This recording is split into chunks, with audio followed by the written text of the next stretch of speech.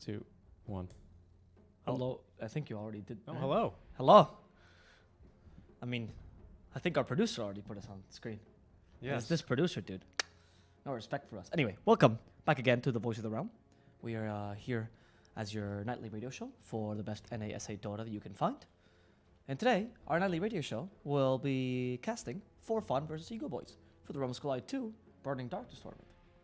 And that's just the first one, Oliver. That's just the first one. That's just the first one. We have 2 more matches today. Yeah, we only got 3 today, not 4, not 5, just 3. It's 1 less than 4. It's 1 more than 2. And it includes Team Brazil, not the country of Brazil. Team Brazil versus 4 Zoomers. And Infinity versus Thunder Predator. That's right. You have a good memory. Because I can check it as a reference point. I guess you do. Read. Could you read it in front of you right now? Yeah. What a professional. I didn't need to do that. I love it. All right, we got a draft underway already. My headphone cable is it's the worst. I need to get it replaced. We apologize for that. For my headphone cable. Richie's headphone cable is an ass, and we'll try not to work with it again. Honestly, I need to get a new one. It's real annoying. Okay, let's go with the draft. We have For Fun versus Ego Boys, as we mentioned. Electric Chen opener for Fun. Ego Boys with the Mars Mirana. I think that Ego Boys actually stands a pretty solid chance against For Fun. They've shown some really decent performances recently, and For Fun likes to throw the first game or the second game, one of the two. Ego Boys also likes to do that. So if Ego Boys throws the game that For Fun wants to win, then this could be an easy tie. Yeah, it could be. It could also be an easy 2-0. It depends for Fun. Depends what they pick Envy. What I'm really interested in is what happens if they both choose the same game to throw. They actually, well, first of all, they're like banning all of Envy's heroes right now. There's only the PA that's left currently. Yeah, of course, you banned the Master Envy. Yeah, it's just I don't know what else he's been playing recently. I mean, besides what's in meta, I guess the Sven is still in the pool right now currently. Yep, Sven PA, which you also mentioned as well. I mean, to be honest, Alk as well is in the pool, actually. And we have seen it a couple of times. Yeah, actually, we are seeing a bit more Alk than not. Against the Phoenix, it's actually not too great, not too bad. Yeah, the Sunray kind of wrecks you if someone can lock you down. That's true. But you're a good counter to the egg, yeah, if you've got the ulti, which normally you do. Yep. And it also carries a dispel, so if you can use the ulti at the right time, you usually carry Manta style as well. Yeah, I mean, I'm just saying, I don't think banning... Like, I think when you play against players like MV, for example, or, well, actually all of For Fun, which are so experienced, I think banning specifically one player's position is not the wisest way to ban, honestly. And I think Ego Boy is not necessarily concentrating on let's ban Envy, they're concentrating on let's ban carries because we believe that we have a really solid matchup or we're going to screw them over with a difficult lane. Like, for example, Mars is not a carry that you can just pick anything against, right? And they banned the main counters. You still have things like Juggernaut, for example, but the Mars Phoenix requires a couple of carries that do really well, like Lifestealer or Juggernaut Troll, for example. But you ban, of course, the more relevant ones in the meta. Drow Ranger is a good one. Void is also decent. Yeah, what's interesting is that For Fun are just mainly banning offlaners, and Ego Boys are banning safe laners, which is, obviously because one has picked an offlaner and one has not pick the safe laner. Actually, neither of them pick safe laners. I am surprised by the 2 extra bans in the off lane for Fun. I would say that because I'm pretty certain this Mars was not even close to flexing. Right? When you start with Mars Mirana, I mean, I guess you can flex him mid, but assuming that's not going to be flexed. For Fun has done this before. I remember them banning 3 offlaners against a team that already picked theirs as well before. Maybe they just really don't want to play against a Mars mid, I guess. Right, because if you're going to send the Mars mid, then you need to pick another offlaner for him, and then there's a little... Or maybe they really don't want to play against Timbersaw and against Underlord, I would say, but maybe they're trying to pick something that's good, like maybe they're thinking like CK. Yeah, but if you're going to have a Timbersaw or an Underlord, then the Mars has to go mid. No, right? I know. So I get your point. I don't think that's wrong, but I'm saying there's so many offlaners. So if you're banning these 2 specifically, there must be that you have a carry in mind that will be countered a bit by these, which is why I'm considering... I think you're just banning the strong ones, too, just the strong offlaners. There's a lot of heroes you don't want to be playing against. Slardar against the Sven. Yeah, not bad. I think we still need the Envy here. Wow, they're saving it for last. And they don't have last pick? Interesting. Yeah, they're very confident in this carry pick. I mean, I guess that's also why you're banning the offlaners. Might it be a... No, I don't think. Carry Lush doesn't really seem like an Envy hero. I mean, they can run carry Lush. Envy has run carry Lush before. Now, does that mean that he's going to run at this game? I don't think so. I think Lush is probably for Ryoya. Yeah, I agree. Interesting. I feel like almost always they ban they save their last pick for the Lush or for the mid lane. Yeah, they save it for the Lush specifically because Ryoya can't play. Sometimes for the Lush, yeah. No, I agree. They usually say the last pick for the mid laner, but it's odd because since your first pick, right, it's rare. I think they might be thinking Alk, actually. Oh, they banned Chaos Knight themselves? Okay, that's what I was thinking. But it was between Alk and Chaos Knight. Because you have the Chen Alk combination, you have nice like space creation for you. He's actually a pretty decent pick against Ego Boys. The only thing is Sven is a good counter to the potential Alk. Because they clearly have something in mind, right? I don't know. You banned the PA, yeah. Okay, Darkseer Another banned offlaner out. ban. They really think it's gonna be Mars mid, huh? Yeah, or they don't want him mid, or they want him in the off lane or something. One of the above, or they just really hate Darkseer, maybe. They're like, you banned 2 purple heroes, we're gonna ban 1 too. That's what I'm saying. That's why I don't follow that logic too much, because there's so many other offlaners that you can pick up here for Eco Boys, like Centaur. If you want to really flex it, you're going for the Brewmaster. You're playing against Frank. He's not particularly a hero with a low hero pool. If you want to force a hero in one specific place, I wouldn't say that you're banning the heroes in that position, unless you've banned all of them, right? Because you still ban the Undying, Anti-Mage, and I like how you called Frank a hero there. Oh, because he is a hero in my heart. Yeah, I know. Look, there's the Alk ban. They were thinking the same thing as me, and for fun, they reveal it was... Okay, against the Mars, it's not bad. Against the Phoenix, it's pretty good. And Rage as well. It's for Ursa, or sorry, for Sven. Yeah, it's not bad. Yeah. The tempo is a bit difficult to play right now because For Fun obviously has put themselves like a window of opportunity, which is usually the early mid game. They really have. Especially against a Sven that's going to outfarm you no matter what. If I was Eagle Boys now, I'd pick a tempo mid laner that can play well. You know, something like a Void Spirit, something like a Ember's fine too, something like along those lines. I wouldn't mind a Puck, to be honest with you.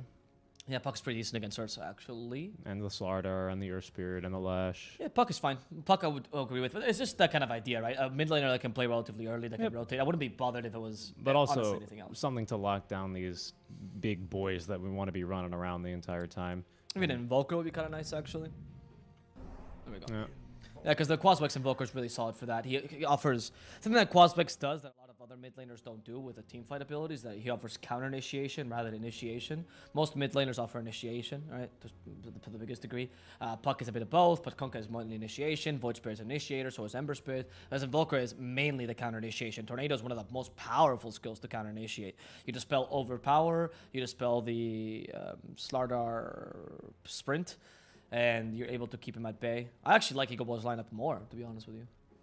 In terms of late game, yes, but I think early game, For Fun have got themselves a really, really mean roster here. It's going to depend a lot on Faker here in the early game to try and take them into the late game, which he can do on the Invoker. They've set himself up nicely, like you're saying, for a lot of reasons. They really only have one egg hitter as well, which is going to be Envy, but also... Not great. Because you have to go into the egg, right? Yeah, it's not great, but also it's not like For Fun are going to go, well, we used all our team fight abilities and now we can't go back in. No. This is a team that's going to be constantly running at you for... I mean, what's the longest cooldown? Enrage, I guess? Right? Maybe Magnetize? I mean, that's it. Compared to God Strength. Hand of God, actually, is longest cooldown. I guess, yeah, that's a good point, right? Compared to, I guess, Tornado. Invoker's pretty good at this because his spell cooldown's relatively short. Invoker's fantastic. But Phoenix does pretty poor in this. Mars Arena, though, is pretty low cooldown. Like, I think Eagle Boys has the tools to deal with early game aggression. Yeah, but what's cooldown level 2 Arena? Is it always 60. It's always the same? I think it's 80. 80. No, it's not, sorry, it's 80, 70, 60. Okay. I'm pretty sure. Yeah, okay, that's not bad. Because once level 3 Arena comes out, like, I think the game's already over for fun, frankly speaking. Right. Because, yeah, they definitely have put themselves on a timer here. It's a pretty decent draft for doing so, I will say. I think that the biggest concern is the lanes for me. Because if they can snowball off these lanes, as you mentioned, they can really beat this early mid game and just absolutely snowball against you. But besides that, I would favor Eco Boys draft. However, the execution here matters a lot. If For Fun has the best execution in the world, they can definitely take this game. All right, we'll take a look and see. We're going to throw it over to a quick message from our sponsor. Coming up with a rhyme at 4 in the morning is not very fun. I can't rhyme or fun rewarding, with fun. But you know, no. Coming up with a rhyme at 4 in the morning is not very fun or rewarding, but we do appreciate you liking us on Twitch. Please be nice. Don't be a mean witch. Like us on Twitch.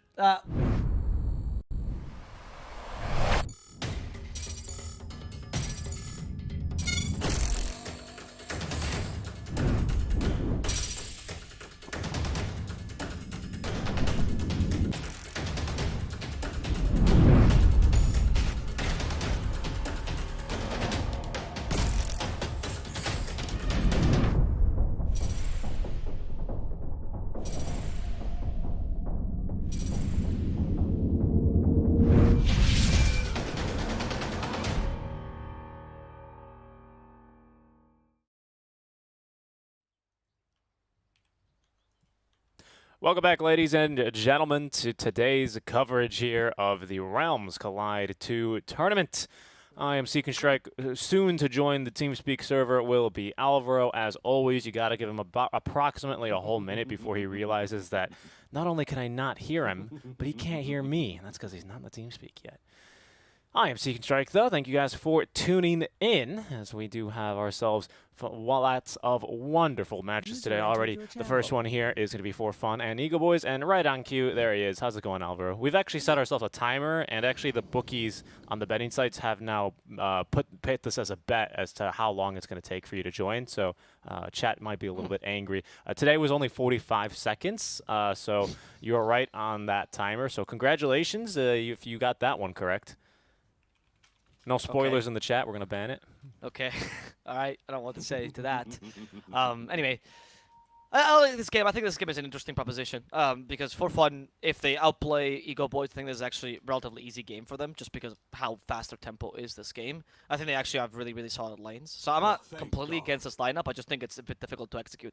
The thing is, I've noticed that for fun, there'll be always one game in their series where they execute like they're not really playing. So I'm just questioning if that's going to be this game or the next one. Well, it can't be this game because, like you're saying, they do have themselves a limited window here. They gotta get to the airport on time here. Or they gotta get to the train station or whatever. What your favorite mode of transportation? Because if they don't get in there in time, the ferry is leaving pretty much at 32 minutes, I would say. Right, the ferry is already leaving, and if they're not there on the ferry, hitting the agents by then they are probably not going to be able to make it in this game. I don't see a way to really make it happen, unfortunately. Ursa's, at least the Ursa Warrior is a little bit better if you do build him very, very aggressively. His Envy's like, man, I'm going to go play some TFT real quick. Don't mind me. He's going to take a disconnect. But, because it's the new quote-unquote Abyssal Blade is pretty good for him, right? It gives him another little power spike that, the old Ursa that always went for, like, Blink Vlads doesn't really have. So there's that, but it's not much better, especially versus a Sven, Mars, Invoker. Like, that's not going to be that big of a difference maker here. Well, we have a person in chat that disagrees with us, and I gotta say I really respect his comments because he's been kind of on point for most of the drafting comments, and I do see the points that he's trying to make together with yours as well. The idea that they can play around the cooldown, the high cooldowns in Eagle Boys, trying to take advantage of this, and try to especially take the lanes and just absolutely destroy them from the laning stage. The thing is, this is one thing we saw Eagle Boys yesterday, I believe. Like, I'm basing it more on the teams. Eagle Boys has actually mitigated the worst lanes I've seen. Like, these teams usually draft pretty awful lane, and they'll still manage to kind of come on top with really smart rotations, very good support plays particularly, which is kind of nice. I don't think these are the worst lanes I've seen by any means this time, right? I think they have some leeway here. So, I'm just questioning on execution. I think this game is very execution heavy. This time for both teams. Yeah, sure. I get that, but it's it's not like if they do well in mid lane or they do well top lane, all of a sudden all their cooldowns are reduced by 20 seconds. Like, it's still going to be a big problem for them here in the early game. They won't be able to fight early. They have to avoid team fights and use Faker and Invoker to create space for them with like Mars and Frank. Because the combo is real mean, and it can really kind of just honestly just screw for fun if they are going high ground. It's very, very strong high ground defense here from the side of Eco Boys as well. So we need some way of getting up there with an Earth Spirit. It's possible, but it's a bit difficult. You have Lesh, so I don't think your high ground push is too difficult, but I agree with you that they have really good defense on Eco Boys. So we'll see how this works out, though. I'm interested. I think this is actually a pretty interesting game.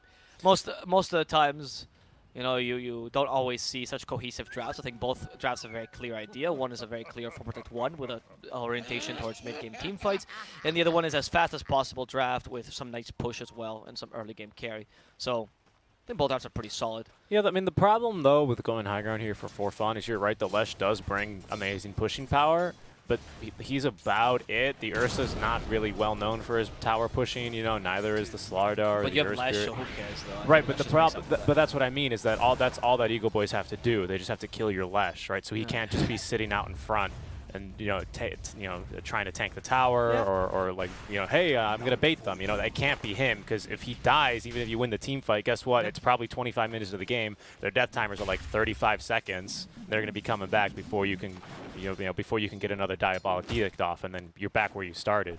Like, that's another really big problem they have here for fun, I will say. So Oh, okay. That's a point to be made. That's true. I mean, how reliable can you get pickoffs though with Eagle Boys draft is what I'm questioning. Because they're not really a pickoff team. Besides Mirana and Mars, that can sort of use their abilities for pickoffs. But I think that this game, if you use the Arena Blood to just get a single hero, they might just run at you.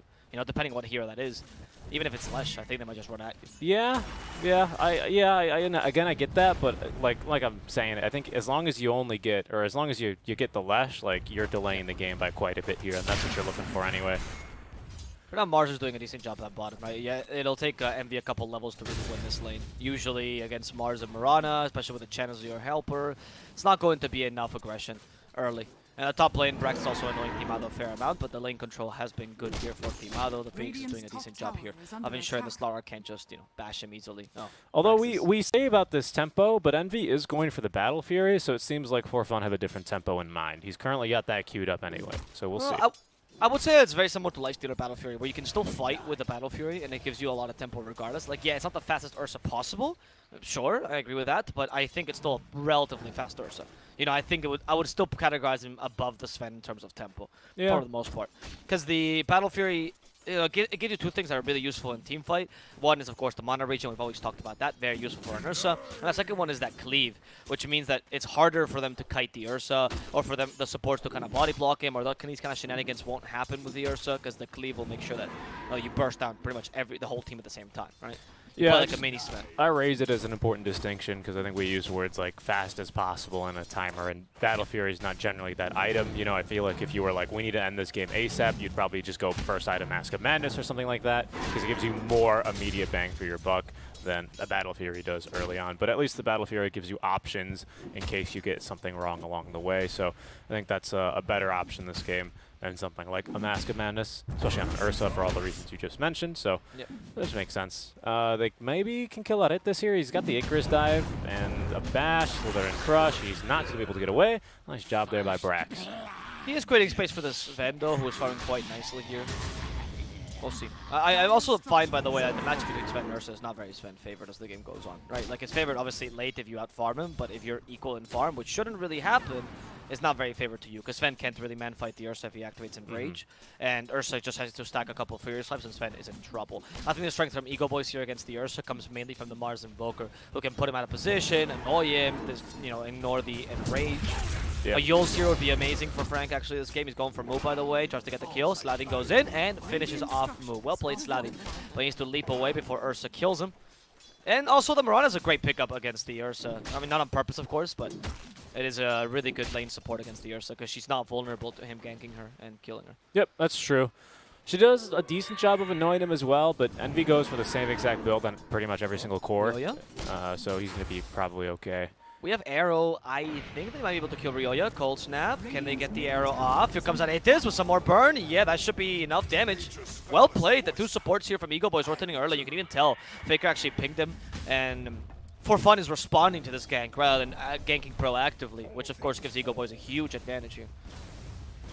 Yeah, kind of surprised that they didn't rotate anyone over on the side of Forfun for that, considering, I mean, early gank, I mean, 4 minutes, right? So pretty much appropriately timed gank as they're looking for just to deny a bottle refill here for Ryoya, and they do just that by killing him. So that's going to be effective for them in the mid lane. And I'm surprised to see late rotations there out of Forfun, as seems to have caught them by surprise, even though 4-minute bounties, it's pretty normal to see supports rotate over. Both supports, maybe sometimes in some conditions, but here they go again. I mean, here's Aetis being quite annoying, even daring to contest Ryoya at his own bounty rune. Ryoya is losing this lane pretty hard. For being a Quaswex Invoker, especially being Faker, who's used to losing the lane, he doesn't know what's happening. He's like, wait, guys, am I winning this lane? It is not very common for this guy. Usually he plays the Invoker much more mid-game oriented, and so I'm actually very surprised Lesh is losing against a Quaswex Invoker. Like stealing candy from a baby, and no longer. Yeah, even he knows. Look at that. He's hearing me. He's like, yep, I agree. I should be winning this. The matchup is not that Lesh favorite, though. I think it's like 50-50, but I think the ganks really made the difference here. A lot of pressure for the supports on Eagle Boys. Yeah, it's still early on. Who knows? Well, Invoker would just be more impactful, though, because Invoker is just made to gank early as a Quaswex, right? You're here to play. Invoker Quaswex is honestly closer to a support than it is to a mid lane. You make so much space early. You play around your urn timing very well. That's what Faker excels at, so it is one of his best heroes. I would argue, actually, it might be his best hero, in my opinion. I really like seeing him on the Quasbox and Broker. Because he can commit suicide and it's fine. They find Envy's courier as well. That's going to be his ring of health. Oh, look, be a bit annoyed about that. Well, this lane is not going too well for Envy either. He hasn't been able to beat the Mars. The Mirana had a lot to do with this, and the weak support you have in lane on the Chen messed this up. So the lanes ended up being, I wouldn't say favored for Ego Boys, because they're losing slightly net worth, but pretty equal. I think Snaking just showed under that tower here. Oh, now he's going to show. Going on the Faker, but kicking him away from the rune. Still going to get a kill here on the Snaking, however. They don't have earned charges. He has the infused raindrops, which stop the arrow damage, and they realized once they couldn't hit him with the arrow, which is of course level 2 for extra damage, it's not gonna be possible to kill this guy. So they just let him go. Invoker's like, guys, I just need 1 kill. So I swear, you give me 1 kill, I'm gonna gank the whole map, dude. But you just, I need that starting point. He needs that inertia. Team Aldo already into the jungle with the Mask of Madness. No boots for him yet, but he doesn't care. He gets move speed from Mask of Madness. He just wants to farm. And off into the jungle he goes. That's going to allow Snaking to then rotate around a bit more freely. So we'll see what map control he can look to try and apply onto the map. Envy's been alone for a little bit of time as well. Moon feels confident in just kind of leaving him. Just, coming back every now and then. You can see he's got the cold armor, the ice armor from one of the neutrals on him to at least give him a little bit more support in this lane. But just looking to give him solo speed, looking to get this mechanism as quickly as possible. Oh, they're going to try to find Sladi. By the way, I did want to mention this because someone in the chat actually pointed it out as well. Oh, top lane. Aretis might just fall. No, Isaac or dive. Lesh was given a bottle by Chen early. Chen actually bought the bottle for him. It's actually quite common to see this. Someone mentioned that Taiga did it in his pubs, but we also saw Duster do it in a Midas Club game as well. Like, it's not uncommon to see it, particularly with the Chen and Lesh. It's the combination that we've seen, where the Chen will just buy bottle for the mid laner because he doesn't really need items early. And with a Lesh is particularly useful, of course, because it really secures your lane, or should secure your lane. Yep, Chen's just happy with the headdress. That's all he wants. They do scout Timado farming here. Into the jungle goes Royoya. Aretes does not have Icarus dive, so he what? No, out of mana. Oh, out of mana, and the Spirits stop the bottle. However, they do find him regardless. Snaking will get this kill. Can Timado turn this into a counter kill? I don't know. Ryoya is starting to heal back up thanks to the bottle, getting more mana. Yeah, Timado, get away. Instead, it's going to be Sladin who actually dies here in the middle lane, hoping for a kill. Brax punishes this. And now this is the strength of 4Fun as well. Whereas Eagle Boys has really good support rotations, 4Fun is one of the best teams, at least in this tournament, in terms of core flexibility. Brax rotates super early. They understand the space of the game very well. And they're usually a hard team to play against in the early mid game. Yeah, Envy's going to get the tower top with the wagon. I'm surprised to see him up in the top lane, but he didn't want to be bottom anymore, so there he goes. And no one currently bot. Okay, there we go. Finally, Slathin is back. TPing bottom after dying mid to try and finish up the mana boots for now. As they're going to keep fighting top lane. They force away Aretes. They know Frank just TP'd in, so he cannot TP back out. It's just a matter of actually finding him. Snake King has scouted him. They got the vision, and he should be as good as dead. Has 7 wand charges and wanting to get him off. Alright, so this is a point of realization for Eagle Boys. They should now understand that obviously 4Fun is stronger than them just because of the Ursa, Slardar, Leshrac. Like, there's no way you beat this lineup no matter how well you play. So now you need to start to playing a bit more defensively and just look to punish mistakes. Hope for smoke ganks, perhaps, taking advantage of the Mars Mirana. And these pushes that are so aggressive, like either Frank or Sladin or whoever it is not going to really work because 4Fun is looking to punish you. Particularly Brax. As we've seen, this is the second smoke he's already run at like literally the last minute. So we're seeing that they're trying to put as much pressure as possible. Let's see if they can find something around here. Or no, Brax decided it's better to farm this creep. Okay. Alright, Brax. Talking up your rotations for you to farm a cap. Okay. Yeah, what's it looking for? Wants his blink.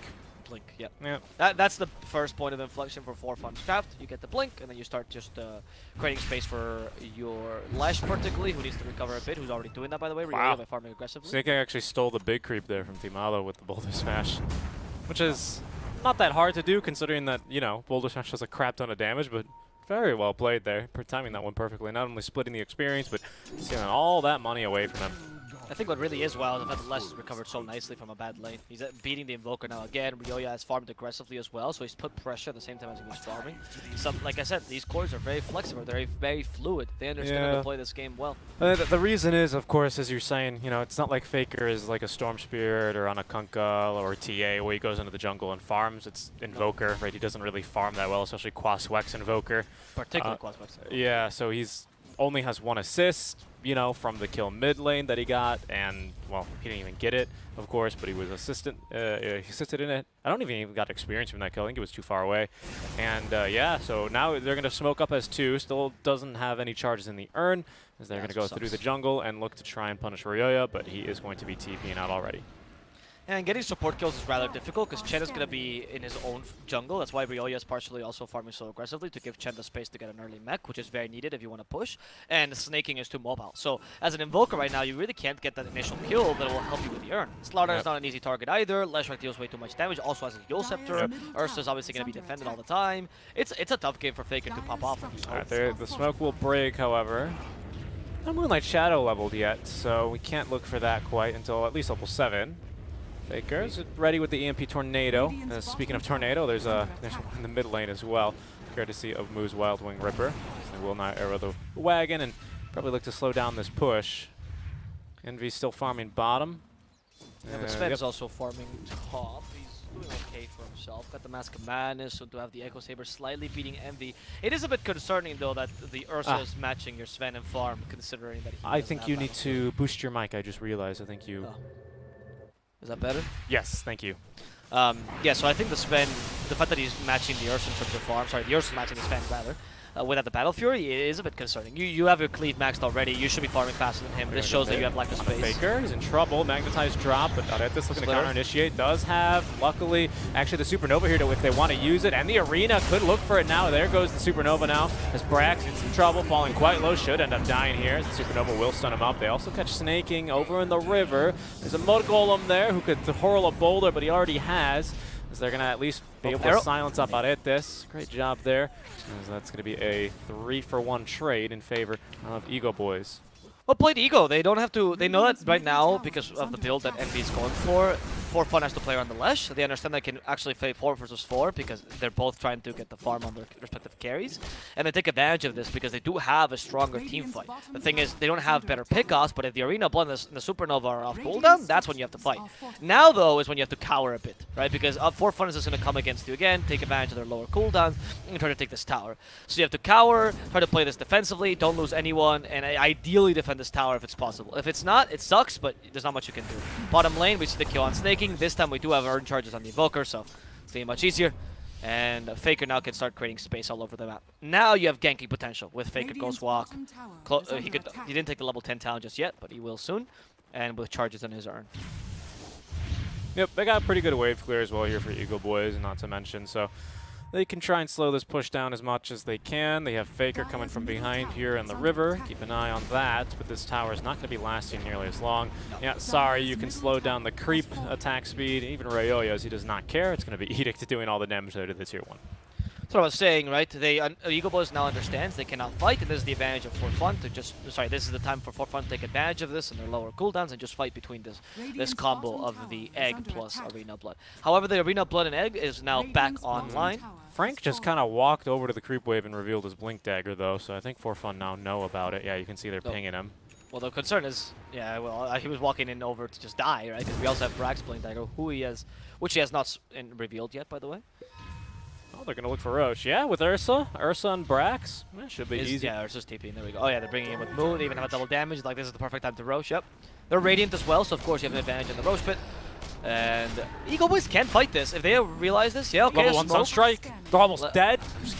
No, but they have the Arena Blood Plus. There we go. The Arena Blood missed the spear. Doesn't really matter. Spear for show off. Now with the Supernova, they at least are going to try to counter-initiate with the arrow hitting Brax. Envy did take off at Aegis. Finally stunned. They should be able to kill him.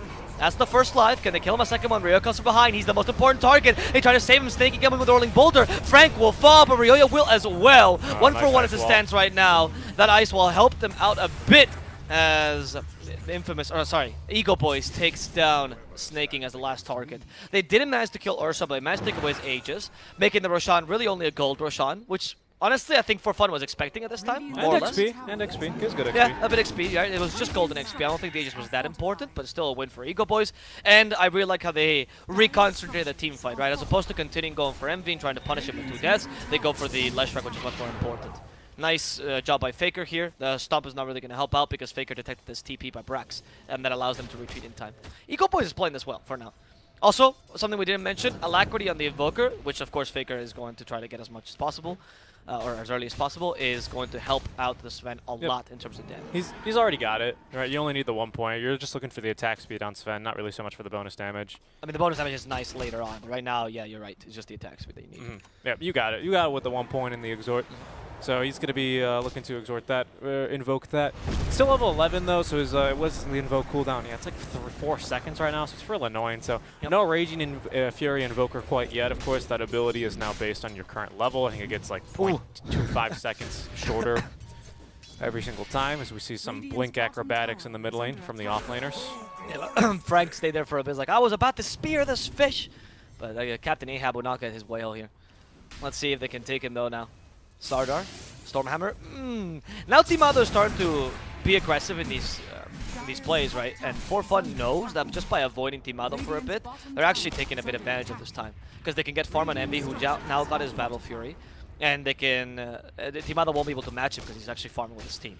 Team Ado realizing this is going back to farm in the safest place, which is the triangle, but you've already had a little bit of recovery on For Fun. They're playing the spaces really well on For Fun. It's really good space making.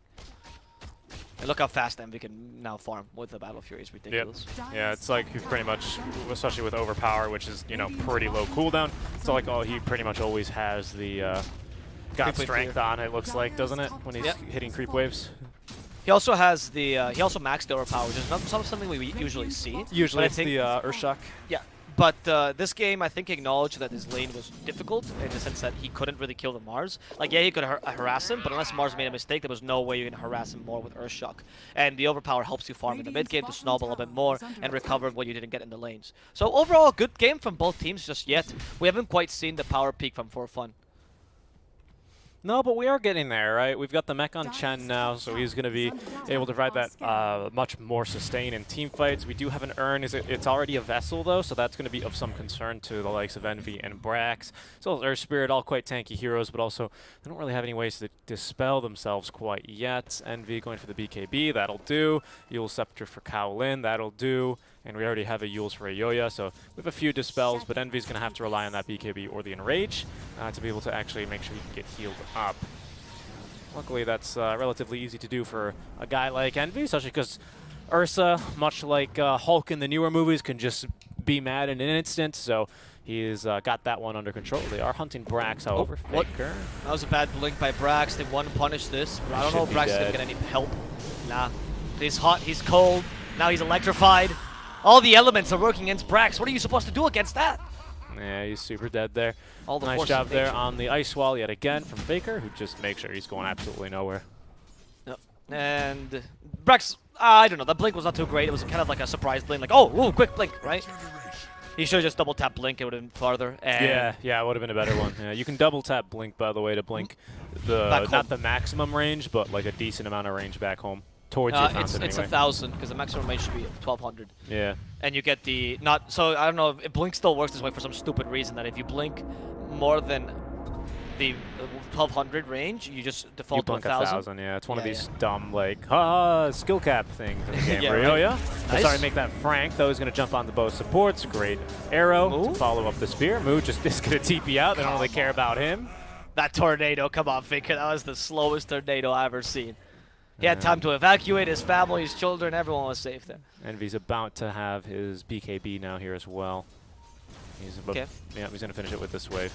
That's a turning point for Envy, I would argue. Oh, okay, he did get it. He missed some CS there, but he got it. he got it.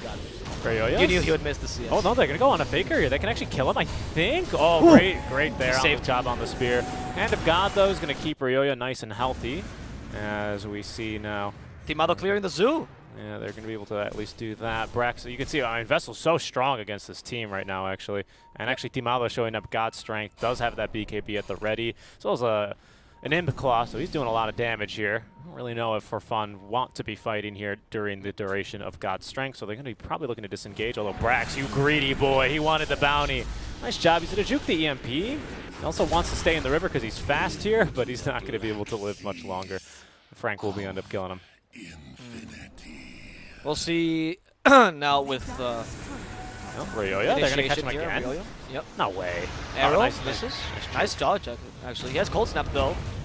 And Ryoya might just fall here. Nice. No, it's going to be Faker who dies first because the initiation here by Snake, and they weren't silence. expecting that.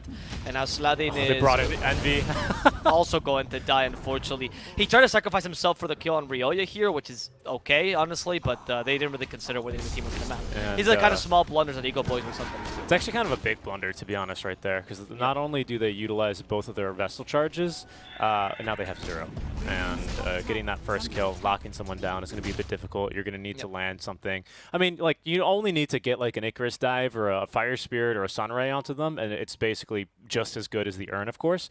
But that's, of course, something that's a bit harder to do when the Invoker can just click on them, and that's a lot easier, right? That involves a skill shot landing. You have to put maybe your Phoenix in a bit of a bad position, right, where he can possibly be punished. And you'd rather have Faker there who can always counter-initiate with the Tornado or Ghost Walk or something, right, rather than put Phoenix perhaps in a bit of a tricky situation, especially in this lineup where that's a lot. That's one half of your team fight right now, right? First half is Frank, second half is Phoenix. Yeah, exactly. And the Invoker is your main counter initiation, so losing him is really crucial because, as you mentioned, you can't really reset up the team fight. Losing one aspect of that, right? Because, of course, he still has Tornado, right? But he's not going to have that Cold Snap Vessel, which is his bread and butter right now. Yeah, we'll see. For fun, I mean, they're gonna do well and probably push here. It should be. I mean, you still have the arena and Supernova, so you could contest this if you wanted to as Eagle Boys. I just don't know how safe this would be right now. As For Fun is obviously trying to take advantage of the fact that you don't have an Invoker. Because Invoker is crucial no matter what. Like, you need that Tornado because you don't have any other source of equally as good as counter initiation. I was going to question Ryo's decision not to push that tier 1. Honestly, he's farming for BKB. Makes total sense here, right? He wants to be able to get this one up. That tier 1, not super important at all. To be honest, if anything, it just gives the enemy team another fortify here, right? So there's no reason for you to push it because now maybe you win another fight, boom, you get a tier 2 tower now instead of getting a tier 1 and then they just fortify for the tier 2 and you have to back up and maybe even overextend. So makes sense. Ryo wants his BKB. He recognizes it's a must to this game, especially against Invoker. Yes, I agree. Ryoya wants that BKB, and once he gets it, you can play around the Ursa BKB a bit better as well, because we haven't really used it just yet. He's had it for a while, 10 seconds still. And that, I think what they want to do is just surprise him, because once they get the BKBs, I mean, obviously not surprise in a sense, but like, once they get the BKBs, the team fight from Eagle Boy is just not as strong, because it's the best counter to Mars. Not as hard a counter to Supernova, and depending on the positioning, but you really won't be able to protect the Phoenix as easily. It's decent against the Sven as well, but not if he can get the first hit onto you, or not if he can propose, as we're going to see the rest of For Fun smoke up, because he's about to finish up his Aghanim Scepter, so keep that in mind. He's, I think, another 600 something gold off as they're going to double dust, but they're not going to catch Faker. Nice job by Faker. So they, I think he saw the dust in their inventory and then asked the Phoenix to go in and stop the smoke, of course. Because the Phoenix stood here, the smoke broke, they thought, it must be Faker, because they knew Faker was nearby, because he already broke one of their smokes. But unfortunately, Faker was just too fast. Right, this is Ghost Walk with max is this Ags? It is. It's Ags on Sven now. They want to play around their peak timing too. They also have a 10-second BKB on Sven, which is powerful. I would say it's as powerful though, considering your team fight is not as dependent. We'll see. Oh, Frank, the madman. He goes MV in. He wants to force that BKB. Misses the spear combo though. And in comes Brax. Superman Sven destroys Moon in a matter of seconds, but a BKB by MV. That could be a nice hurt against Sven. Oh, no, never mind. He's actually not doing enough damage. Sven just tanks it nicely. It doesn't really matter. The BKB has now ended. Perfect timing on Tornado with the Superman Sven going against MV. They force his Enrage. The Spirit Vessel's on him as well, so he can heal back up. We do have the Stormhammer back in 4 seconds. Can Frank get the combo this time? Not if they Yo Scepter him, but it doesn't really matter because they had the damage from the Sven there, and what stunned him? The arrow. Yeah. And with the Ags, they even catch up to Ryoya, and it's going to be a full win here by Eagle Boys. Well played. This is a really nice team fight by them. Very consistent. No, they're going to turn this into a Roche. They don't have God's Strength. They don't have a DD rune, unfortunately. Oh, they can't turn it into a Roche. No, just kidding. This is going to be up for another minute. Yeah. I mean, my goodness, what a hero, right? One Aghanim Scepter and everyone is die. I mean, Mu doesn't even have a chance to do anything, right? Yep. And they actually kind of flubbed the first spear there after the Arena of Mars. Doesn't end up mattering because Sven is a very balanced hero. And yeah, they do a great job there to then turn that into 2 kills there, 3 kills actually. You get to the both cores and both very tempo-based cores as well, as Frank is going to be looking for another kill here onto Brax. And that with Faker here locking him down, Brax will not have the chance to act. And it's going to be now Eagle Boys striking back hard. Again, we'll see for fun. They're still pretty strong, but Eagle Boys doing a really good job here of staggering kills and getting pickoffs where they can, which is really going to severely slow down their game. Oh, no. What the heck is the Ghost Walk kind of AoE there? Snaking. Gonna try and boot him away. Nice cold snap. Cold snapped up, and another kill there. Because he rolling bouldered right as the cold snap came off there. And stopped the rolling boulder in his tracks. Of course, he got insta-stunned with the cold snap. Well played. It was a good play by Snaking, ideally, but unfortunately, the Evoker's just a bit too strong. Here's the power of Eagle Boys. Did Envy have Basher in that last fight? I swear they bashed this. He bashed the Sven. Okay. I'm pretty certain he bashed the Sven too. That's I don't know, maybe thought, I'm crazy too. That's what I thought too. I'm fairly certain he bashed this Sven. I don't know, maybe if it was a boulder hurl or something from Moo. But, what? Never mind. Yeah, sorry, I misunderstood. But yeah, we'll see here. But now he's got the Basher up, and maybe can actually look for the RNG's bash onto the Sven or even a But Mirana. he didn't do any damage though. Last time when he was hurting the Sven, he just didn't do any damage, unfortunately. Yeah. I think you need your team behind you. And that was the concern I had with the Ursa. Like, yeah, Ursa's great against Sven, theoretically. Faker. Yeah, Faker, Split Earth. That's a good arena. Can they push him out? Faker, stunned forever. He can't survive this. But in comes Timado, stuns poor Brax, and Brax will fall in a matter of seconds. Ryoya tries to kill the Phoenix. In comes Envy. They can't block him easily, but he can do a lot of damage. He activates the Enrage turn into the Supernova, but it pops in time! Envy didn't have the attack speed, and now he's going to get punished by Superman Sven! Taken down a second time, wasting his 9-second BKB. Ryoya did the same, or his second BKB on Ryoya. And Eagle Boys still wins that lineup. My and goodness. I can't believe he actually got that Supernova off. No, I was surprised. I think Aretes was quite confident in that one. That was a level 2 Supernova. Envy only still, doesn't really have bonus attack speed, except he didn't build any at all, except for, of course, Overpower, which doesn't give him enough versus a level 2 one. That was a bit silly for Envy. If he was closer, that would have been guaranteed, but he had to run so far away from that one. Is the problem, right? And also tanks so much damage from Sven. Like, let's say hypothetically he does manage to destroy the egg. Let's say he would get hypothetically. away? Hypothetically, he destroys the egg. What do you purport? Do you purport? And he would get away there with his life? No, he of course not. Die. I mean, he BKBs to run in, and then... Like, here's the thing, is the Supernova was all the way over here, right? Envy started that fight here. He BKBs and runs over with the one Overpower. I mean, like... Yeah. I saw him do that. I was like, Envy, no. Thank God you drawing this on the map. I was so unclear where he was running from. With this line, it's much easier to tell. I hit this. Oh, he has his own Yule Scepter. Oh, no. What are you doing, Ryoya? He has a BKB, but they want to punish him with the arrow. Ice wall set up. Ryoya immediately BKBs. That's his 9-second BKB. And for Lesh, the long BKBs are super necessary. You cannot deal with 5-second BKBs as Lesh. They are almost useless. You want to stay alive as long as possible in the team fight, run around, be the disco goal. You don't deal burst damage like an Ursa. So you have a hard time using the 5-second BKB. I don't believe the train has yet left the station, or the ferry has left its port, but the captain is definitely doing, final ticket checks. He's ringing the bell. It's time to get on for fun. Otherwise, this train is setting sail, so to speak. As, it's getting there here, especially with a 12K deficit. They're still pretty strong without the cooldowns. It's still true, but at some point, Eagle Boys are just going to be way too farmed. Dimado already 5K ahead, so a lot of this net worth advantage is going to be on him, but we still have a pretty nice distribution, especially in the position 4 and the supports.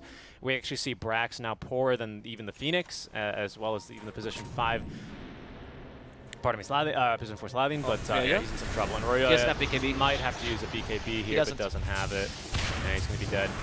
Did he even have to use God's Strength? They're not even committing it. All aboard. I think it's getting dire here. Envy forced the BKB to run away from Frank, who still has the arena. We do have Spear, but nothing to track into, and Brax is like, take me instead. Frank's like, okay.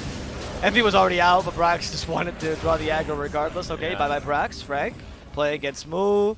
Okay, and you get the kill, kicked out of the base, but Dimado, they force-stab him inside. You kick one, someone else gets force-stabbed in. You just can't get rid of these pesky bugs, right?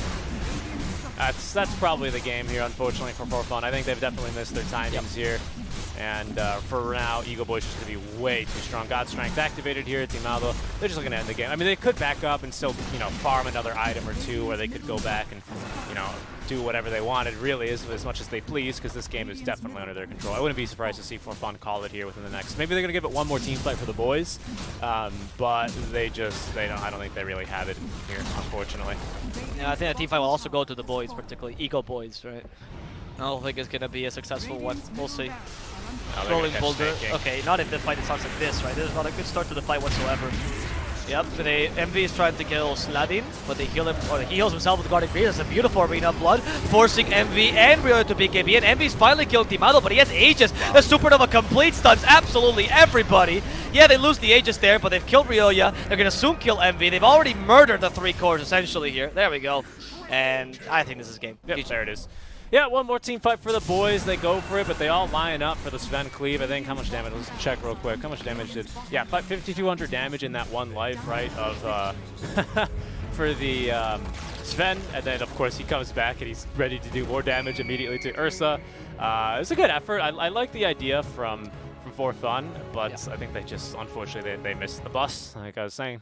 I mean, I think we literally described this game perfectly in the draft, right? I was concerned for Fun's lanes, but Eagle Boys does really good rotations early, and that mitigated a lot of the effect of Fun's lanes, right?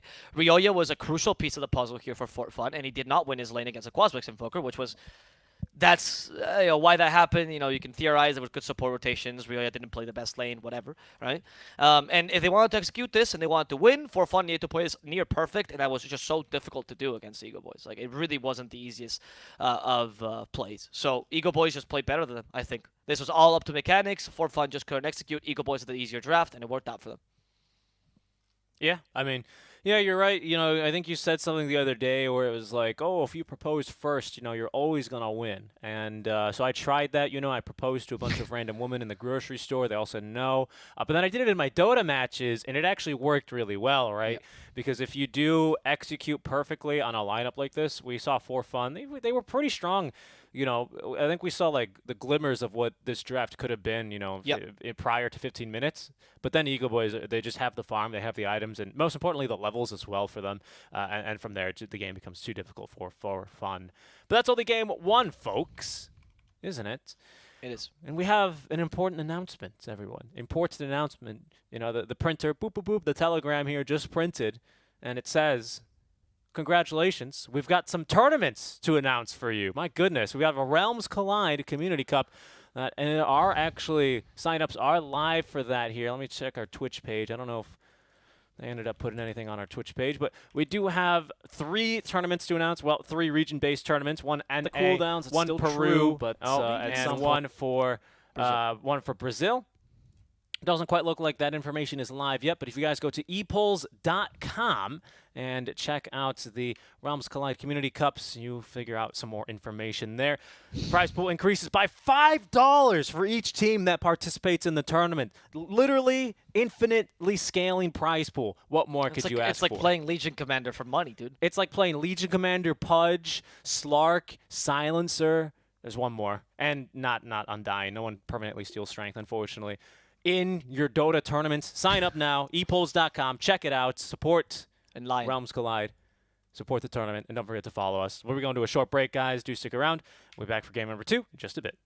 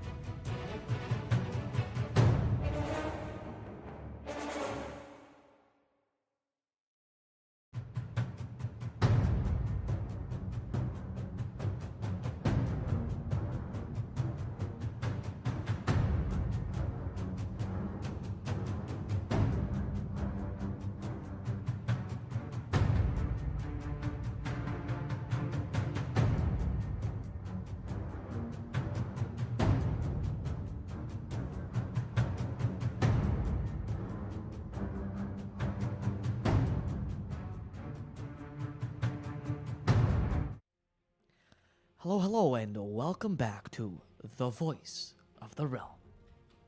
We still don't have a logo. We're working on that. We're working on that. You know, Of course, this program was made in 2 days. we're before we're this we're time. we're upgrading everything slowly. You know, we got the acoustic panels. We got what else? We got some more decorations every day. You know, the set's constantly evolving. One day we'll actually have good casters here. You just tune into the finals, it'll be capitalist and gods. It'll be some like real casters or something like that.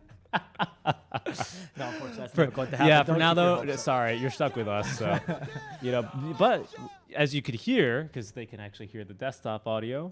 No, I can't. There is, yeah, he can't. Those headphones are just props, actually, which is pretty funny. We do have ourselves a draft underway between the Eagle Boys and For Fun. You were totally right saying that Eagle Boys probably could win one, and they did. We'll see. For Fun, they're going to give Envy a purple hero, so I predict 100% win rate for Fun, to be honest. Well, Eagle Boys won the first one, and they played well, so that means this is the one they throw. So, yeah, I'm pretty sure. I think it's...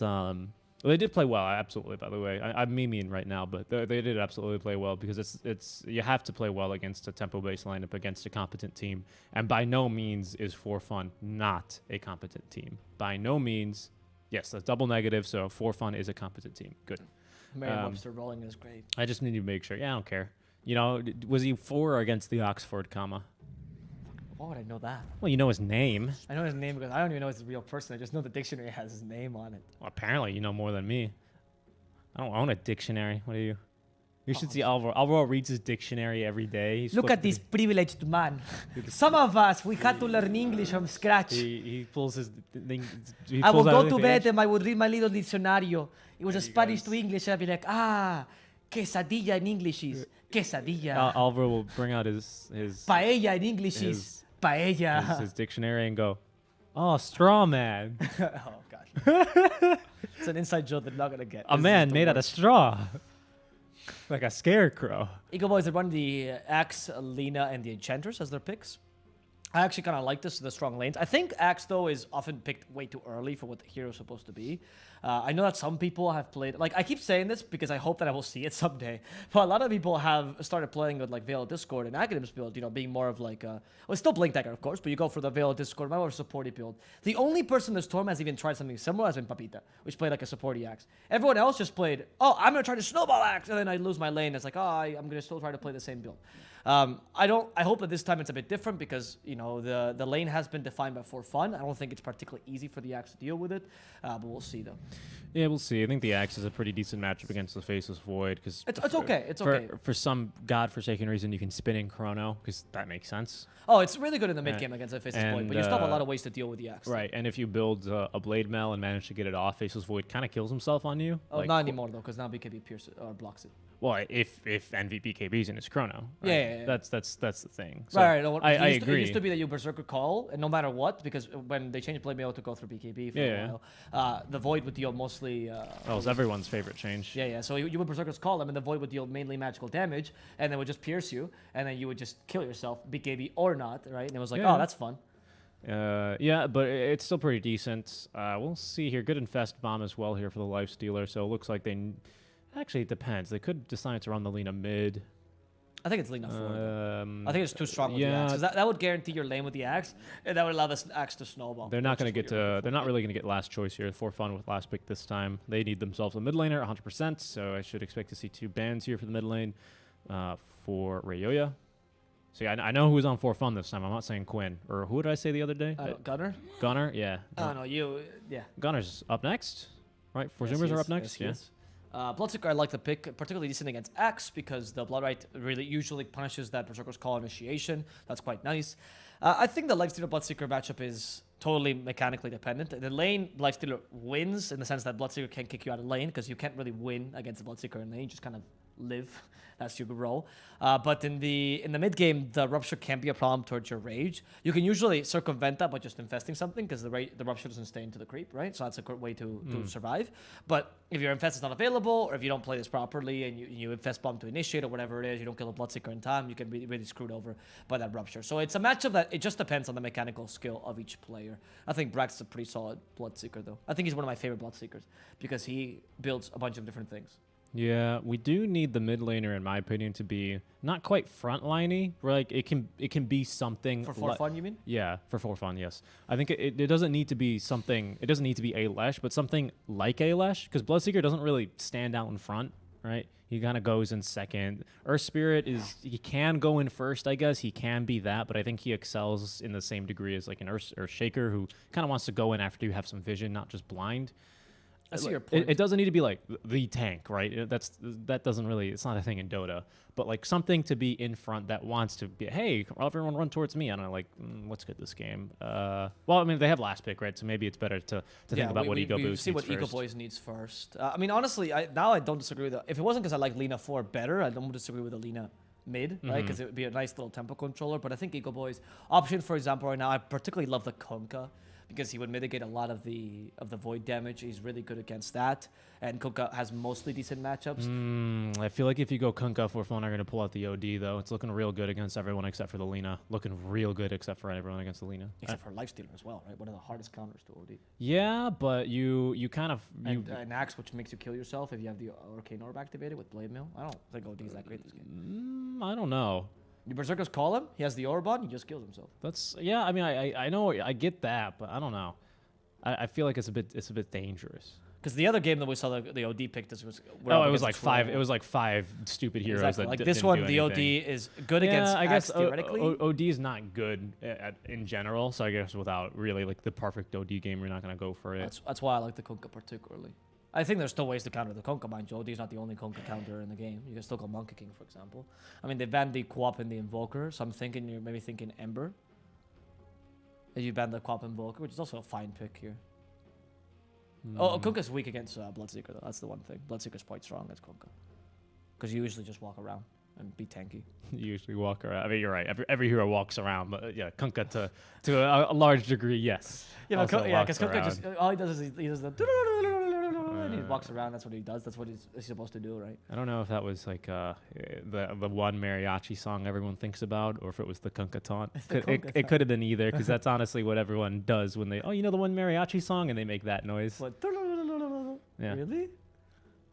I mean, I can understand why it wouldn't sound like the Kunkka song, but Yeah. Ember. Yeah. Okay, I was right. The Invoke Co-op picks were for Ember. Yeah, I like that. And now that for fun sees that's an Ember. You could Storm here. I think they will. Yeah, I was gonna say I think they will, considering how immediate the pick was. No offense. If one of us can see it right away, they definitely see it right away. Oh, I don't take offense in that. If anything, I take pride, dude. Okay, yeah, I think that this lineup is much better for fun. I think the Lifestealer is fine against Void, but I think the matchup can easily go for fun. Is that a Lycan? What? Oh, that Bloodseeker looks like Lycan, doesn't he? Yeah. Oh my no, god. it's glance value, dude. Valve would never allow cosmetics that change what the hero looks like. It's exactly I mean, like seriously, look at the Lifestealer. He looks exactly what he looks like normally. it's the golden retriever. What are you talking It's a about? golden retriever. Yeah, he's so excited. Yeah, it's interesting that Lifestealer went from like a scary, man-eating creature to dog, which is what he looks like right now. Dog that's loose from his chains. Anyway, I think for Fun's lineup is looking quite strong here. Ego Boys has the chance to snowball them, and this time it's easier to snowball them because you don't particularly have a hard lineup to play, I would say, particularly with Lifestealer and Axe. But I would say the Void should be able to get away with this game. It really depends on how this mid lane goes. If Forfun can destroy the Ember and Storm can rotate early. Oh, it's going to be Lina mid. Oh, okay. Okay. Because they saw a Storm. That makes sense. Yeah. I think I like that a little bit less, though, to be honest. Even if the lane's a little bit better, much better, actually, against the Storm. I think Ember has got a chance to evade a Chrono, whereas Lina has no chance to evade a Chrono. Oh, I agree with you, but the thing is that in this case, I think they just want to win from the start. They don't have any combos with Chrono early, so you have to rely on the Void getting farmed to kill things in the Chrono. So I think Ego Boys just wants to win from the start. They just swapped roles from last game. They just swapped roles, and For Fun is the more consistent, easier to play draft. Ego Boys has, I would argue, the stronger early mid game draft. The lanes matter much more for Ego Boys. They do have a nice buff for a Faceless Void. I imagine Moo might opt for a point in the Penitence, right, for that bonus attack speed, which is not insignificant. And you mean for the bonus damage? So it gives a bonus attack speed as well. When you hit the target? Yeah. It gives bonus attack speed against the for anyone that's attacking the target that you penitence. Oh, that's why like you ever see those clips on Reddit of machine gun towers when they're bloodlusted, and then you have a Chen there. Chen's there to penitence the tower target so that it attacks. Yeah, it gives you bonus attack speed. So it's a pretty decent amount as well. I've never checked the skill in a while. So yeah, it's normally ignored, but I imagine our efficiency master Envy might decide, hey, it's worth going for a point in, because you're right, they don't really have like a really good combo like the Snapfire. But we'll see. We're about to get underway for game number 2 of our best of 2 series. Do you have a rhyme prepared? Every day I learn something new, and we would really like to get a follow from you.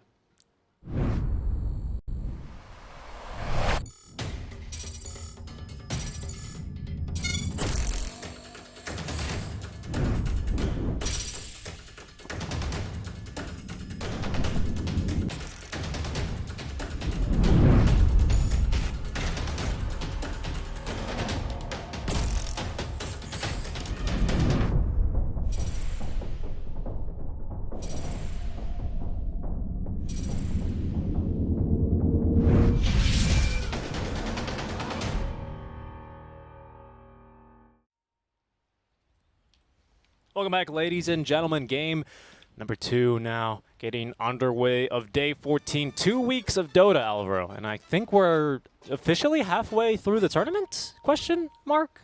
We might be getting there. Yeah, we are officially halfway through the tournament. I think we are. I got told that in the Spanish cast yesterday, together with a thank God. Yeah, we are halfway through. There's a halfway point. You know what? That just gave me a second wind. Give me a second win here, Alvaro, as we'll be getting underway here. No one contesting for the bounties early on. Do we have any lane swap shenanigans? Is that why? It doesn't quite look like it. For Fun can always decide. You know, they have the option to propose it, and they're going to win it. Of course, naturally with the Chen, you're always going to be guaranteed to win that unless you're up against a Fury and Core, in which case then you lose. But then it's totally fine. I always like how Dota's like that. Normally you do this unless there's this, then you lose. Yeah. It's a game of exceptions. It is. It is. That's what some people always. I've noticed a lot of people that come from League don't fully understand the complexity of the drafts here, and it makes sense because you don't have this kind of like hard counters per se or hard countering play styles. In this game. Nice job. At this being very annoying to Ryoya. Kills the courier on its way back. I've seen usually in Gen just TPing after getting first blood, but the courier snipe has been a while since I've seen that. But it's a good idea actually. Yeah. It's a good way to make sure Storm doesn't have a good early whatsoever. Because usually Storm takes advantage of his stats early. You're totally right. It's only a level 1 courier, right? So it's going to be back pretty darn soon anyway. But yeah, the healing pop might be like another 30 seconds later, something like that. Yeah, it's not bad. I mean, you take it. Another CS for the entire team. Why not? Early on, it's money. Why not? I agree. On the top lane, I also like that they've decided that the Axe is going to solo against Envy, go against this tower, essentially, while Slanted gets farm elsewhere. It's not bad. I particularly like this when 4s need a bit of farm, to do this kind of lane push, so you don't have to go against the tower, and Axe can really easily dive towers. The problem with Axe is that when you dive towers, you don't want a tower to hit you, right, because you have really low armor. So for being a core that's usually considered tanky on Axe, your armor is kind of garbage. I do see someone low HP that was giving thirst buff here to Brax. Gotta be careful with that one, because he is going to have a field day. Could be Aretes as well here, who is now going to be healing up. Well, Faker's telling them, guys, I'm used to losing the lane. What about you? Like, you gotta man up a bit, okay? I lose all my lanes. Yeah, you gotta learn to do the same. Pretty much. Timado here is just going to go ahead and tank right through that blood right, doesn't care. I love that he stopped walking, stands right in the middle like, nope. Yeah. I'm showing you my dominance. Yep. I don't care about level 1 blood, right? This is probably a very lore. I have no idea what Lifesteal's lore is, to be honest. He is a slave of his master. MV might die in the top lane. Yep, he's gonna die with one more hit. They get the first blood to Sladin. Nice job. Down bottom, they will get Snaking first. Timalo then looking for a courier as Braxton trying to get this kill. Might find it here. He's just got no damage here. There we go. Finally, we're doing nice. it. Oh, well no, played, fairy fire. We have another. Yeah, I was about to say another one of those. It's open wounds. Through. It's open wounds now. Aretes, no. He can fight him. Kill Aretes first for the lifesteal. No, he's getting baited. Oh, he might still die though. Snaking's back. He's Boulder Smash slowing him down. We've got another impetus. We gotta be careful. South. Oh no, there's too much move speed. Brax, he's the Bugatti now, and he's gonna get this kill. Full HP, all of a sudden. All right, that turned around. Luckily, the death timers are very short. Snaking TP's back in. He's right back in that fight. They do get the kill. First blood onto Envy's. Really nice for them, though. Very, very nice. I think that. Oh, middle lane, Faker. I think that this stands true what I said, right? You don't beat the Bloodseeker lane, you just kind of tie with him and pray that he doesn't kill you. That's kind of how you play against Bloodseeker, right? And the moment that you are struggling and trying to kill him, it's just impossible, especially when you're a low HP. That's the advantage of Bloodseeker with that thirst. That's why a lot of Bloodseekers will actually max thirst over the Blood right in the lane, because it's just so useful to get that extra movement speed and healing. But the top lane, since Frank is doing a similar job against the Void, I think they're quite even. I would say that Lifestealer is a little bit better at recovering, but this game, you're not looking to recover on the Lifestealer, you're looking to dominate from early. So this Bloodseeker might be able to help you with the tempo there a bit. Middle lane Thinker didn't die to the Storm initiation, so he's going to proceed to dominate this lane. As the runes come out, it's minute 4. Who takes the rune? It's Invis for Sladin. Not too bad. You can actually initiate with this with your Searing Chains. Yeah, he might try for it mid lane as well. Could be a very realistic kill. Ryoya, I think he might know there's someone missing off the map, although it's not going to save him here. LSA will connect, and Heat will stay alive. Are they going to miss uphill? Oh, they will! He's going to live! Unbelievable! I think Fakers, that's always a big tilter right there. Snaking in the meanwhile, the bottom lane will get a kill onto one, as he's going to keep running for his life here. Slatin chasing him down, has Tranquil Boots, might be able to catch him. Sleight of Fist level 1, needs vision. Oh, he's going to go underneath the tier 3 for this one. Avo, There we is he gonna go. Get it? Yep, he's going to get him. Slatin, it might die. My goodness, tier 3 towers do so much damage. He got given Thirst at the very least. Does not have enough mana for a TP, so he's just going to deny himself. There he goes. That's good.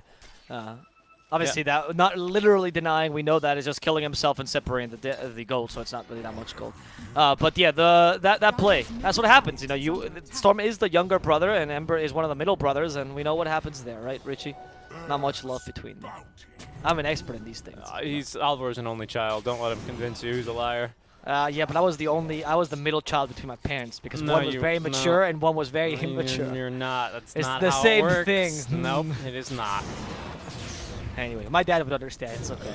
Ryoya, let's see. The series chains don't really work whatsoever. It's like, what did I chain? Was it the catapult?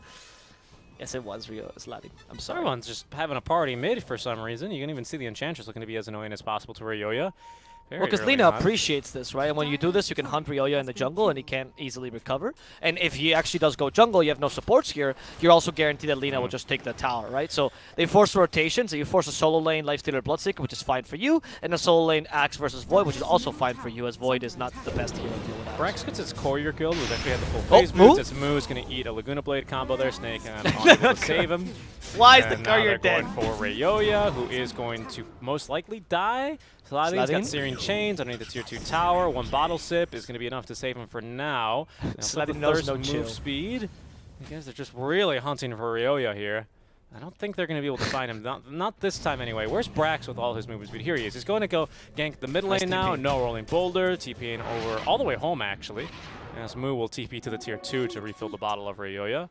Oof, Brax. That rotation could have been really good if you got a kill or something, or you helped your Storm, but you didn't really help your Storm because he's still low HP, right? He just survived anyway. And you actually left the Lifestealer alone for a while. Brax can now TP's down bottom, but Lifestealer has recovered completely. And look at the difference between Lifestealer and Void Swarm. This is exactly the situation that Eco Boys was hoping for in the early game, and you just gave it to them in the silver platter. It's going to be Envy going for the exact same builds here. I swear, he builds the exact same thing, except for the exception of Spectre, where he goes for Blade Mail first. It's always the exact same build. He's determined this is the most efficient thing to do. Deja Vu, he's not going to go back for the Power Treads and then finish the Battle Fury. It's truly amazing. This is Envy's world, and we're all living in it, to be honest. You mean the double ring of regen, right? Double ring of regen, he's got the ring of health now on Faceless Void, and then he's going to go back for the Power Treads and then finish the Battle Fury. He does this on every hero except for Spectre. That is the most Envy thing to do, right? You figure out something is broken and you go, I'm going to use it every single game. Exactly, yeah. Good Like, kill there. hey, Envy, are you sure you did double ring of regen on Lycan or on DK? Yes! It's the most efficient thing in the world! Yep, But you're playing of course. DK, he has natural No! Well, what he probably says is, yeah, you stupid, of course. Yeah, you stupid. That is something that he would say. Yeah. He's like, what do you mean it's broken? Of course I'm going to use it. That is what Thompson used to do as well, right? That's what Thompson lonked the eye. Yeah. He's like, I'm going to build 5 Crystalists on my Void Spirit and win. Slatin. Talk about spirits. Trouble. Oh, they're going to miss the rolling boulder, actually, here. Another overload attack Oh, what a nice necessary. stomp. Little zip, zap. Ryoya out of mana, though. Does have the bottled regen room, but he's not going to have to save that one for a rainy day, as he will die. That was zip, zap, zoop right into the grave. That was pretty much. amazing. Oh no, Chen took the Enchantress creep, but he forgets that it no longer dispels the timer. So that creep will die very soon. Oh no. Moo, it's like he tried to get a sick centaur for his zoo. Oh, you know. I think I'd rather have the Chen deal. Actually, no, because Chen, persuades them, right, using his holy powers. Whereas Yep. Enchantress, I just brainwashes. I don't know. I don't know which one's better, to be honest. Let the neutral Enchant's speed. seduces Top lane. them. There's a gank here onto Axe. He's got, no call anymore, actually. He's already used that. Envy will bash him to death.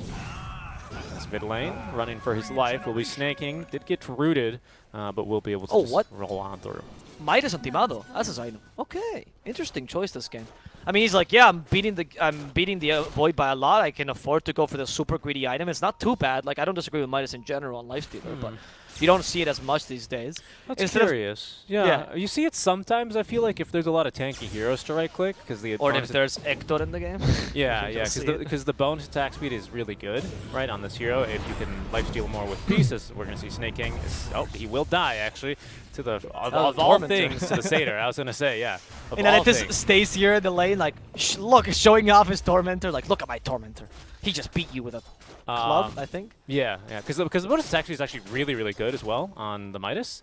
Others got it completed, especially with Feast, but he's going to go for it anyway. I thought for sure it was going to be Battle Fury game, but he thinks maybe he prefers the experience. Maybe he just thinks it's faster. He's going to be going back for the armlet now. Okay, so he just wants to be fighting. Battle Fury does not give you attack speed. As Slavine looking to steal the bounty rune. Really committed for this one. Unfortunately, he will be punished.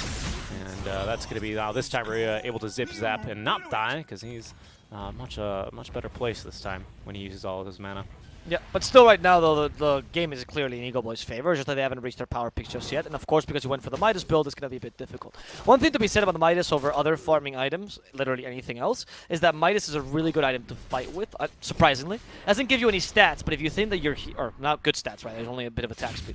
But if you think your hero can fight even without items, it's fantastic, because it allows you to fight, then farm, based on the Midas cooldowns, rather than based on random times. So whenever you're fighting, whenever the Midas is on cooldown, you're actually taking full advantage of this item, as you're able to get kills and still able to farm in between, and it's a large amount of farm with the Midas. So it's a good idea in this game, but I think Eagle Boy is quite confident in their early mid game, and it helps him snowball slightly. However, not as greedy as something like a Battle Fury, for example, which is why he's still going for the armlet build, which is the faster build for Lifestealer.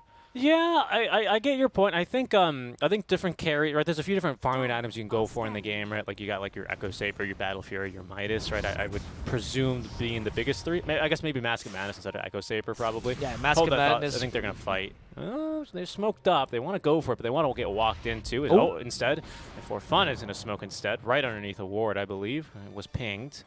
Slavine trying to break this one. Oh, it's going to be Faker. They're breaking it. There's the Chronosphere onto him. They have Syrian Chains to try and hold down Envy. Don't believe it's going to save his life, however, as it down he goes. No counter initiation either from the Axe. Oh, nice rolling boulder up. They've caught Slavine as well, who does not have any more remnants. Frank nearby does his best to slow down Envy.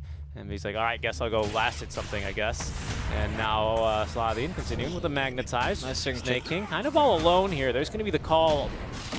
Ooh. Rupture. Oh, nice job there. The kick combo getting Axe off and away. Timado then. Brax trying to save his life. Thinking we'll be able to TP out safely. Nothing there to cancel his stun. And all that just for the kill onto Faker. Not bad.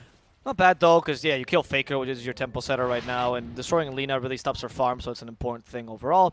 But what Eagle Boys does there, we already see what I was talking about in the draft, where Bloodseekers just really solid against Axe's initiation, especially with that Blink Dagger, because Blood Right is just so easy to do against Axe, and it destroys him entirely. I'm interested to see what Brax will build this game, because he's going for a Ring of Health. I don't know if that's for Vanguard or for Pipe. This game, both seem actually kind of appropriate if you're going to go for Crimson or for Pipe, depending on if you're dealing with a Lifestealer, or you think your role is to deal with the Lifestealer, or if you think your role is to deal with the Lina. Mm-hmm. He went for Hood, so it's going to be a Pipe. Okay, so he's going to deal with the Lina himself. So just to finish my little rant there on the farming items, I think the Midas this game is really... hold on, I don't think Snake King's going to let me. He wants to go for the kill on the Faker, and then I think Frank's going to kill him for it. Yeah, nice Searing Chains there to stop him so they don't have to be bothered with the Blood Right. Good block by Frank. Snake King in trouble now. Dead, yeah. Yeah, he doesn't have any more rolling boulders. Even Laguna Blade him just for safekeeping. Send a message. The dunk also gives him enough movement speed to harass the bottom lane. They have to retreat immediately, so they actually stop this push thanks to the Culling Blade dunk. Well played. Pushing Faker? all the way up top lane as well. He's going mid. He doesn't have Yule Scepter, but he do have an Ember, which has a Searing Chains. There we go. Should set up for the Light Strike Array. Can he get it off? Wow, that was not very good. Yeah, Brax walking around him. Sladin was looking to try and block him, but couldn't get the job done. And don't trust their teammates, boys. Oh, what? Timado is farming the enemy here. jungle. He has Rage as well. Okay, that's why farming offensively is so effective in this game, because you can play like that. And the Earth Spirit realized that TP was a mistake. Apparently you can... Oh yeah, you can transmute things that are magic or that are damage immune. I forgot. It's a good way of actually dealing with things. If they got a siege wagon that they keep, for some reason, they're refreshing glyph, buy Midas, dude. Just destroy it instantly. Or you can also arrow it. That also works. Okay, anyway, real quick, while I get the time. Oh my goodness. Okay, so heroes that usually are more cooldown dependent, like your Furious Voids, like your Spectres, that also farm with their abilities. You know, Time Walk, Blink on AM, Spectral Dagger on Spectre. Oh my goodness. I can't even finish. They're gonna go for don't a make the kill points. onto Too long Envy. a point. He's dead. He's This dead. game is a fast game. I want fast points. And they even cut down their mango tree. Might is good. Might is good fight. Battle Fury good time farm. Okay. Yes, that's good. That's exactly it. You actually summarized very succinctly. You just said that from the start. Less words good. Less words good. Efficient. Efficient. I imagine this is how Germans speak, right? I can only imagine this is how the language functions. I don't know. They're efficient people, dude. They work half the time the Spaniards work, you know, and build double the things we built. I don't know. You're again. You know, you got to know your audience, Avo. You're speaking Oh, some right, I very am European European. things. Oh yeah, I'm so sorry. I'm so sorry, guys. I forget. I'm no longer in Europe I anymore. don't really know. Yeah. That's what Europeans like to do. Pretend like everything else is also part of Europe. I guess so. You make fun of Americans for doing it all the time, and here you go doing it. Who do you think taught you, son? Anyway. This game, Ego Boys right now, 6k lead. They're hitting some important item timings. The travel boots on Lina is probably going to be the next one, as Lifesteer is going for Heaven's Halberd. They want to fight here, but only small skirmishes for now. Taking advantage of the Axe, who just got a Blink Dagger. Ryoya walking in. They silence the Axe, but that silence is not going to last too long. And Faker's already here. Okay, apparently Faker only has eyes for one target, and his name is Earth Spirit. The even Berserker's Call on top of the Laguna, top of the Lightstrike Array. So, sure, Faker might die to the creeps here. Faker, please don't die to the creeps. Oh, is he? Faker, don't justify them kicking you for Mr. Jeans. They do, however, find the axe in the meantime while Faker's battling the creeps. Envy Oh on my the goodness. prowl. He is looking for a Chronosphere here. Still continuing to hunt. He's been scouted, however, by the Mud Golem of Aretes, so he's unlikely to find anything, and instead will just go to farm the bottom lane.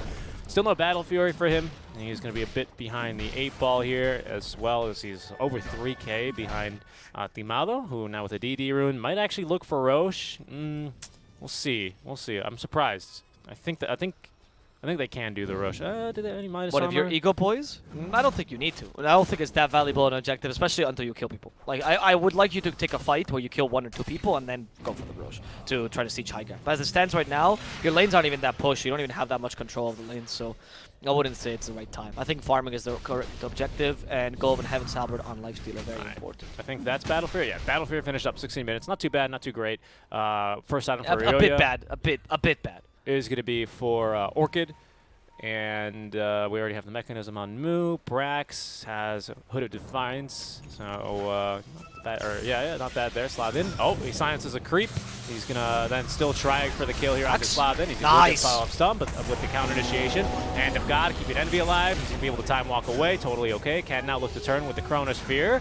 As they have now gotten the kill onto Slavin. Up in the air goes Ryoya, but they have to now back off due to now the Chrono as well as the Blood Right. Ryoya needs to get a little bit further away as Faker walks into the Chronosphere. Was hoping for the Laguna Blade on the Ryoya. Not going to find it. Now Frank in some trouble. Laguna Blade will drop on the Snake King as the rolling boulder actually nets him the kill there. And that's going to be a 1 for 2. That was... I honestly don't get what Snaking has done to Faker in some other game, but he has not used Laguna Blade or anything else. That Laguna Blade is saved for Snaking every single time. Now this time he gets a stun on Brax. Good. With the steering chains, can they kill Brax in time? It seems that they can, but in the mid lane there's all an engagement going on. Brax will fall. In mid lane, they're chasing after Envy, but he has a time walk, so he could just get away for now. They don't have too many stuns without... Well, the Ember, the Linas, the 2 fire heroes, of course. All the right heroes have the stuns here, so they have to wait for them to come back. MV. Oh.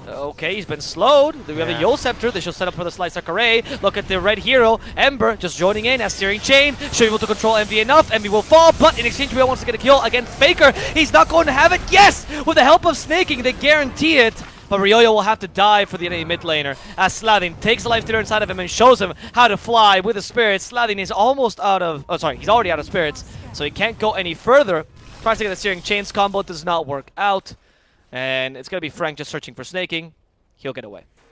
For now. Earth Spirit also out of the Remnants, but he should be fine. That kill's not too worth. Chasing Faker's dead, so Snaking's like, finally I want to live in one of these fights.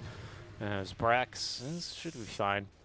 It's looking pretty bad here for Fun, though, however. They do have the better late game, but the problem is at this rate, it's not really going to get there. Eagle Boys playing very nicely here in these fights. Envy with some decent chronos, but without any really great follow-up, you know, after the chronos, and just a Battle Fury on Envy. He doesn't really have the damage, not even a Mask of Madness with the bonus attack speed, and the game is looking pretty uphill for them here.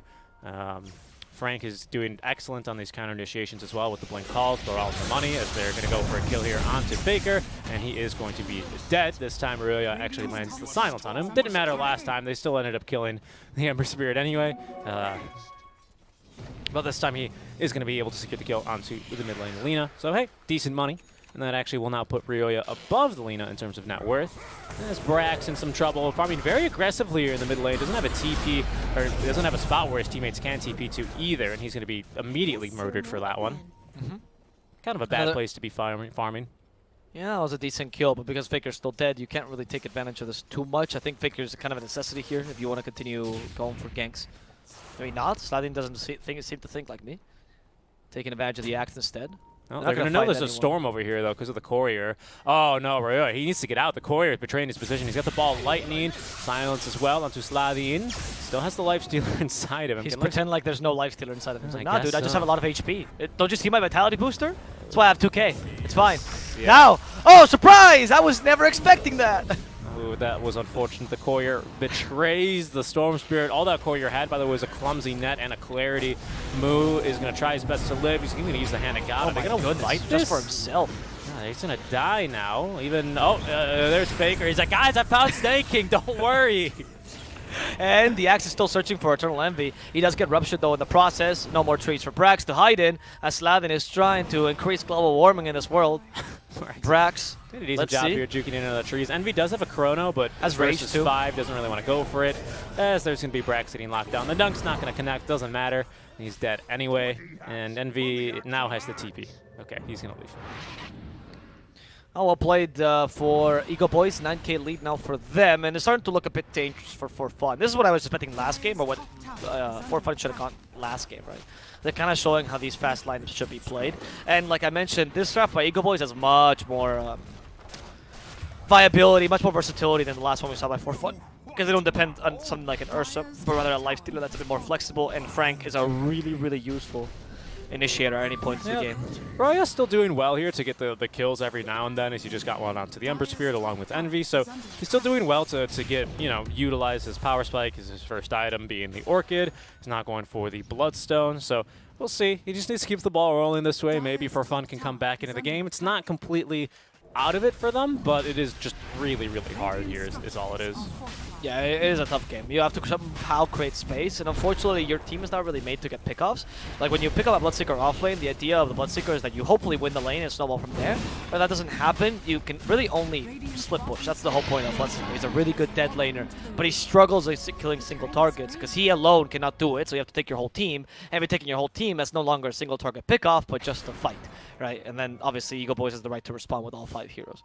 So For Fun is in a bit of a pickle here in that sense. Rioya might be able to do something with a storm, but it's honestly Eagle Boys is constantly proposing and not letting they're not leaving their foot off the gas pedal. They did smoke up here, the Eagle Boys, now with Aegis inside of the Lifestealer, inside of the Axe.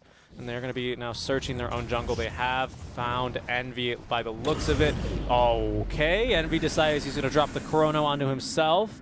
He's still going to get rooted. Now looking for the TP. Oh, they're going to cut down his trees. Envy able to TP in time, though. The blink off, cooldown, and then Snake King is going to be the only target left. They will dunk him. Faker's like, I can't believe you took my kill on the Snake King. How dare you? And there's the Chronosphere out from Envy, so he doesn't have that for the next fight. That's fine, to be honest. He just was hoping to live there. I guess he does. I don't know if the Chrono was the difference maker there, but he's not going to have he's not looking to fight anyway during this Aegis. There's no way he wants to Chrono anyone either. He just wants to be farming. The problem is they're going to smoke right up, and this time he doesn't have Chrono to defend himself with. And Eagle Boys, they're not. Oh, they're going to go mid lane instead. They found him. All right, move. Dies really quickly here in the top lane. They're going to be TPs here trying to defend this. Yes, but can they get there in time? Brax might just be the sacrificial pawn in this engagement. Yeah, like Brax is like, guys, look, I'm alone. Please kill me. I'm so juicy. He's moving a little butt like a bug. Yep. And a second dunk there for Brax as he'll find one mid. He'll find one in the off lane now. And V doesn't have TP for 15 seconds. And he looks like he really wants to farm a wave. And I think he might get away with farming just one of them. I don't know. With Frank cutting that wave there, it's a little bit too dangerous. Envy is going to decide against it. It's all that juicy farm. He's got to just let it walk away from him. Well, 10k lead in favor of Eagle Boys, which is only getting bigger and bigger. And they now should be threatening some tier 2s, They're going to honestly. kill Moo again. Oh, well, or kill Moo for free. Yep. Come on, use Hand of God, Moo. No, not this time? Okay. He was stunned for too long, unfortunately. I think he might have been able to get out. Faker's stalking Ryoya with an invis here. Faker, dude, that's the wrong brother. That's a yeah, snaking. I'm surprised, to be honest. I was about to say that's not Error Spirit. That's not snaking. What are you doing here, Faker? Maybe he's asking for a TP. Maybe he's just, you know, kind of taking him for a walk, I guess. Oh, there you see snaking. He's like, heat-seeking missile. He's going to go in instead. No, okay, now Ryoya's in a really bad spot. We have Envy nearby who's going to kill a courier. Okay, there goes the TP out from the Ember Spirit. Now they're going to go for this kill on Ryoya. Oh, no, they didn't silence him in time, unfortunately. The call to lock him down. And the Searing Chain snaking is going to go next. Faker's like, ha. Thank you, snaking. I did that on purpose so I can kill you. It was all a bait. Just for snaking. That was the plan from the start. I mean, I loved it because you could actually tell the voice comms are happening there. And that Faker was actually screaming at his teammates like, Benit! Baka! Baka! And the guy's like, no, Pakas is an Infamous, dude. You're confusing us. Yeah, Baka! yeah. Baka! And actually he's like, wait, I'm not an pings. Infamous anymore? Axe actually pings, though. And Frank's like, oh, yeah, I guess we should kill him. And he just walks there with the most nonchalant way possible. And they finally get that kill, which is very valuable, of course. I mean, I don't think the Storm should really be farming the jungle, if I'm honest with you, but I think it might be too early to start cutting the lanes efficiently. It's just difficult. We saw there that even Lina took advantage of his level 2 ball lightning because his light strike array was just on point to create as much time as possible, and he waited the half second that it takes for the ball lightning to actually set up. I mean, I do understand why he's doing that. Like, you're saying he shouldn't be farming jungle. He wants to be farming in lanes as well, right, and trying to cut them, but against an Axe, like, good luck, that's not happening. Okay, they really want the kill onto now Sladin. I did this nearby, can't really offer much. They will get that kill then. And I would guarantee, Ryoya was like, okay, they're in our jungle. They even have a ward, probably scouting one. Didn't expect an Invis rune on the Lina to actually end his life. As I did, this will be slowed by the Boulder Smash. He should be dropping next. Teamado nearby will get silenced up. However, they really want this kill onto Aretes. It's kind of difficult for them, though. So we did hear a call onto the back lines. Oh, that's Envy. Okay, that's a big kill. That's a really big kill. And now they're going to be able to finish off the rest of them. Faker is like, hello, Snaking, remember me? And he's going to be able to get the kill onto him now.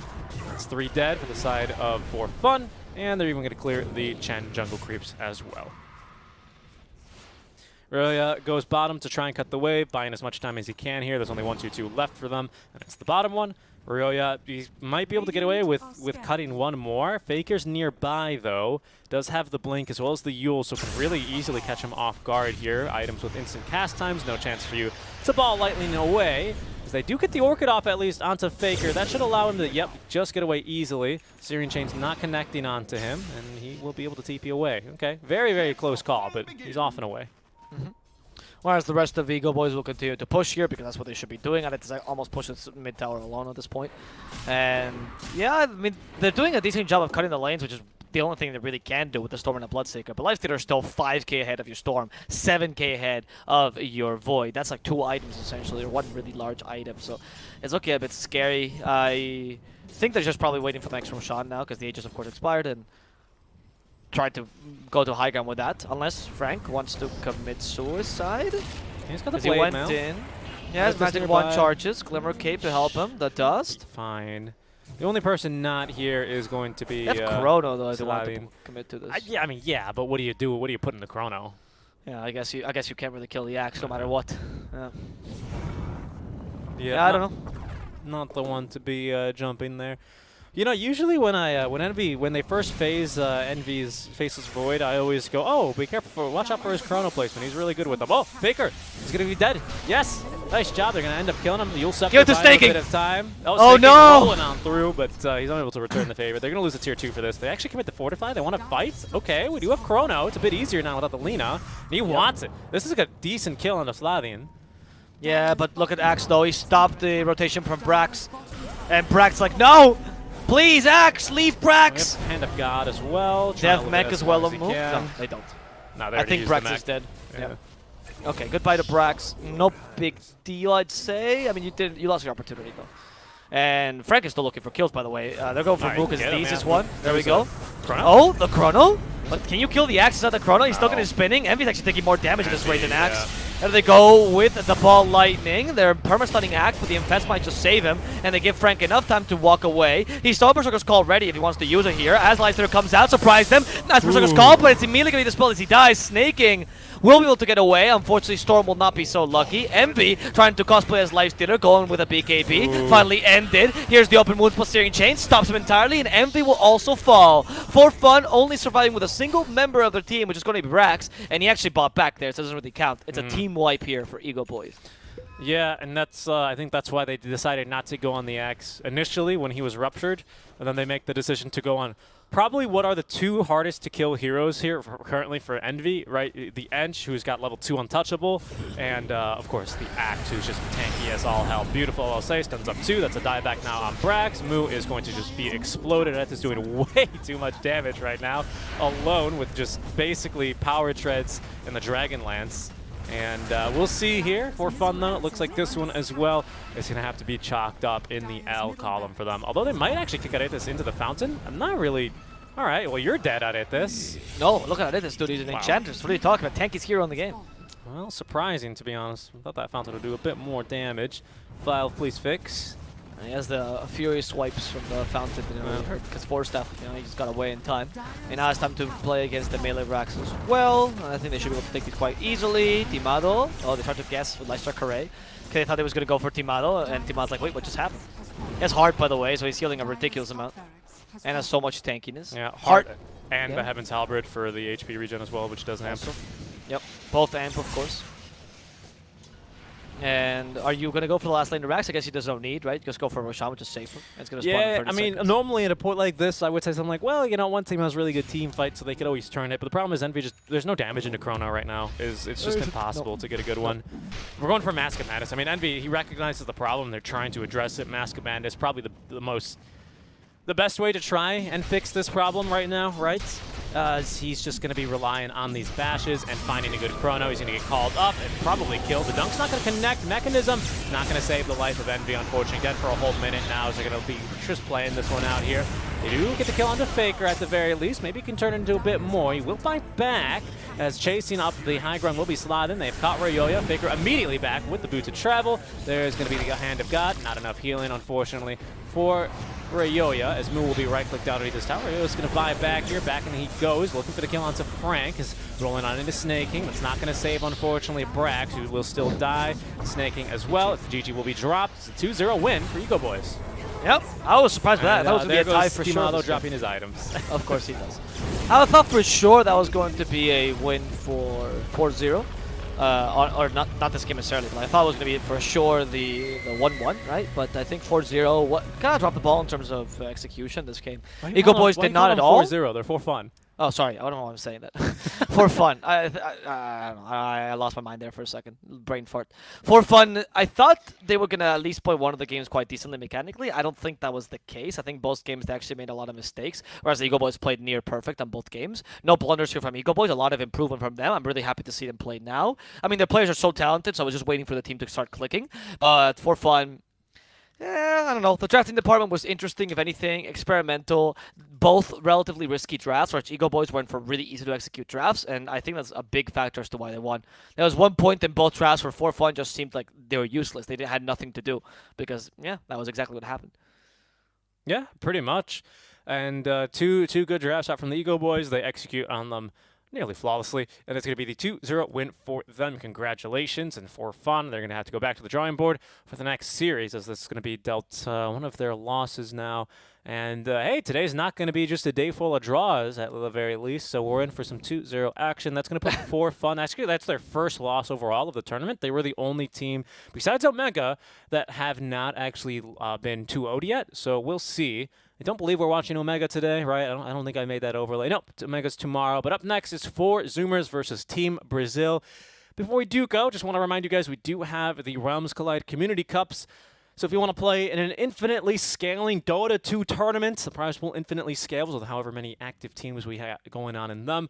We have one for the NA region, one for the Peru server, and one for the Brazil server. So go get your 5-stack and register now on epolls.com. Check it out there. For now, guys, we're going to be going to a short break. Next up will be the Zoomers versus Team Brazil. We'll see you then.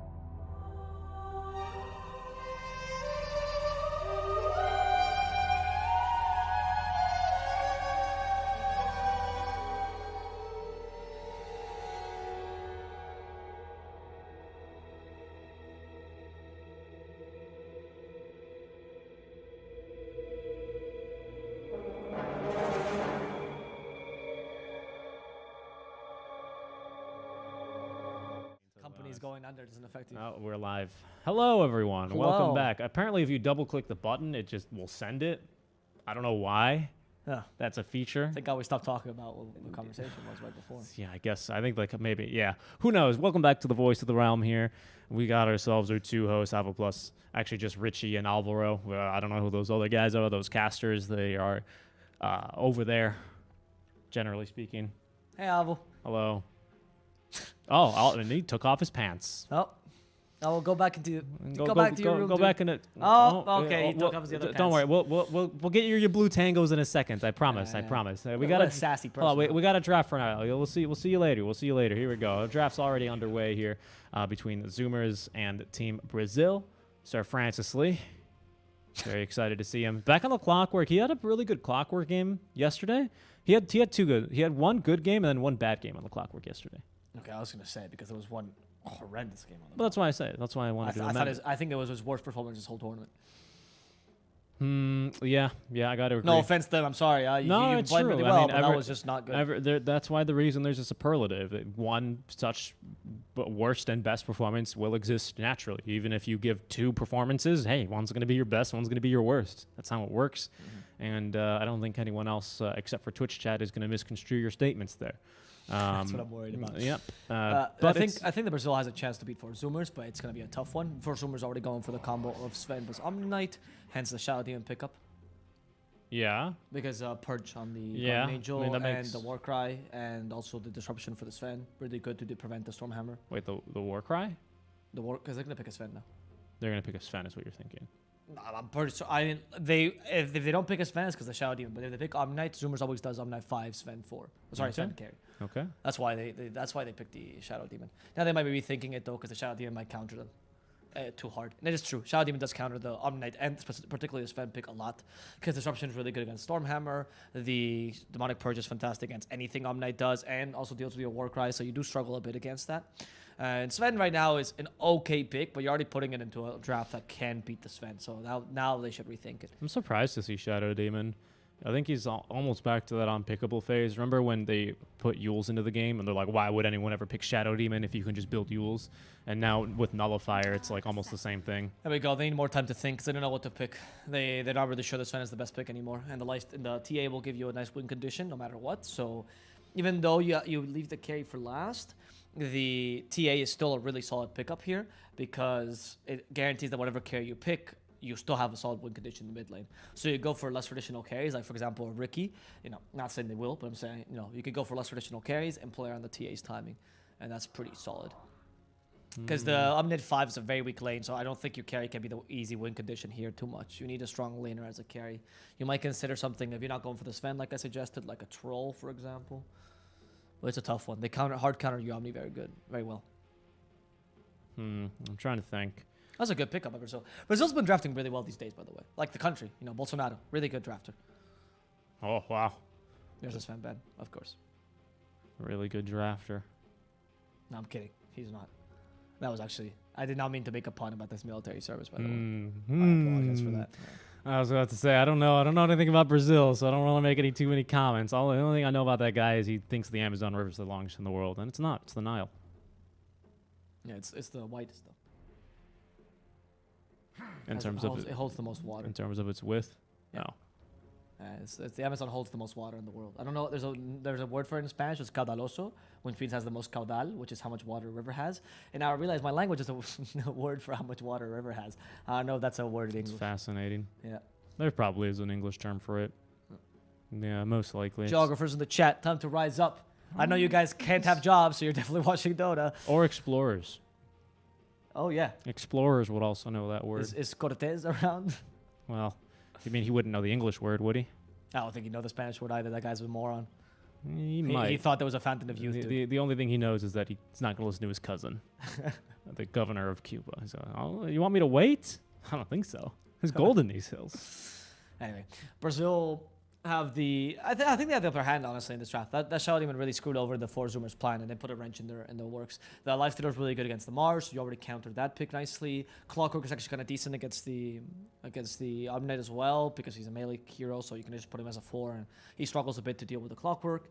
And the Bloodseeker's gonna have an okay time no matter what lane you put him at. But with the Shadow Demon, you actually can set up for the Blood Rate quite nicely. So Sometimes I feel like a bull because you just like wave your hands in front of my face like you get real close as well sometimes, and I'm just that's how we do in Spain.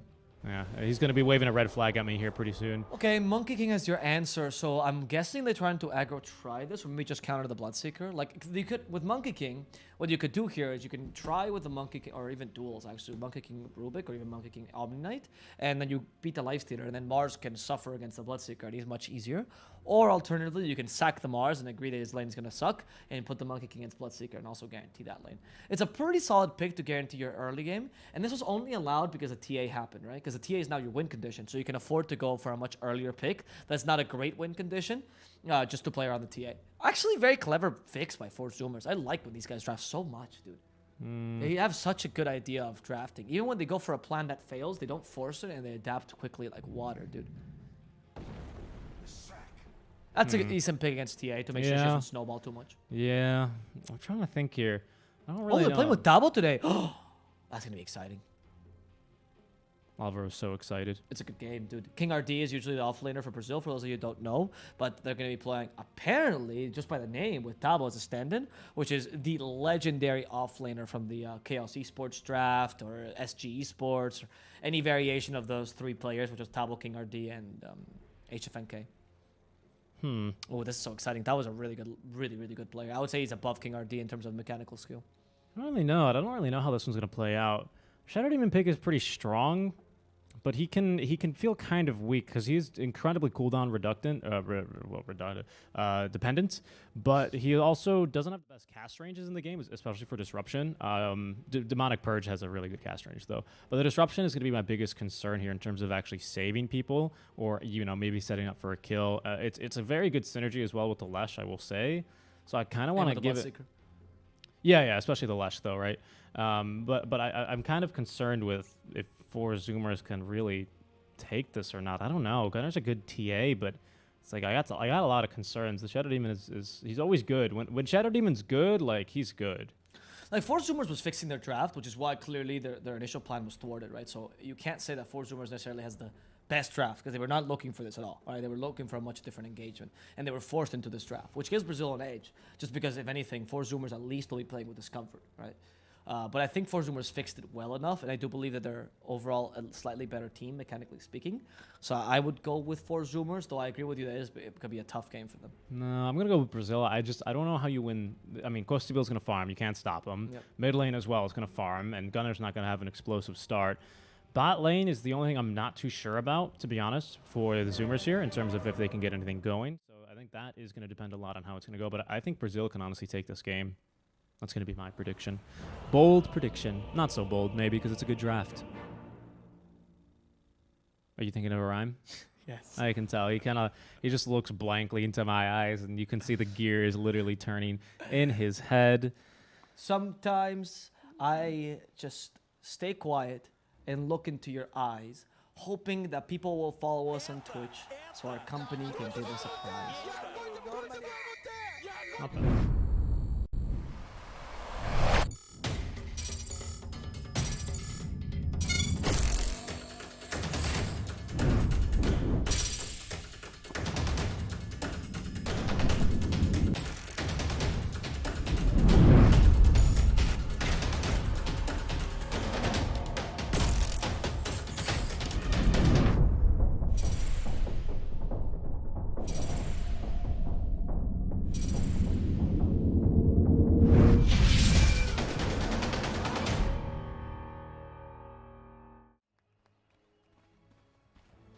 Seconds to battle. Very well done. Thank you to Alvor for that very deep poem, guys. Very, very strong poem indeed. He's talking really about what does it mean to look into someone's eyes, and what does it mean to give someone a follow. What does it mean to be a follower? Just really deep poetry there, courtesy of our radio host. But now we are live here. Thank you for that, for Richie. Game number 1. I don't know who that Richie guy Seek and is. Strike. I'm Seek and Strike. Thank you for that Seek and Strike. Joining I love me this allegory of prize as a consumerist capitalist system. Gonna be It's going to be Rune Super 2 here. Sir Francis Lee on the clock. Quick, he's going to be able to secure himself that top. And actually, the rest of Brazil are going to be able to get the top runes. as he will head into the jungle to block the easy camp and make life very, very difficult. For now, Sammy Boy is going to go ahead and see him, and yep, that's going to be pinged out immediately.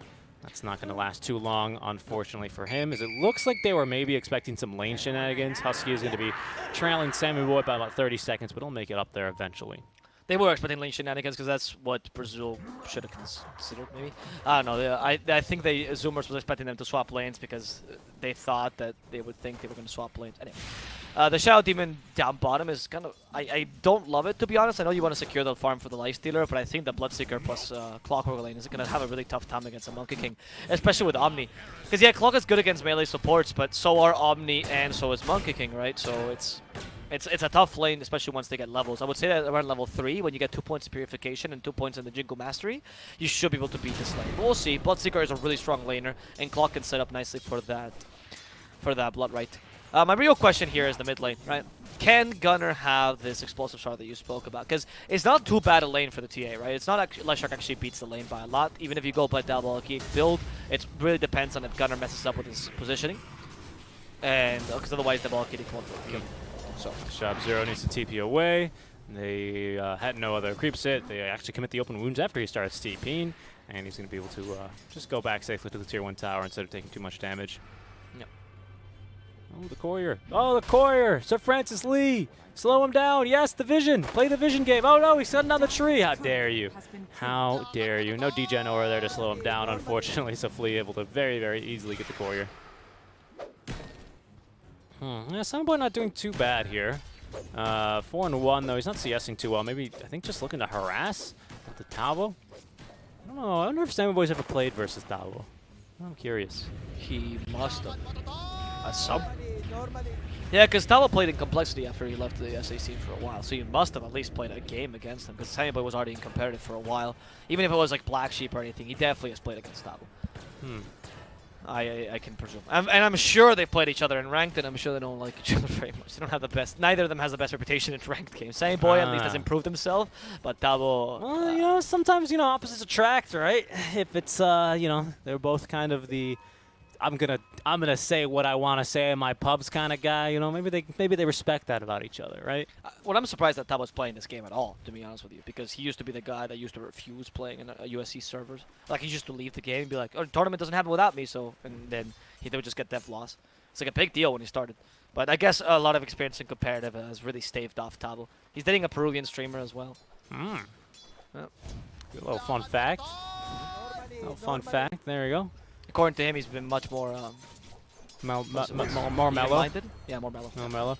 Forgot, there's a word for that in Middle Spanish. Oh, yeah, ADR is going to be A-OK. Sir Francis Lee TPing on in. Might be able to turn this. We do have the healing salve active on Lesh. Gunner. I think, yeah, he's going to be able to keep him at bay. You see that? Most midlaners would just let their support die and be like, "Nope, you shouldn't have TP'd here." But Gunner, he tanks the battery assault. That's what a true friend does. Oh, and then he misses the last hit. Let's ignore that happen. Gunner's like, I swear to God, if you give him the first blood bonus, I'm going to lose my shit. I'm trying to get this onto ADR. I got so close. Yeah, I mean, he's doing well in this lane for now, honestly. Like, he's winning the lane. That's why I said, like, Lesh doesn't actually have an easy lane here. The strength of Lesh over TA comes once the laning phase breaks. TA usually likes to go jungle to farm the first item. Even if it's Blink Dagger, she still needs to do that. And Lesh just takes over the lane and pushes it. And much more consistently than DP, because that ball kitty has a much lower cooldown than Exorcism, of course. So it's a bit of a safer play. I like this. It was not a bad answer by Brazil. Like I said, Brazil drafted this really well. But I think 4Zoomers also answered really intelligently. Oh, instant TPs from both supports, though. Synced it perfectly. They're both going to get pushed back by the cogs, but it's not going to matter. They're going to be scared off either way, as they have vision there if anyone TP'd in. I like that. They TP'd right in front. They weren't trying to be stealthy about that whatsoever. They go, you rotate 2 supports over, guess what? We're going to do it as well. I like that. Samurai Boy, in the meantime, has recovered very, very nicely indeed. 25-4 now, so he is going to be able to farm up quite a bit of a storm here. Stavo is unfortunately going to get stunned. All the creep gets stunned by the Centaur Conqueror, so that pull is going to fail. Not really Tavo's fault there, unfortunately. Not much he could really do. Looks like they might try here again for 0. Open wounds applied. Again, just has to use that TP, and off and away he goes. That is one of the weaknesses of King Jungles here on the Shadow Demon. It is one interruption, not really a stun, and that's all he really brings to the table until he builds a different item. That's what I'm telling you, right? That the Shadow Demon pick was here to counter the Sven, and when when Four Zoomers changed their style of drafting and their whole game plan, it kind of made the Shadow Demon a weak pick or even a dead pick in this lane, right? Because there's not much use to him anymore. He's good against the Omni, sure, but since the Omni is not such a necessity this game, and he can just play like a normal Omni Knight 5 as opposed to being Sven's little lapdog, it's gonna become a much more difficult game for Shadow Demon in turn, which is why I think they put him as a 5 rather than a 4. Yeah, definitely. I'd say he's pretty strong against the Monkey King, though, if not just because of the Demonic Purge slow is incredibly annoying for him, right? And you can dispel the Jingle Mastery on Monkey King. Yep. Yeah. So I know it says cannot be dispelled in the scale, but that's referring to the Jingle Mastery you apply, not the actual Jingle Mastery buff you get. Yeah, the buff can be dispelled. There's a bunch of really confusing things like that in Dota, things that can't be dispelled or can't be dispelled, and what does it mean? Does it mean the enemy can't dispel it on themselves, or can you not dispel the buff you get? It's very, very confusing. Let's say Dota's a hard game. Yeah, Rune will spawn bottom Husky? here. Gunner, Fleep, traps them both in a cogs. ADR, wow. yeah, wow. That's going to be a double kill and first blood. He gets the kill into Husky first. My goodness, they really turned that on its head. Pulse Nova, just with lots of mana doing the damage. That was maybe a mistake to go for that rune together, right? Considering, you know, that Lesh is much stronger contesting runes at this point. Because the only reason why Lesh doesn't beat TA in lane is because you have creeps around you to mitigate the diabolic eating damage. If you go against him 1v1, you are going to lose. In this lane, he's 100% going to max Edict, and there's no way TA survives that, Refraction or not. So I was very surprised they chose to go for that rune, especially since the runes in the side lanes are not that important. I mean, obviously you want to take him away from Lesh, but if he's nearby, don't try to contest it, I'd say, right? I think it was better to play that more defensively, but, you know, these small blunders happen sometimes, and now you give a 1k lead to Brazil, which is scary. Man, Samboy's so good in the lane stage. I've seen him interrupt now 2 pulls. It has to have been a 3rd pull as well, but now he's going to get gone on. There's going to be the Rupture, Flea nearby. We also have ADR. TPs are coming. I don't think it's going to save Sammy, unfortunately, as Husky will be pushed back by the Cogs. Zero, though, with the Arena. Nice job there, predicting that and preempting it even with the split Earth, but he's just going to take down as well. ADR, another double kill. 4-0-0 already. And we're starting to see the stress that Zoomers is feeling. They understand their draft is a very clear peak point, but they can't really play around it too easily because the TA can't go AFK jungle for 15 minutes because they're going to push you down with the Lush, which is why Lush is such a good pick. And so they're trying to create kills and create space, taking advantage of the Mars, who had a decent lane and can't really do much against the Lifestealer. It's actually a maxed Edict too, so he's going to have some serious push. He didn't go for the Chain Lightning, or the Lightning Of course, Storm. because that's how you, as I mentioned earlier, that's how you lane against the TA, right? And now you start put so much pressure, you start taking away the jungle from the enemy team, and that's why the Lush pick was such a smart one. I'm not gonna lie, Brazil, like, dude, these guys have been drafting really impressively. I think top drafters this tournament, definitely Four Zoomers is up there for me. Maybe the best one, honestly, because they're more consistent than Beast Coast. But up there with them has been, you know, Thunder Predator, the Beast Coast, and then Brazil has been a really top contender in that sense as well. I think they're very creative with their drafts, and their experience shows, because these players are not new to the scene whatsoever. They've been playing forever, which is why their drafting is so solid. It's curious that you say that Zoomers have better drafts than Beast Coast when Beast Coast did 2-0 them.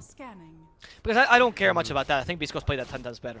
I don't think the drafting was the reason why I get what you're saying. I get what you're saying. It's just... I would argue that on a good day, Beast Coast has really good execution, right? And I don't think that Beast Coast particularly is bad at drafting, but they do make a couple blunders sometimes because they forget about dumb things. Like, for example, that Ursa mistake of not binding the Viper was a big mistake that just didn't make sense. 0. Yep, down the King Jungles he goes. That means there's no disruption available to save himself, and he is going to get exploded. Well, the counter rotations, though. 0 does have another Rupture at the ready. Ocean nearby. Getting the Rupture is going to be, I believe, it is onto 0. Arena of Blood. My goodness, ADR from behind. Where is he coming from? He was farming aggressively, went into the enemy triangle, and then that was so smart. 4DR is playing this game to perfection. And Costa Rica is already rotating, right? Because they want to put pressure into the mid lane. Because this is the thing, though. Zoomers is the faster lineup, but they're a lineup that need to get to their timings. Other timings they just can't execute. That's why Lifestealer, who knows he can actually kind of sort of fight without items, is just coming in here to the mid lane saying, yeah, let's push it. We have a Diabolic Edict, we have so much Zona with Blood Right. Oh, goodness, they're playing this so well. Well played, Brazil, dude. You can tell even when Alvaro casts, he's speaking with his hands, because when someone does, when he finds enjoyment, he will clap. Just can't help it. I really can't help it. I know you can. I know you can. I have clapped with things in my hand before. I've broken a lot of plates that way. I almost got expelled from my university because they thought I attacked a professor when I was talking. That's incredible. That's incredible. I threw a plate at him by accident because I was doing like, oh, and they do like this, and then, you know, I do the thing with my hands where I just... And I threw the plate at the professor, and he's like, did you just try to attack me? I'm like, no, I'm Spanish, I'm Spanish. That's Spanish people can attack English people? I'm like, no, that's not what I mean, that's not what I mean. Very awkward situation. No, I'm not French. I'm not French, That's a good one. Again, we always lose! Too much European history. Too much European history. Big stacks for Gunnar, though. He's going to be able to try and recover here. For right now, though, it's always a bad sign when you got the 3 enemy cores ahead of yours, but Gunnar is going to change that up here a little bit. The Zoomer is just protecting him as well. It's a big stack, and Gunnar really does need this one, so yeah, they're making sure that they can protect him and ensure that he's able to get all his CS. They were hoping for the Monkey King lane to go better than it did. I think maybe the choice was honestly to... I mean, I wouldn't have made the same choice by them because it was the easier lanes to play, but they might have wanted to aggro try or even aggro duel just to try to use the Monkey King against Lifestealer, which is a better matchup than Bloodseeker. But it's okay. Sammy Boy has some time to recover. They just need to play around Gunnar in the early game. So it's very important for Gunnar to get his Blink Dagger as soon as possible. And then I'm expecting them to go for smokes, try to use the Arena Blood for some kills, and kill anything that's not essentially the Lifestealer. Right? And everything else is kind of actually going for a Battle Fury this game as well. I think that's the right build this game, because you need someone that can be the win condition, because you've already lost your Temple early. So TA cannot be the solid win condition, or it's not so reliable. They're going to rupture him here. Yep. Don't even know, on point. And yeah, you can't really 3-dance anymore, because the Rupture constantly dealing damage to Sammy Boy. They're going to silence him as well. He's going to TP in time, or no, he's not TPing. He's not gonna, yeah. He doesn't want to waste the TP, because he knows he's dead anyway to the Clockwork. Yep, I guess. Waste some more time. He's not going to use Wukong's command to really fight here, so he was just wasting time. Husky is melted. Oh yeah, ADR was waiting from there. They're even going to get the D ward. Yep. That is going to be a lot of kills here in favor of Brazil. So far, early game all in their favor. ADR is absolutely going crazy right now. He's supposed to be unable to be caught there by the Arena of Blood. That time, not a glitch, just was really fast on the Enrage, or sorry, the Rage. He's not enraged, he's just raged. We shall see here, Sammy Boy. Actually, by the way, Costabil has gone for the armlet, not level 1, that'd be crazy. He's gone for the armlet first item here, then into the Desolator, so he's going to be just looking to really fight with his team. Right now, Brazil, I feel like that's the best option, and they could very easily undercut the Battle Fury here on the timing that that's going to give you. Not to mention, of course, we still have Gunnar still needing to recover. He does not yet have his... Oh, he does. It's the Blink. It's on his way now. So maybe we can smoke up and look for a kill. No Arena of Blood, however, for 40 seconds. It's going to make this a little bit difficult, but still potentially can be done. So Gunnar's going to take the 2 supports, and they're going to be looking to gank here potentially towards the bottom lane. But Brazil, they got a lot of bodies here and could potentially put up a real mean fight. We'll see. KJ, he has Demonic Purge available, so he's just going to tank the gank for now. Honestly, if he dies, it's okay. If it's only him that dies, are they going to fight this? I don't think it's a good idea. There's 5 here. Double, Oh, please. Rupture? Oh, no, they have a trap there. Hook shot. Look at Flea. He's like, yes, my offlaner might want to die, but I will not let him. My name is Sir Francis Lee, and I commend you for your service. See it. He is going to die. Zeros spearing his lifeless corpse there to a tree. They still are kind of chasing Tavo. Blink Dagger is at the ready. Let's see here if they want to go for it. And he's going to go ahead and question mark them using a chat, a spray wheel, and then it should be going here taking this tier 1 tower. Nice job there on the Blink reveal.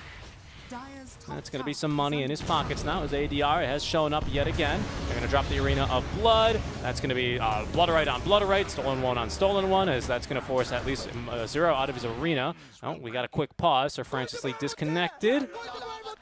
That is one of the most annoying skills to steal because genuinely you have no clue where which one is the real blue. Oh, this game he even has the Arcana. This game and even I had a because it's the Arcana. But even then, I had a hard time telling which one it was when they were on top of each other. Genuinely, like maybe I'm just colorblind. Are you colorblind? Because one of them is red, one of them is green. You could be colorblind. No joke. I mean, it's okay. You should turn on colorblind mode. Will that make the Rubik Arcana look better? It'll look, well, obviously it's going to look different. Are you colorblind? I didn't think so, but now I'm starting to question it because I had a hard time telling them apart here. They really did not look anything alike, my friend. I mean, you know, Alvaro finds out live on stream that he might be colorblind.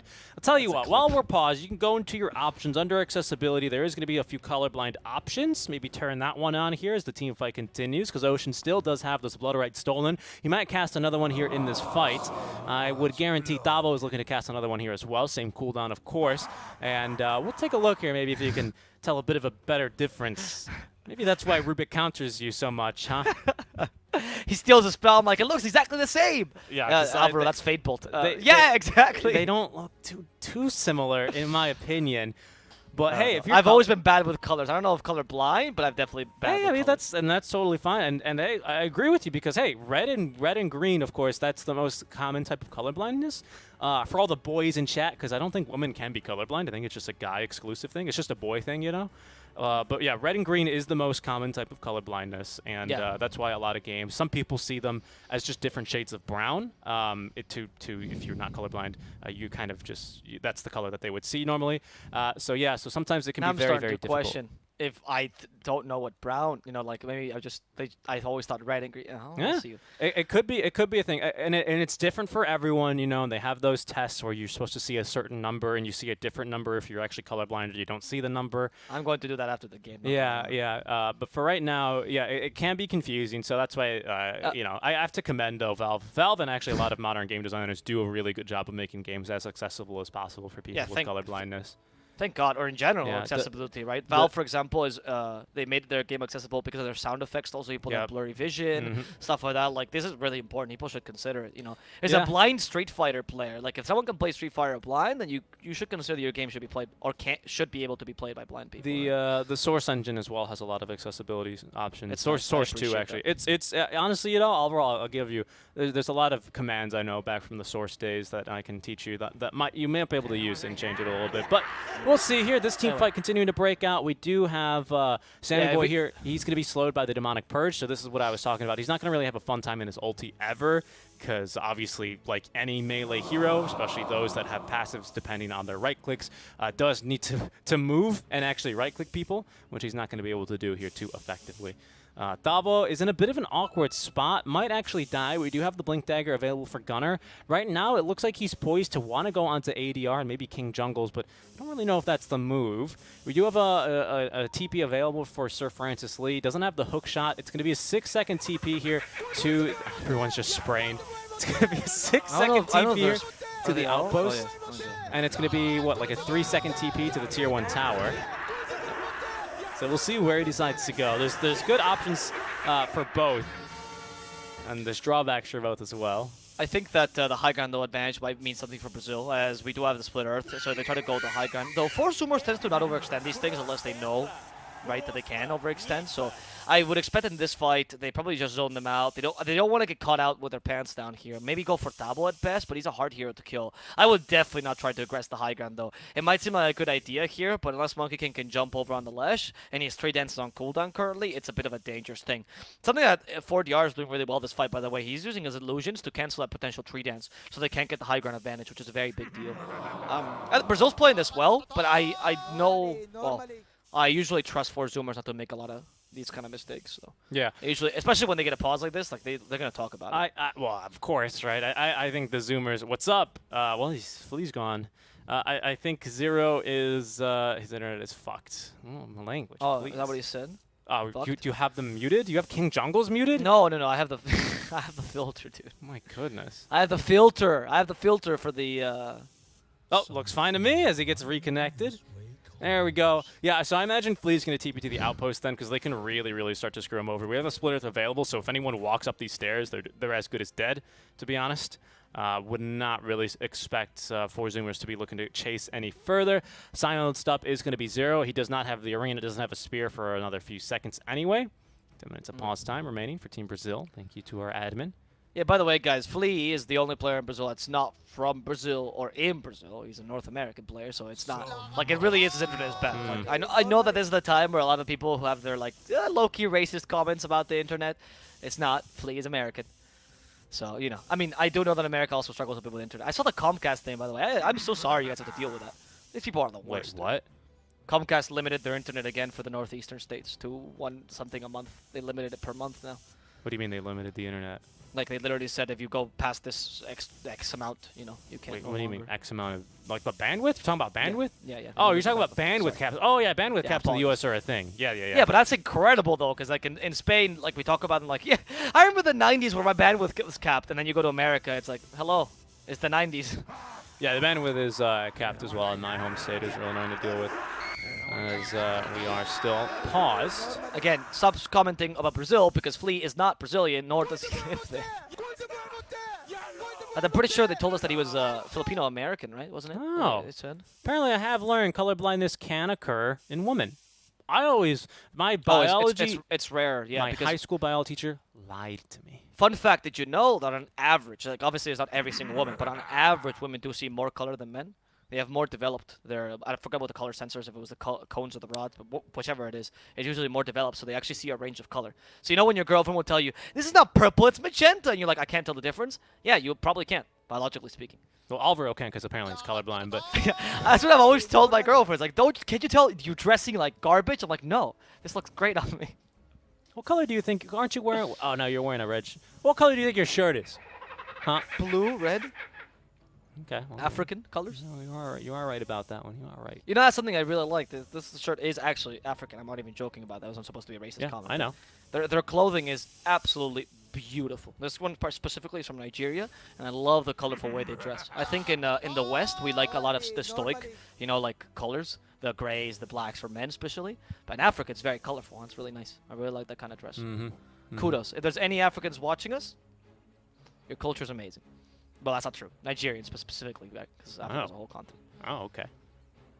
Yeah, Okay. because it's a whole continent, right? It's not true. Like, this shirt's from Nigeria. It's wrong to say that. It's a whole Africa, right? Each culture is different there. And even within Nigeria, there's a bunch of subcultures as well. So Well, alrighty. Yeah. Still paused here. I'm running out of things to say. I'm talking about the clothing, dude. I guess so. I guess The so. the admin is even coming by. It's like, oh, guys, Brazil might be the first team that actually uses up all their pause time. It could And this be, admin will yeah. not doubt. He will unpause. Zoomers will be like, hey, can we pause again? And admin will be like, no. Rules say this. Yeah, that's how you gotta be, It's how the Yes. admins are. It's like the referee, The referee's not gonna be like, well, Flea's a really nice guy and he's having a hard time with the internet. Now he's gonna go, sorry, Flea, I like you and all, but rules are rules. Yep. I like this. We actually had a discussion about this because it happened in a recent tournament. I'm not going to say whom. But, Whomst. But someone did not respect the rules of the tournament necessarily. One of the admins, they made an ad hoc decision which wasn't correct. And we spent a lot of time debating about this. And the admin's like, I would never do this. Like, if these things happen, I just follow the rules. I'm like, yeah? It's the only way to ensure it's fair, right? The moment that you stop following a set of guidelines, for whatever reason it might be, I know you might think you're being more humane or being understanding, but the reality is you're making an exception, and exceptions easily lead to discrimination. Not necessarily because of someone's race or color or whatever, just general discrimination. Yep.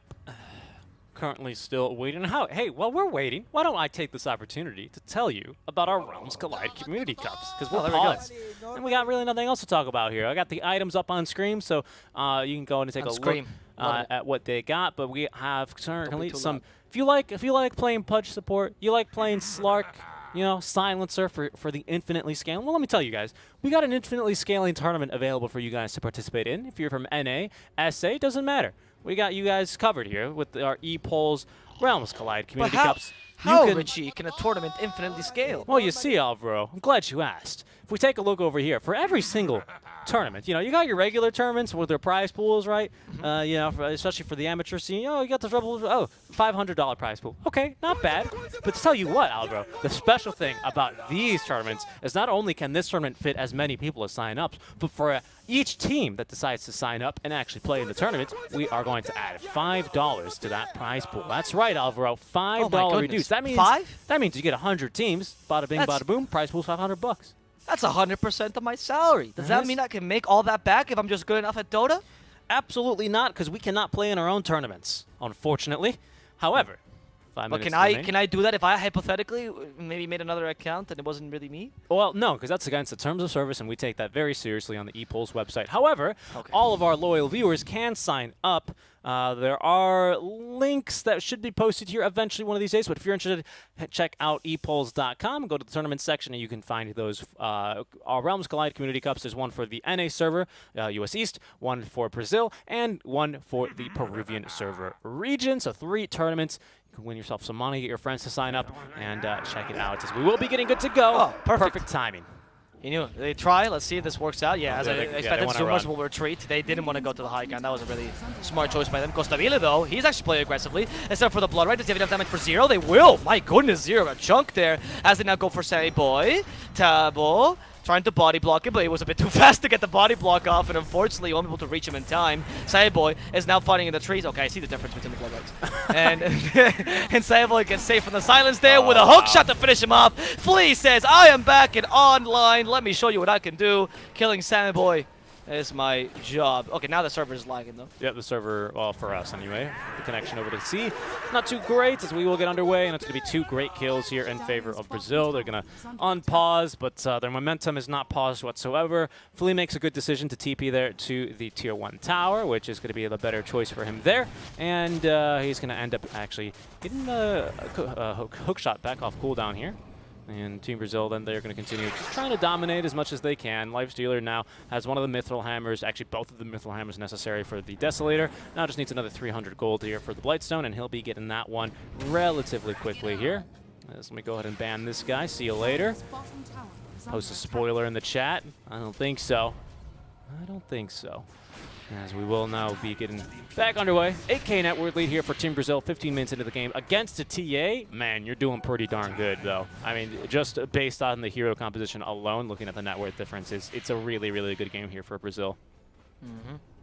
It certainly is. Brazil has gotten the early game spike that I don't think they were even hoping for. I think it was more for Zoomer, something they had to do. But, you know, if you're not the early game team and you're winning the early game, that's absolutely fantastic. Zoomers is more of the power spikes. They had to play around those, but they weren't really able to. I think Brazil played this really well, though. They understood the weaknesses of the 4 Zoomers draft, and they played accordingly. 4 Dion on the top lane, though. This is the kind of ganks that 4 Zoomers should be going for. Perfect.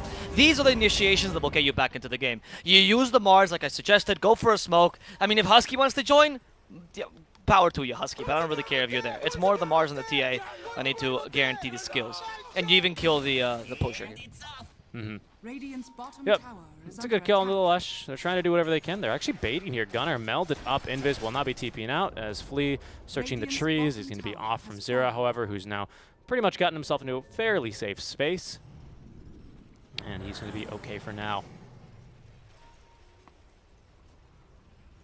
As we will continue on then. 6K net worth lead, so again, just by getting that kill, they are going to be continuing to slow down the push here just a little bit, or stop the bleed by a bit. But Costabile straight into rush now with the Desolator getting bashed as he actually toggled the armlet. It's a little bit spooky. With Tavo in the pit now, they should have this quite easily here. And Zoomers, they could, no, not without the arena. Not without the arena, they're not really going to be able to contest this Roshan. ADR back into the pit he goes. Trying to keep everyone alive and healthy, as there's going to be the regular Blood right now from Tavo. Nice Costabile getting the H's. Now he can play super aggressively. He did go for a glass cannon build, so I think the H is appropriate on Lifestealer. I usually, like in this game, I would give it to the Leshrac if it wasn't because, you know, Lifestealer wasn't this kind of build, right? Like, he just wants to walk in, try to murder someone as quickly as possible. If he dies, who cares? Because he always has rage to come back up. He's one of the best Aegis carriers in the game, honestly. Hey boy, this Battle Fury, man, we're getting there, but oof, it's pretty late at this point. Yep. What are you gonna do though, as Monkey King? Like, you didn't destroy your lane. You don't have a naturally fast farming speed. Yeah. What? On the other hand, though, Gunnar is really, really close to that Desolator, and that's a huge improvement. Once he gets that, they should be able to play around him, and they might be able to win 1 or 2 team fights. Because that's why they picked the TA. She's a really good hero to have as a win condition against a Lifestealer. But let's see if it works out this game, because they're already pushing her top tower. Yeah, they are, and they're going to force the Fortify out. Bot lane Gunner's going to show here. He now should have enough for the Desolator.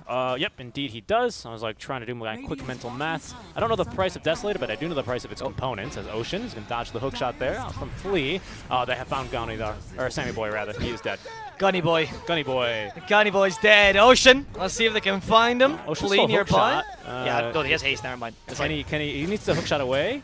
Can he? I don't. They're blocking. Oh, Nice. okay. Well played. And he's going to die now. Yep. Sorry, the trap's low, not bothering ADR whatsoever. Still had another second left as a haste turn, and that's going to be a kill.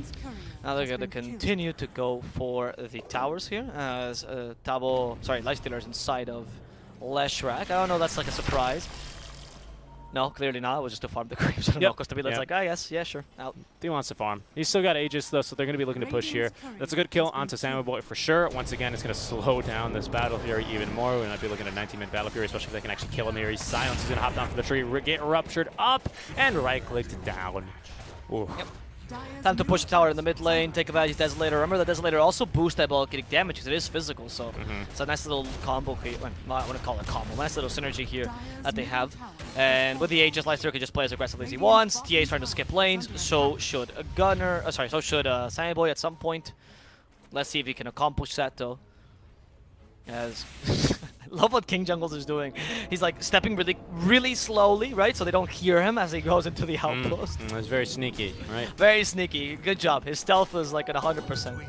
If he was in that movie, Which one? Mission Impossible?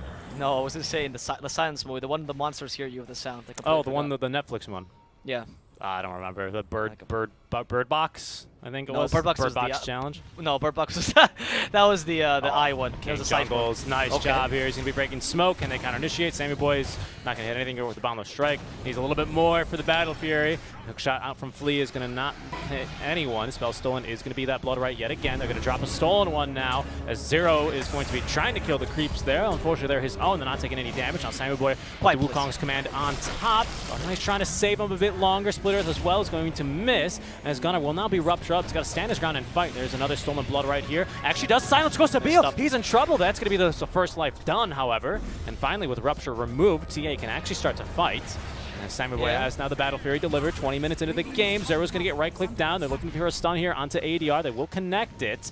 It's Gunner now turning out to Costa Beal, who might be in a bit of a bad spot here, to be honest. He doesn't have anything to infest it, doesn't even have it off cooldown, but does manage to eat Husky relatively easily.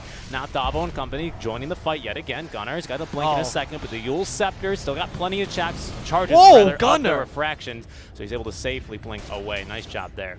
And that was a mess up though by 4DR. He could have just waited for the clumsy net that was going to hit from Bloodseeker. His Blink Dagger was not off cooldown just yet, and they could have just stopped him that way. But instead, he Yule Scepter was stopping the clumsy net from happening, and then they could have set up for the stuns and everything. They almost had that kill. And that was just a slight miscommunication from Team Brazil. I don't think they played that team fight too well, and I did speak about how powerful TA would get once she gets Blink Dagger Desolator, but you only really have one carry, right? And Gunner played that spectacularly, not going to lie, but I also think they gave him a lot of freedom there. Like, he was ruptured, and they kept walking towards him. It's like, yeah, that's a TA. It's going to kill you, dude. That's what she does. Yeah, pretty much. But still, I mean, it was a good job there. Good fight from Zoomers. They still will lose their 2-2 tower in the mid lane, though, unfortunately. But at least they get through that Aegis. They get another kill here. They finally get Sammy Boy this Battle Fury, so his farm is actually going to be, you know, there and existing. It's going to be a catch-up game for him, however, as even Dabo, the offlane Bloodseeker, has over 1,000 more gold than him, and it's not going to make it for a much easier game, as now we have the Rod of Atos here, in addition to this medallion here for Bloodseeker. They're really just looking to amp up as much of Costa Beal's damage as they can. Of course, like you're saying earlier, the Desolate and any minus armor, therefore, is going to also amp up the Edict explosions. As top lane, they're going to get the kill onto Flea. Questioning why Flea was there. I mean, I guess he was recovering some farm, but you don't want to give the opportunities here for Zoomers to get pickoffs like these, because after these pickoffs, they want to try to take towers and regain map control. Of course, since Costa Vila is pushing that bottom, maybe it's safe for now. We see the Monkey King actually TPing. Sammy Boy wants to mission on Costa Vila. Costa Vila, Rage TP. He should be fine. Oh no, he TP'd along. He did, but Rage is also maxed. Yep, so it's 6 seconds. Yeah, it's fine. Yep, he's going to be okay. He could have TP'd to an outpost if he wanted to and just danced in front of their face, but he's going to TP. It's a long one. Very true. Could have maybe made the difference if they had anything that, you know, went through BKB, but they do not this game, so not until an Abyssal comes up. Maybe he's going to be queued up here for the Monkey King. For now, though, the only sort of bar he's going to be looking to get is a Black King bar, Husky. as Husky is in some danger. Oh, wow, that is so dead. much damage. He is dead. From a single split earth, that's incredible. Oh my god. Also Soul Catcher. Oh, damage. that's what it was. Okay, I was like, okay, I thought his so I was HP like, got Whoa, chucked. whoa, whoa. Soul Catcher, right? Pretty good spell. It used to be super Omega broken. It was like, yeah, just remove 75% of their HP. It doesn't matter. Yeah. And then they toned it down. Well, I don't think it was 75% any points. I think It was 60. 60. It was 60. But But also, now it's 35%, which is much more. yeah, also it was pure damage, though, so yeah, no. Oh, yeah. I mean, it is still pure damage, though, just that it comes back. It is, but you get half of it back, actually. After Yeah. before you used to also get half of it back, but of course getting 30% back is much different than getting 17% back, right? Yeah, it still felt pretty bad. It was like if I walked up to you on the street and slapped you and took half the money out of your wallet, or took all the money out of your wallet and then gave you back half of it. You'd be like, I didn't know you saw me on Wednesday, dude. what about the other half? Oh, bro, we know you don't leave the apartment. Come on, let me create this illusion. None of us are leaving the apartment, Albert. You're socially responsible. I don't know what you're talking about. Oh, that's what I meant. Yes, I would usually leave during not COVID times because Yeah, I don't exactly. game all day or stay home. Why would I Nope, do not that? at all. Say boy. Oh, flea. Good Just a dodge. warning hook shot. Double though. Just a warding hook shot. Yeah, Well, they're you not gotta gonna put the get fear Sandalwood. of God in their eyes. You know, they're like, oh my God, course. Flea can hook shot me any second. Look at that hook shot. Oh, Omni-Knight, why is he? Oh, he's tanking the gank. Nice. I think he was thinking there was going to be a South American smoke coming from Brazil, and so he stood there to also stop the smoke if it happened. By the way, when I refer to that, guys, when I say the quote-unquote South American smoke, is that when immediately after a gank, you go for a smoke to get the extra movement speed and try to re-engage the same gank.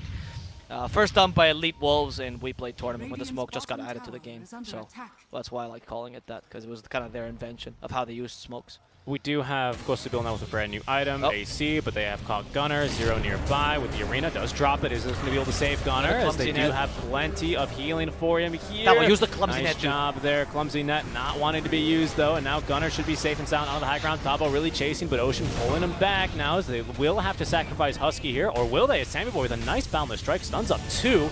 Another Blood Riot coming in, though. So there's the BKB finally for Gunner. And everyone stays alive. Brazil really diving for that one. Used quite a few ultimates. Don't get anything out of it. Very, very good hold for the 4 Zoomers. Nice job.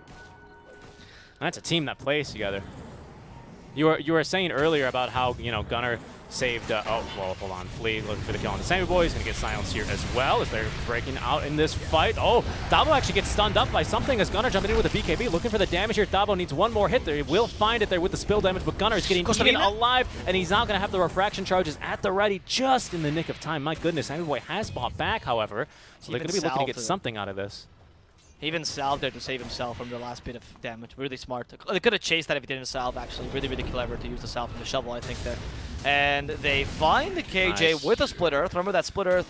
It's actually almost instantaneous when Rubik uses it, because big part of the reason why it takes so long for Leshrac is that his animation is humongous, He has to lift his staff, pick up all the earth, make it so that it rises, the whole thing. Yeah, he kind of coerces the earth to, kind of do his thing. He's like, hey, guys, I know you're, kind of just settling there, and you don't really want to do much, but would you mind if I did this? And the earth is like, yeah, sure, okay. And Rubik's like, do it! And then it just happens. Yeah. He's just the arcane supremacy. Yeah, but it's the cast animation, right? It's a lot like Ice Path, right? Rubik is very famously good with that one. Same thing with the Fissure. Split Earth is probably not as good as the other two, because the other two are pretty ridiculous stuns, to be honest. But Rubik with Split Earth is just as good in terms of its cast animation. They're no longer instant, by the way. Technically, Rubik has a 0.01 cast time on all of his stolen spells. It's basically instant. Yeah, it's basically Basically right? That's what we say, but it is true. Thank you for pointing that out. It used to be 0 cast. It used to be literally 0 on and all that was of a bit Rubik's too spells. strong, particularly if you stole anything from Jakiro. And you'd be like, "Voom, Ice Path!" And then Jakiro's that's- like, "Why am I such a weak dragon?" That's true. That's true. That's a good point. Like, Rubik was the hardest counter to Jakiro for the longest time, dude. They would pick Jakiro first phase, you pick Rubik, and Jakiro's like, well, my spell is going to be better using the enemy team. I'm literally part of their team. I mean, yeah, but that's any Rubik game, right? By definition. But Yes, but especially Jakiro for was him. a gross. Yeah, it was just gross how he It would felt use the Ice bad. Path. You'd use Ice Path. Oh, don't forget about that. Don't forget about that age. And It's supposed to be.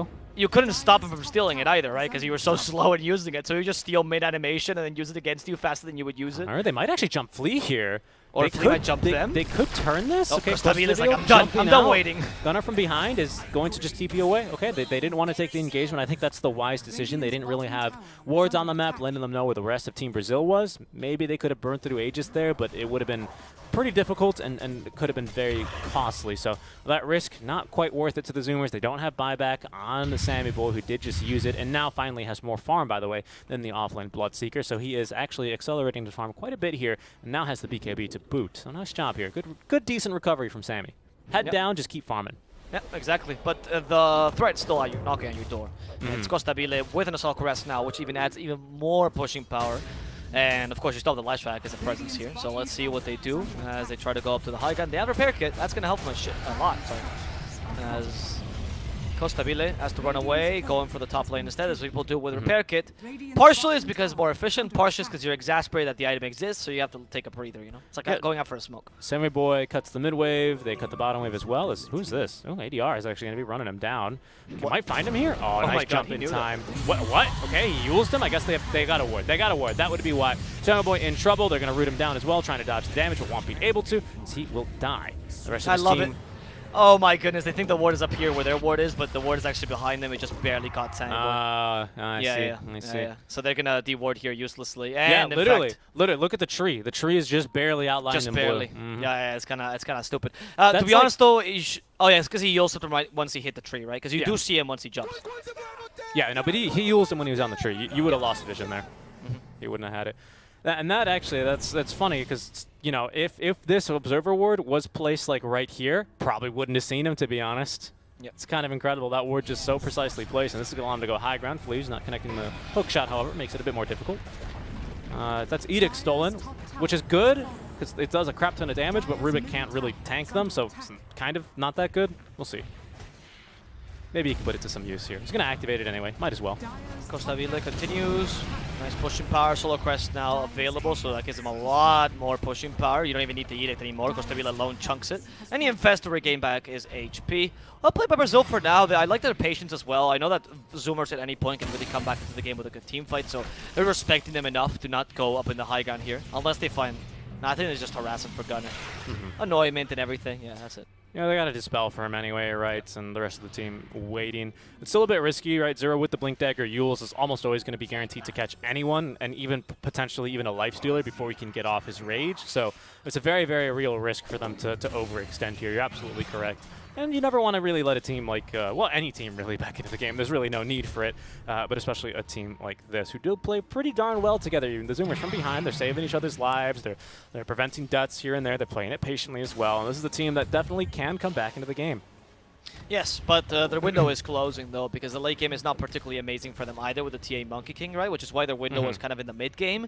The thing is, 4 Zoomers never really reached their mid game, so now they're starting to go into contingency plans of more, just stronger items to allow them to get into this late game. Gunner's considering the Divine Rapier, because of course they're playing around him, and that kind of makes sense, honestly. He's getting the most farm. Cyboy trying to go for more expensive items, going for the Dasher into the Ags. Oh, okay, hook shot. They found Gunner. Again, doesn't have the Rapier yet. He actually went for Chrysalis first. Does Arena Blood to give him some space. Gunner wants to kill Flea. But Flea is fairly tanky right now. Finally will fall here. Where's the rest of the team, though? It's 4DR joining in. They did Rupture Zero. Zero will fall here just to 4DRs. Husky is destroyed a matter of seconds. From behind, in comes Sandboy, hoping to kill Costabile, but TP's in the middle because he knew he didn't have enough damage. Sandboy overconfident here. BKB there. Yeah, I don't really know. Maybe old Monkey King with like the Echo Saber does something there. Basher.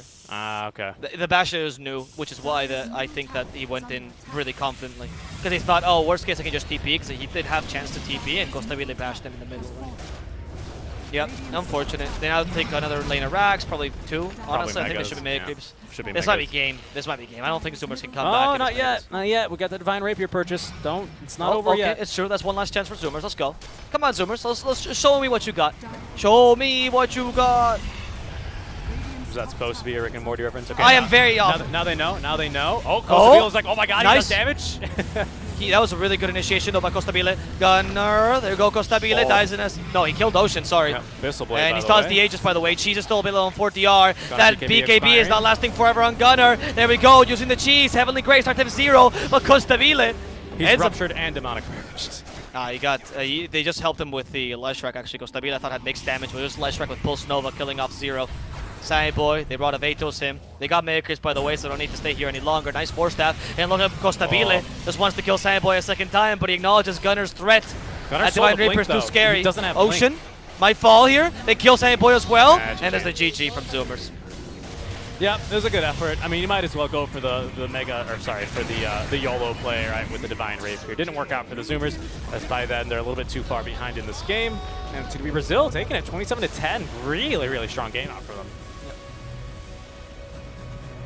Well, with that, guys, we see the first win for Brazil. Very impressive, as you mentioned. I think both in drafting and in the mechanical skill. I just have a little message, you know, if you've been in the chat and you've been commenting about, you know, the rig games, as a lot of people have been doing, just consider something. Right? I'm going to teach you a concept called Occam's razor. It's the idea essentially is that most of the times the easiest solution is the right solution to your problem, so the less convoluted solution. So solution A to your problem is there's a massive conspiracy where every single team that you lose your bet on is actually doing it to destroy you, and they all hate you, of course, and they're just all match fixing. And the casters are guessing it because, of course, they're in on it, and they can guess what happens in the draft because they're in on the script, and of course, all the players, every single player is scripted specifically to just screw you over because, of course, the world hates you. Yeah, and in reality, they don't even give us the script. Yeah, exactly. Or option B, which is you bet wrong and you analyze the draft wrong, and the teams showed you. And you know what, Alvaro, you know what else is relevant here? Have you ever heard of Cole's Law? I usually have it with a side of potato. Well, Team Brazil, they kind of devoured 4 Zoomers here with a side of coleslaw, and we'll see here if 4 Zoomers can try and make it a closer game too here. Kind of just, you know, handed it to Sammy Boy. He was kind of a presence right immediately after he found the Battle Fury, but even that just didn't really get the ball rolling here. Gunner as well in the mid lane, get off to a good start, and by the end, right, ADR is going to be very happy. He's now got a game where he picked up a Divine Rapier, and he can show that off in his nice little inventory. Very solid game from Team Brazil, right? They win the top lane, they win the mid lane. Bot lane goes as well as you need it to go, frankly, and Costabil is just a farming machine. From there, Sammy Boy is unable to find farm, right? He can't get the items. He kind of is a hero that depends on getting a good lane. Even with a decent laning partner, they're not able to make it happen, and that's going to be game number 1. Just easy as that. Yeah, congratulations to Brazil. I don't think Zoomers should feel too sad about this. Like I said, they just got surprised by the hit in the draft, you know, the Shadow Demon as opposed to counter the potential Sven Omnight combo. These things happen sometimes. Live and learn. If you're the team that's going to come up with these cheesy, I wouldn't say cheesy, these combos, right, per se, then obviously other teams are going to have strategies prepared to counter them, right? Other teams otherwise would just ban them. So congratulations to Brazil. Let's see if they can win game number 2 as well, or 4 Zoomers will recover in that second game.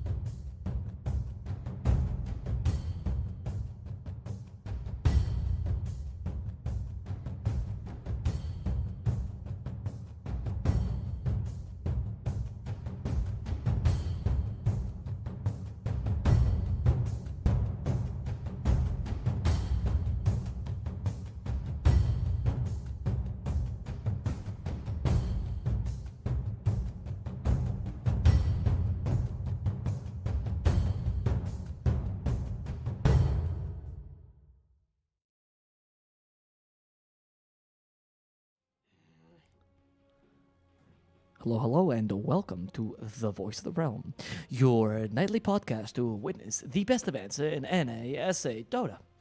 For this podcast, we are casting Realms Collide 2, Katy Perry song. That's not. I mean, I get it's hot and cold. I understand. It's an oxymoron. Icy hot. That's a next level oxymoron. You know. Only the true fans will know. Only the true fans will know. Carriers. And this one's gonna be, I think, explosive here. This game already, maybe even, if you get too close with proximity. I would say it's a bit technical. A bit technical. Yeah. It'd be weird if you could draft 3 heroes in one pick. Wouldn't that be weird? Maybe if you. That would be too much like a blast off. Yeah, too much of and an explosive. I need a spoon for my coffee here. I just noticed. But hey, we got a spoon in the draft. What? Well, his name's Spoon. Oh yeah, Squeeze Splee and no. Yeah, it's Spoon. Oh, Squeeze Splee and Spoon. Yeah, he's you the one. No one knows he's there. No one Which, knows. by his the name. way, it sounds like 3 names that like they just asked the baby, "What do you want to be called?" Squay. I mean, kind of makes sense, doesn't it? Yeah, I guess that makes sense. Yeah. First one was gonna go for Magus Techies, which is a combo actually, to be honest. That we haven't seen in a really long time. The skewer into the mines, Yeah. but that's always fun to play. We might actually see a mid Magus to go for the Ags this game, just to play with the mines. The problem I have here is, to be honest, I think it's a little early for a techies pick in your draft. Normally, I think you can go for a techies to kind of punish a lot of melee heroes, right? Because 2 heroes really punish melee heroes, and very specifically, one of is of course the Timber Saw, and the other is the techies. You can say, oh, well, Ursa, and yes, but specifically these heroes have very, very great abilities that can punish this, right? Sure. I mean, I think there's a fair amount of other melee heroes. Yeah, sure. But I think you'd be lying if you weren't saying Timber techies are definitely top 3. Sure. I mean, I agree with your point about the techies. I think that he does punish melee heroes. Well, I think he's a nice second pick because Brazil is now like sweating. They go, bring against the techies, and it puts pressure on them psychologically. Four Zoomers relishes that. They're licking their lips like, I bet. I mean, I guess Team Brazil, they were like, yeah, we're going to throw a weird pick at you with the Shadow Demon. This time 4 Zoomers are going to play that card instead. No, because they didn't do that because it was a weird pick to counter the Sven, though. Well, there was no Sven. But they knew the Sven was coming, though. Like, it was guaranteed. They literally banned the Sven first phase afterwards. No, because this is why this is exactly the same analysis that bettors do, and they go, why did you pick a Shadow Demon? But why would you, if you have the Shadow Demon to counter the Sven, why would you ban the Sven then? Why don't you let the Sven through? They still thought it was not a hard counter, and it was Zoomers who it wasn't good enough. Furion is really good here versus the techies. It's Yes, amazing. because he can control. I like Beastmaster particularly a lot against techies, which is Yeah, why Wild I think the Axes, the Hawk. Well, the problem is the Hawk will actually, I think, die to proximity mines. which is good though, as far as you're concerned. Yeah, but I think the Furion's a little bit better because he also destroys the trees, and he actually takes the skill point, right? Axes aren't really necessarily taken. I think with the Hawk, you really want the vision out from that as well. Yeah, that's why. But the vision helps you see where the techies is, and you can use the boars to cut the mine, especially in the mid game. That's Beastmaster true. is one of the hardest counters techies. Trust me, I am a techies fan. I absolutely hate that hero. That's why they ban it though in the first 3 bans. They know the hardest counters techies. The Void is really good because he can just ignore you with the time block, and he always can go for Manta style to deal with the stasis trap mines. And the Lightstealer is also really good because he can rage, obviously. Right. So in fact, Void also if he gets to level 25, backtrack. Sorry, you just said stasis. So weird. Stasis traps. I know. I've never heard it pronounced like that. It's okay. It just really threw me for a loop I'm there. wondering if I'm wrong or I'm just using No, it's the okay. I mean, who English cares? It's pronunciation. the English language, We say things like, what do we say in Chicago? We say weird things in Chicago. We say like ladder. We pronounce things wrong all the time. No, So- I wouldn't. It wasn't like so much wrong because sometimes I get the thing like I'll say something like schedule and I'll be like, is that? or showdown. No, that one's wrong. Yeah, I know. Schedule is just British though. Oh. Yeah, that's what I mean. So I have to question myself. Well, that's either just an way. accent.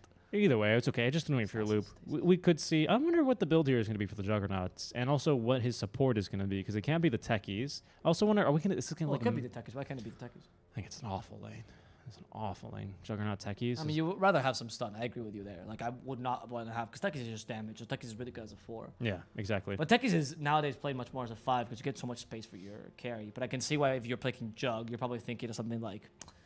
I don't know, like Rube. I mean, Rube's not great. CM, for example. Actually, CM is really good. Yeah, I like the CM. That's what I mean, right? We're looking for something like that. A mana pretty regen as solid. well for the techies. Mana regen for everyone, actually. Mag, especially when he's empowering he himself and needs his that a lot, allies. He yeah. does need that mana. Especially if it's mid-mag because you tend to go for shockwave. We're assuming, by the way, that it's Okay. okay. That works too. That's a little different and also kind of a counter synergy, but also kind of good because you destroy trees with the ulti. Like, yeah, true. But you also are a repositioning hero, though. Yeah. So it's really nice. Also, you destroy. I think Blinding Light destroys trees. Yeah.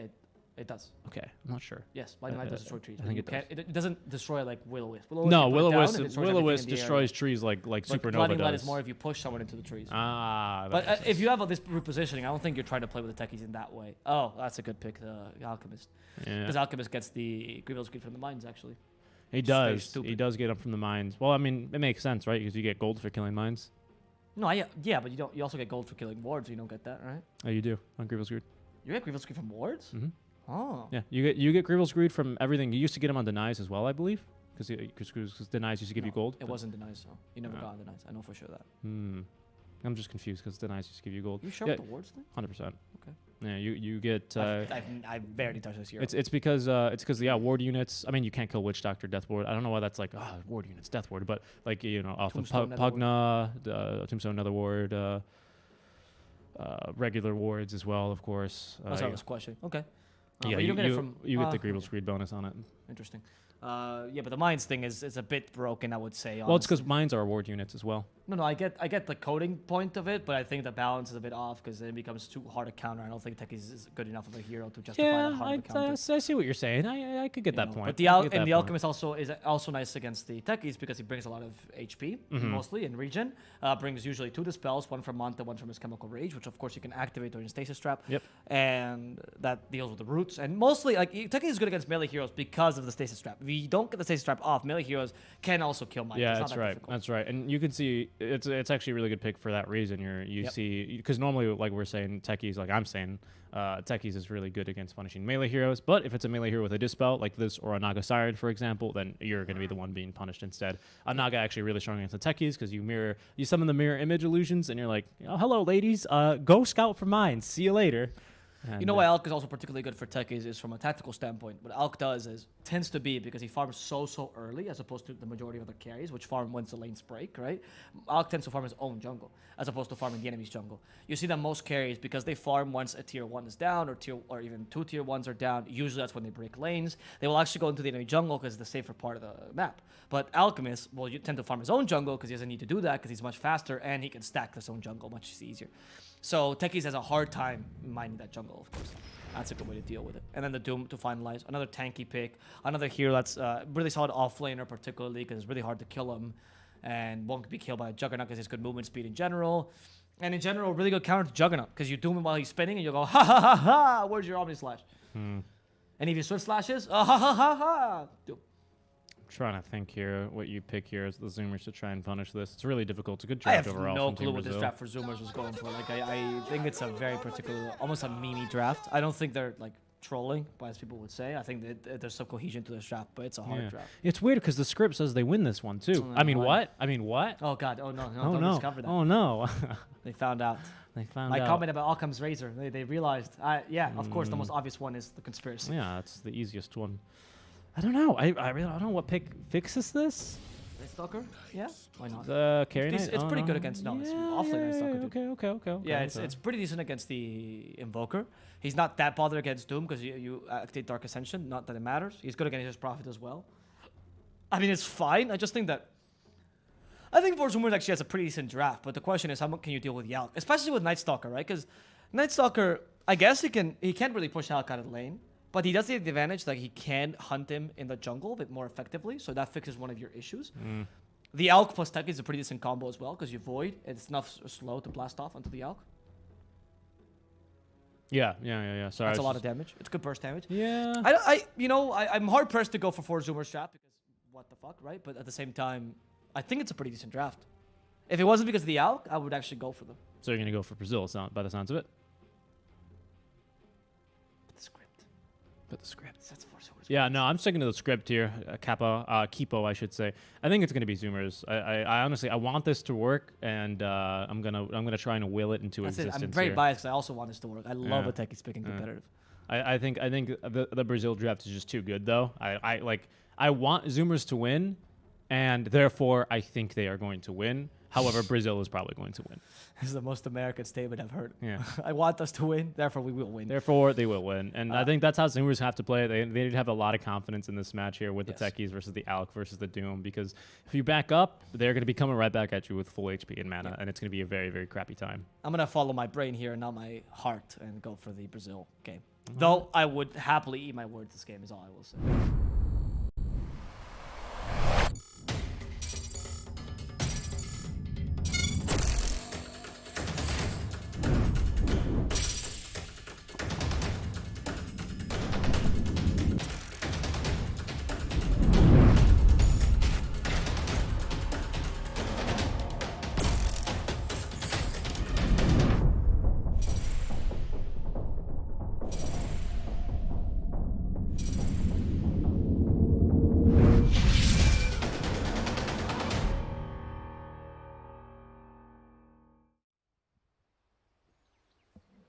Welcome back, everyone. We have a Techies on the field. It's going to be Ocean here on the Techies with 0 in the offlane. Pretty good damage here for them. And yeah, this lane does get really, really scary after 5 minutes. I'm not going to lie. Before that, it's a bit difficult, but they always have a chance here for a nice little cheeky, breaky killer, too. It looks like they will be sending... Yeah, it's King Jungle's on the Furion though, so it's support, so he can even afford to just be full-time mining Techies, scouting duty as well for him. So it's not a really easy game for the Techies here, unfortunately, as much as I want it to be, but we'll see here what he can make work. The Alchemist will be scouting him, probably knows he blocked the camp here already, and already you can see the Treants already on mine duty. Well, you got some mines down, Techies? What's going on? Techies is very, very poor against summons, especially when they're there to demine him, because he's got basically no base damage, and yeah, that's why this combo is so good of the Alch plus NP in the bottom lane. Like, it's really going to destroy Techies' impact. I'm wondering where Ocean's going to mine. Oh, he might actually just leave completely. He's like, fuck it, I'm not doing this lane. I mean, yeah, I don't think he wants to lane against the Furion. We'll see, though. Maybe I don't just think it's great against the top lane, though, to be honest. Snapfire, I think he's just here to contest, maybe. Yeah, he might just be. He has Blast Off, though, so it's pretty strong. Oh, EMP. Yeah, mostly Invokers will go for level 1 Quas, because it's better. Level 1 Blinding Light. Yeah, Husky. That's the best. This is the best spell to actually contest the rune, but Husky will die as a result of the Infernal Blade. He will. And this is what good Dooms do. Learn, please. Infernal Blade is a great skill. Stop only getting Scorched Earth. Ocean is likely to die here as well, I believe. No, he's too fast, dude. He's one of the fastest is. heroes in the game now. He has boots as well. And he has got boots. Yep. That thing, that Techie squad, dude. Real fast, real fast. 0 here is going to be zoned out pretty effectively by King Jungles, as we do have a pause from the side of Team Brazil. Might be a little bit of lag again, perhaps for Sir Francis Lee, who won this game here on the Snapfire. I don't think I've seen him on Snapfire before. I'm sure he plays him, but I don't know if I've seen him on the Snap. Flea, I have played him. I have played him. You've played him? I've played him. Yeah, Oh, impressive. No, I have seen Flea play the Snapfire before. Okay. A couple times on Brazil. I don't think it was this tournament, though, if I'm honest with you. I cast, sometimes I don't even know what language I casted him in, but it was. I remember going Francis Lee Snapfire. Okay. Go ahead and refresh this here, so we just got a quick pause. Simon Boy, at least his lane is not going to be super fun either, but I think it should be better than his lane last time. I think he kind of got dealt a pretty poor hand, last game. The Monkey King was trying to address their draft as best as they could, but had some issues with it for sure, as it is going to be Flea disconnected. I don't know, I didn't notice until now. Yeah, dude, what is up with poor Flea's internet today, huh? It's a bit tough. Maybe he's reached his data cap, maybe that's why. If we're making jokes about internet, I guess, I'll make another one here. Flea he's also a Filipino, right? So he's got like the worst of both, right? He's got internet data caps and just Filipino internet that curses him. What? What do you mean, what? Is Filipino... Well, yeah. But why would he get Filipino internet if he lives in America? Well, so wait, I have a question. If I live in Malaysia, according to your logic, do I still get Spanish internet in Malaysia? Yeah, I mean, why not? I mean, while we're telling a joke, right? Sorry, I didn't know my joke had to be grounded in reality.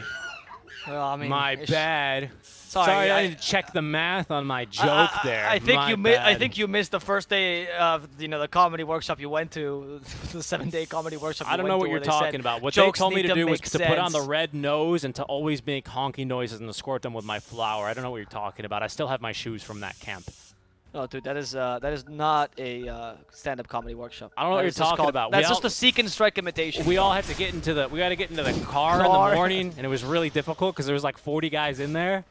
And it was like a mini, dude. It was genuinely really difficult. Okay, Ocean is going to the bottom lane to literally blast off and kill himself. Look at this. Oh, there he goes. Why not? This hero is so dumb. Only hero that can deny themselves with a skill. Yep. Or oh, right, yeah. Yep, okay, with I a see what skill. you mean. Yeah. Zero's trying to, of course, deal with his late by... He's playing his flute, right? And he's just getting all the little rats to go and follow him. And the children. Right, he's got the Fury and the children of the forest. Oh, yeah. It's true. Oh, no, I'm taking a child mistake. It's okay. He's dying soon anyway. By the way, these are the OG trees. You see they have medallion. Like, they're like gangsters, dude. They have the little collars on them. Where is he going? I don't know. He's taking it right, dude. Is he gonna TP Kids, and stack we're the wave going for here? a field trip. Okay, so he's gonna TP and stack the wave, right? Yeah, that's what you should do. Okay. Because otherwise Furion's going to kill them, right? Yep. So you need to... There we go. Okay, that's very smart. He still took a fair amount of damage, though, but I think that's the best way to deal with this lane. Another honestly. blast off from Ocean. That's why Teki is so annoying in the lane, dude. That's all he does. He harasses you, he blast offs in your face, and you cry. Yeah, definitely. Yep. Yeah, let's go Seville here. He's doing pretty nicely in terms of his CS, though, but so is Sammy Boy. Last time Sammy Boy really suffered early, and this time they're doing a lot better job for him. Coddle is definitely a support that should win you lanes, just because he's so strong early on. His abilities are so darn annoying, and just wait till he gets a point in the Chakra Magic here. It's going to allow Sammy to spin very, very frequently, especially when that gets maxed. This mid lane Gunner. Also doing just okay. Really, really tanky hero. And yes, Quaswex is really annoying, but you're just so tanky. You build a bracer anyway, and he should be set to have a pretty decent game here. Most of the time, I would argue that Quaswex loses the lane to Magnus, because Magnus just outfarms you barely. But depending on your tornado placements, if you can get his Empower buff gone, and you use that effectively, you can win this lane. It's just that usually Invoker's Quaswex struggle against, good base stats because you just can't last it as well. But it doesn't really matter what Gunner does this game because what's happening is that Alchemist is destroying his lane. Like, he has the highest CS in the game and he's an Alchemist, dude. Yeah, I think it's going to shift a little bit here because now we see the effect of stacking the wave, right? Creep equilibrium a little bit out of control. Techies did block this camp. It's been dewarded since then, but they still are going to have to pull it here for the 3-minute wave. Well, you actually have two guys in your team that actually make gold out of nothing. Both the Doom and the Alch. Yeah, they just conjure the gold. Literally, they make all the years. What was it? Newton drank mercury, trying to turn it into gold because he believed in alchemy, and he died because of that? Everyone drank mercury back then, though. Oh yeah. Oh, the king is dying! Quick, give him mercury. Okay. He's dying faster. What do we do? More mercury. More mercury. Yeah, think about it. The guy who discovered the theory of gravity drank mercury and died because of that. So how much smarter are you? Well, he also only discovered gravity because an apple fell on him too. I mean, come on, dude. If an apple fell on me, I would cut down that tree. I don't know why he was like, Dumbest story in the world. It wasn't until the apple fell on me. He's like, oh my god, things fall in this world. Oh, goodness.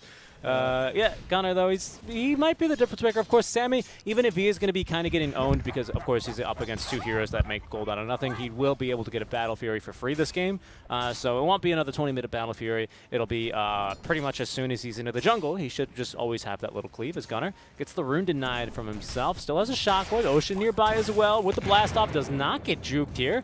His ADR takes a bit of the damage. I don't believe that's full damage, however. Maybe only got him with half. As Ocean looking to actually kill him with the right click. So they're actually going to have to hit him with the cold snap, but it won't save him from the auto attacks out from Husky. Two of the supports with what I have to imagine is the worst auto attack damage in the game actually managed to right click down an Invoker. Well played.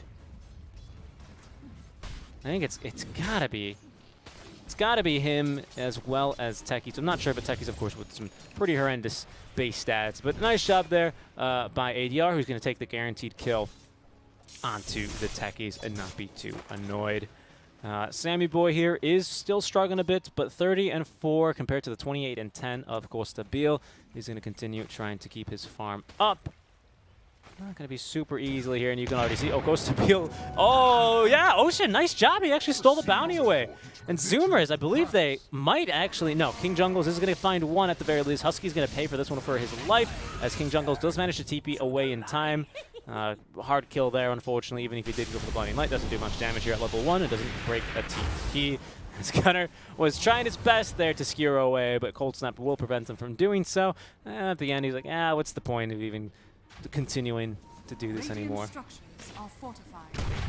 9 place down. Another 9 place down by Ocean as they're looking to just nuke the waves here and give farm as quickly as possible here to Zero, who now at nighttime will actually have some attack speed and could be a little bit more of a presence in the lane. Sammy Boy getting ran down, or with the likes of Davo does have another Infernal Blade here available to use. Flea with another Scatter Blast. Good jukes here. Not good enough. Is they're going to find the Healing Ward? That might be the go-ahead. Thavo getting blocked quite a bit here as King Jungles as well rotating down through. Soundboy really taking them for a bit of a walk here as Thavo will guess incorrectly, as will Flea. Now they're going to scout him. I don't think they're going to stop, however.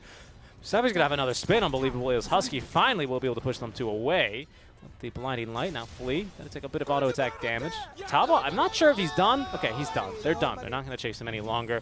And this is the problem that Techies also brings in your lineup, is that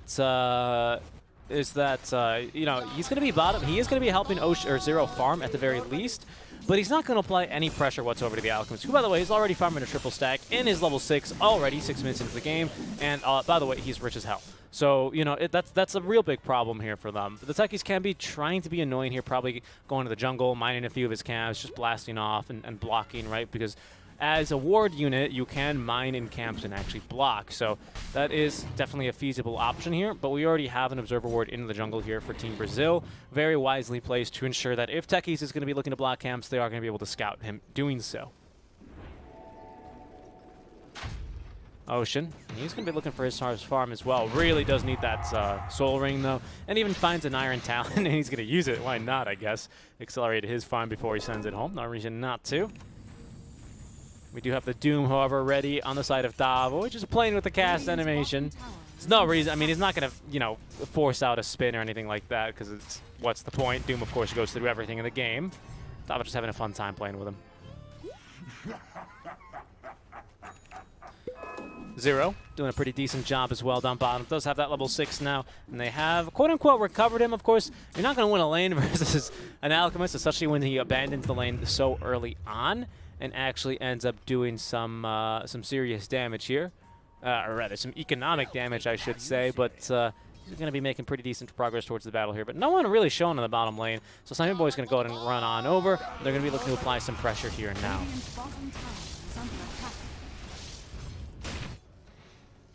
Ocean then in the mid lane as Magnus is going to leave the lane to go in jungle, and Zoomers, they're going to react appropriately here. They know that the Alchemist is already in the jungle, so they have themselves now afforded pretty much a free lane. They will be able to now catch their supports up here.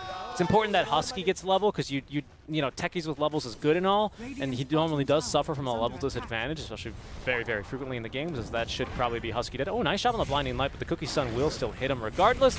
If you actually apply forced movement to someone, besides a Force Staff, if you basically break someone's movement when they're in Cookie, it'll apply the Cookie Stun immediately, and therefore the damage, which is why actually the Snapfire is a pretty good counter to a Lasso, Flaming Lasso, that is, a Bat Rider, because if you just Cookie your Lasso target, he's going to stun up the Bat Rider instantly.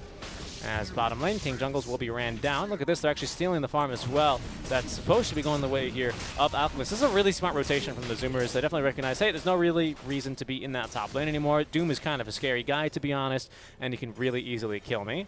Same boy, level 7, does have a Mango, but there's way too many treants around him to actually realistically go for an Omni Slash. Tornado coming out now. Thavo coming in with the Doom. Will not doom him up, but he's already gotten the spin off, but Same boy's not going to matter. Will still die here. Is going to go down to Thavo. And again, just the rest of Brazil will rotate over. All 5 heroes down there for that kill onto Sammy Boy. Wow. They did not like him.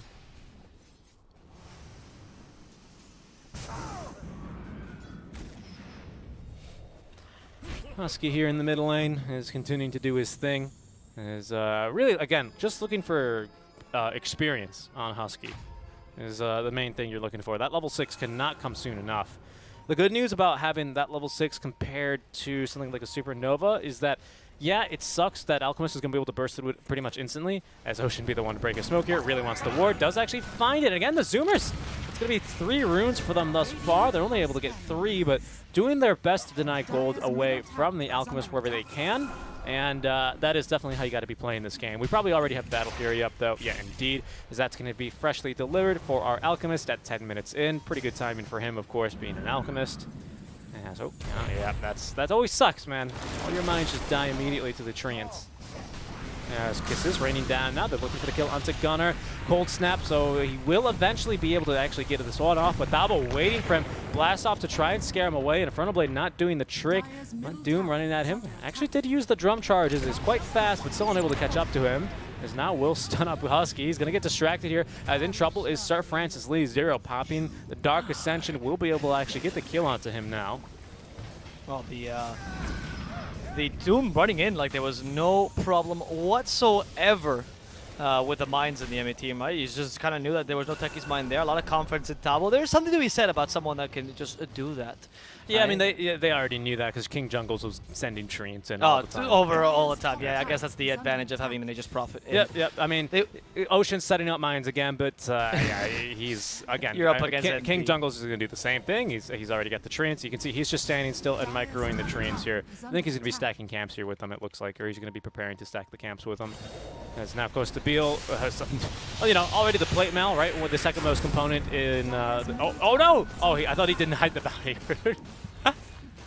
Oh, Husky. Tabo is just going to burn him up. Dude, look at Tabo walking in again. No problem. He is creating the space, though, for them to take the tower super easily, thanks to the alacrity, of course. Another nice combo that we didn't really talk about in the draft, but really smart. And that puts them in a bit of a pickle, because they can't really defend this easily if the Alchemist is just going to run you down like this. Zoomers needs to create desperately some space and some time for the team to recover, but with the Alch this farmed, like, he's getting even a good Battle Fury time for an Alchemist, you know? Like, it's very impressive game for them. Yep. Zoomers did well. I mean, they've been trying. They scout the stacks. They were in the jungle, and then Sammy Boy unfortunately takes a death there, as they did actually do well. They stole a couple triple stacks as well from the Alchemist there. Got to kill in the King Jungles, but then all 5 heroes rotate on over from Team Brazil to kill Sammy Boy, and they even doom him. And they might look for a kill here onto Gunner. Nope, he's going to be able to go ahead and just skewer his way through those little trees from the Sprout. Does not really care for them. Flea going for a very defensive build as well, opting for the mechanism. Flea as well, even like a pretty decent hero against the Techies, because quite a tanky hero here. It's a strength hero, 3.3 strength per level. Not too much compared to other strength heroes, but also not too shabby here. And with ranged auto attacks, does dispatch his mines very, very easily. Zero might use, no, doesn't have Dark Ascension, but might still wants to go for the kill on the Fleet. No chance, however, as Fleet will just TP away. Yeah, I love the grandma animation, honestly, for the TP. The little Mortimer doing the Ouroboros dance where he tries to bite his own tail. Very nice. Spirit Vessel is, or Orin is about to be completed on Invoker. Of course, it's got delayed a bit by his Midas, but as we said, they have a lot of gold creation in their team, right? Which is actually a really good and intelligent way to deal with the Techies. Usually takes away map control, which means that you can't really farm as effectively. So the best way to deal with it is, of course, to just create your own gold. Right? Yeah. You don't need that much map control if you have all these items that help you farm faster. Very smart way to deal with this, and this shows that Brazil used to play a Techies pick very often. In fact, they did. When Teoliko was in the team, which was their old support before, it was Flea and Teoliko would sometimes join. Or as a stand-in sometimes even. They used to play a lot with him, and he used to love the Techies. Probably the best Techies in Brazil. So they got used to play against this hero, which is why I think they drafted so well against him. Good understanding of the game in general by Brazil. I'm very impressed with the performance these days. In a positive way. And they're going to be able to take Roche very easily. Like you're saying, you have 2 heroes that do conjure up gold out of nothing. Already, Kosobil nearly doubling the net worth of Sammy Boy, who's got a respectable 7k right now, of course. With the Magnus, he does have this Empower buff, and that will accelerate his farm quite a bit. They also dropped an Iron Talon, which makes it a little bit easier for him. So he's not doing too bad against an Alchemist, all things considered, right? The nice thing about the Alch is that because he does leave the lane so early, it allows the Sammy Boy to dodge that pretty toxic top lane for him with the Doom, and he ends up actually farming a little bit in the bottom lane as well. For now, 9k lead for Brazil. Nice for Zoomers. What do you deal with? How do you elongate this game? How do you get these pickoffs? Techies not particularly the hero to guarantee you that. You need to be able to use this map control to try to get some kills with maybe smokes. You shouldn't have too tough a time, but of course you have to wait till nighttime to even attempt to do this. Then we'll see some aggression by 4 Zoomers, which might be the last nighttime they get to try something, right? Because if the Alch continues on this path, he's just going to snowball out of control, and you won't be able to stop him later. We'll see here. We'll see. It's looking pretty bad here for the Zoomers right now. They're going to try and slow down the game as much as they can, but we got 2 heroes that speed up the game on the side of Brazil. Davo even, nearly drops the Doom onto Gunner, as they will get King Jungles at least, who was in their jungle, looking to try and be annoying contest stacks. Probably go for a bit of a ward as well. Now they know they're in the triangle, though. I presume Sammy Boy is looking to be evacuating that area ASAP, but we also have the Vessel available for Zero. Kostabil does not yet have any defensive items on himself. In fact, he's going for the heart next. Good job there, actually interrupting the shovel. If he digs up a bounty rune, that's actually gold you need to be taken away from him. So that is true. You can't risk that. Can't risk that. We did get a bounty on the Invoker. Oh no, because he just took the bounty normally. Yeah, it's 15 minutes, that makes sense. I was thinking, what? How did the Invoker get that bounty? Alright. Spur Vessel, next item for Invoker. He's not even going to choose to go for any sort of intermediate items. He's playing Quas-Wex, just a greedy Quas-Wex, right? Usually when you see Midas, it's that the Invoker wants to transition into like a Quas-Exort build. But in this game, he's just playing a greedier Quas-Wex with a very similar build. Even the Glimmer Cape. So still playing that quote-unquote support Invoker that you see the Quas-Wex style usually lead towards. Let's see what Four Zoomers can do against this tower. Alchemist nearby. He has an Aegis. It's a tough team fight to take right now. He has 7k more than your Juggernaut. How do you even kill this Alch right now a single time, let alone 2? Yeah, pretty much, right? They know where the mines are. Yep. With top under, yeah, he's like blinking There's a sentry in. there. Yeah. It's a hard game right now for the Zoomers, but they're doing well to slow it down at the very least. You know, with the techies, there's always going to be maybe a little bit of doubt about walking up, stairs into the enemy jungle, especially. Now that Brazil have done it once, though, I don't think they're going to be scared to do it again as they take the short way to the top tier 2 tower, and we'll be looking to kill this thing immediately. Zoomers responding kind by going for a tier 1 of their own. It's the only thing they can really do for now, so it's a good play here.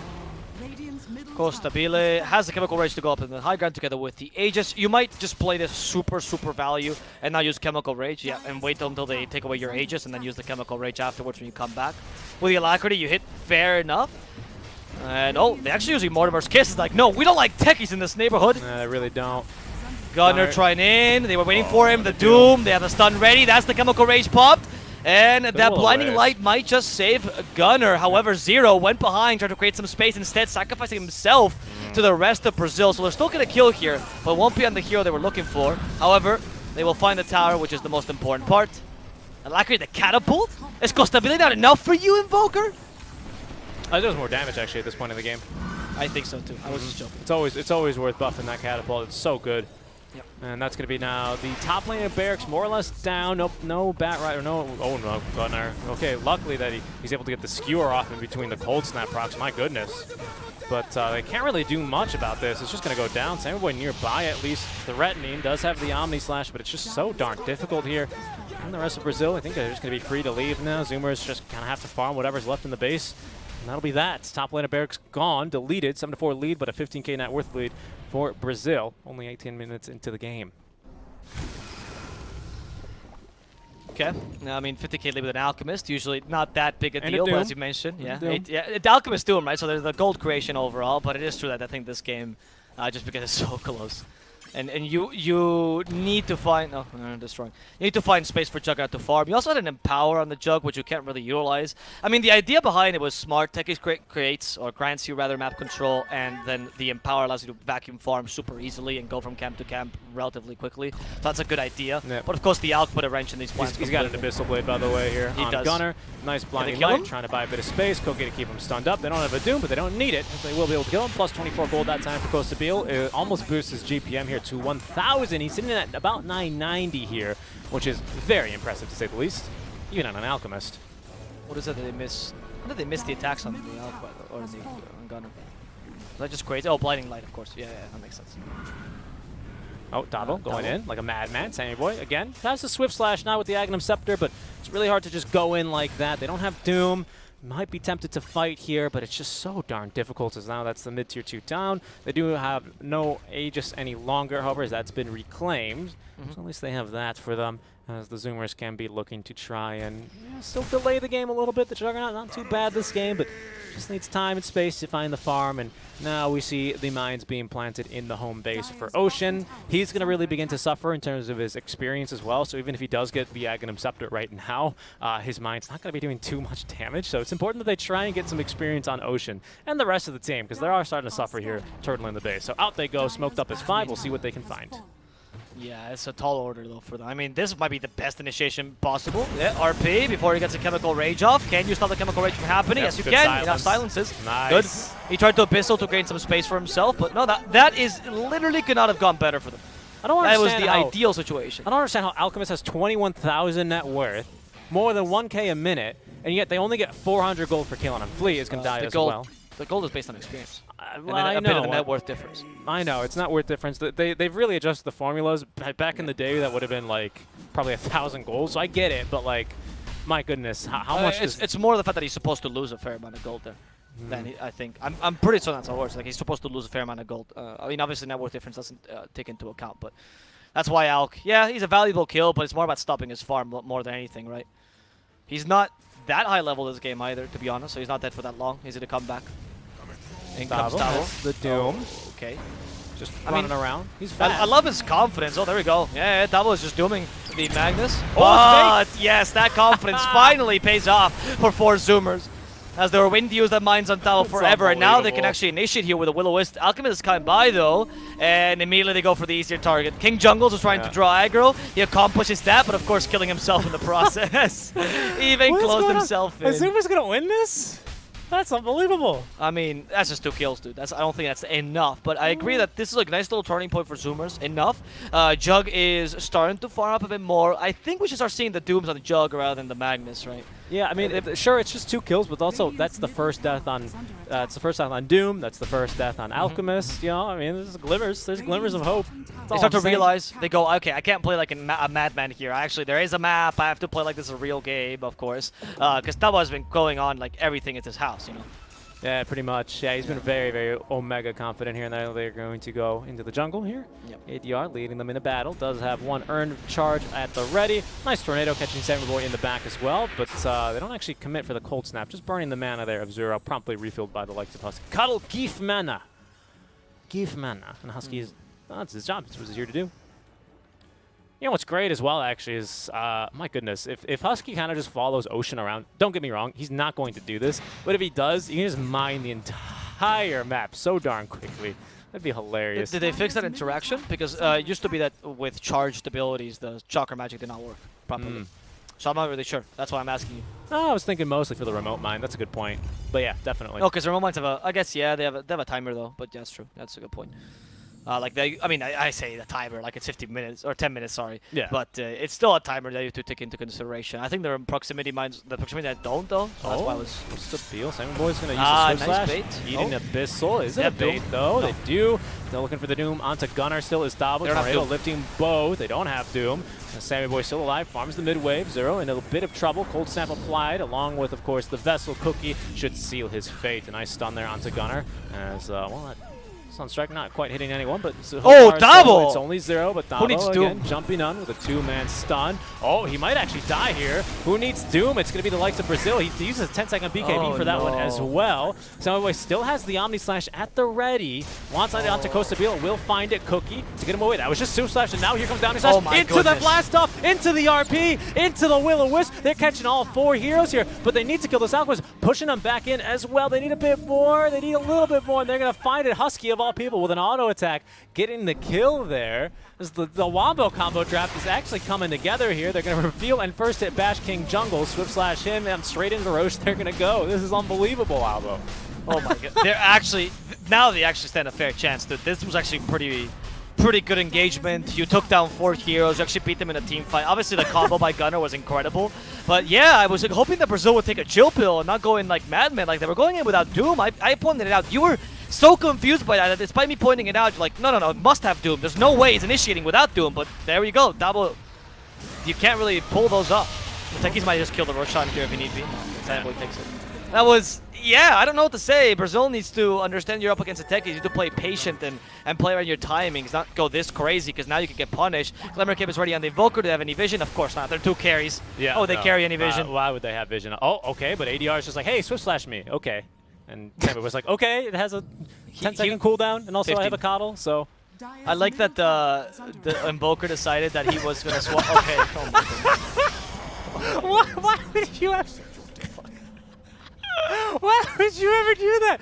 Damo, yet again, going insane this man. He didn't realize that he has Sentry. And you know why he didn't realize he has Sentry? Because he actually thought, oh, I'm going to bathe in this Swift Slash for a second. Took too long to Ghost Walk, and by the time that he Ghost Walked, the Swift Slash had already completed. So he didn't realize that the Swift Slash was still on him. It was invisible. No, now they might go Damo. Don't activate the BKB as Basher. He might be able to live here, perhaps.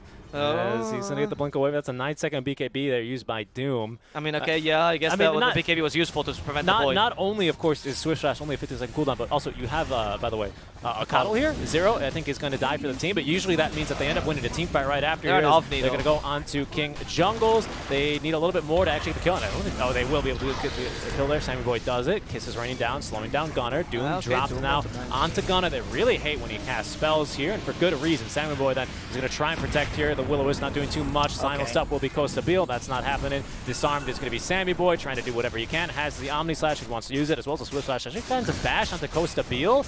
Living a little bit longer. He's going to use the Omni, but he bounces over to a creep. My goodness, what was that? That was unfortunate. Will be respawning.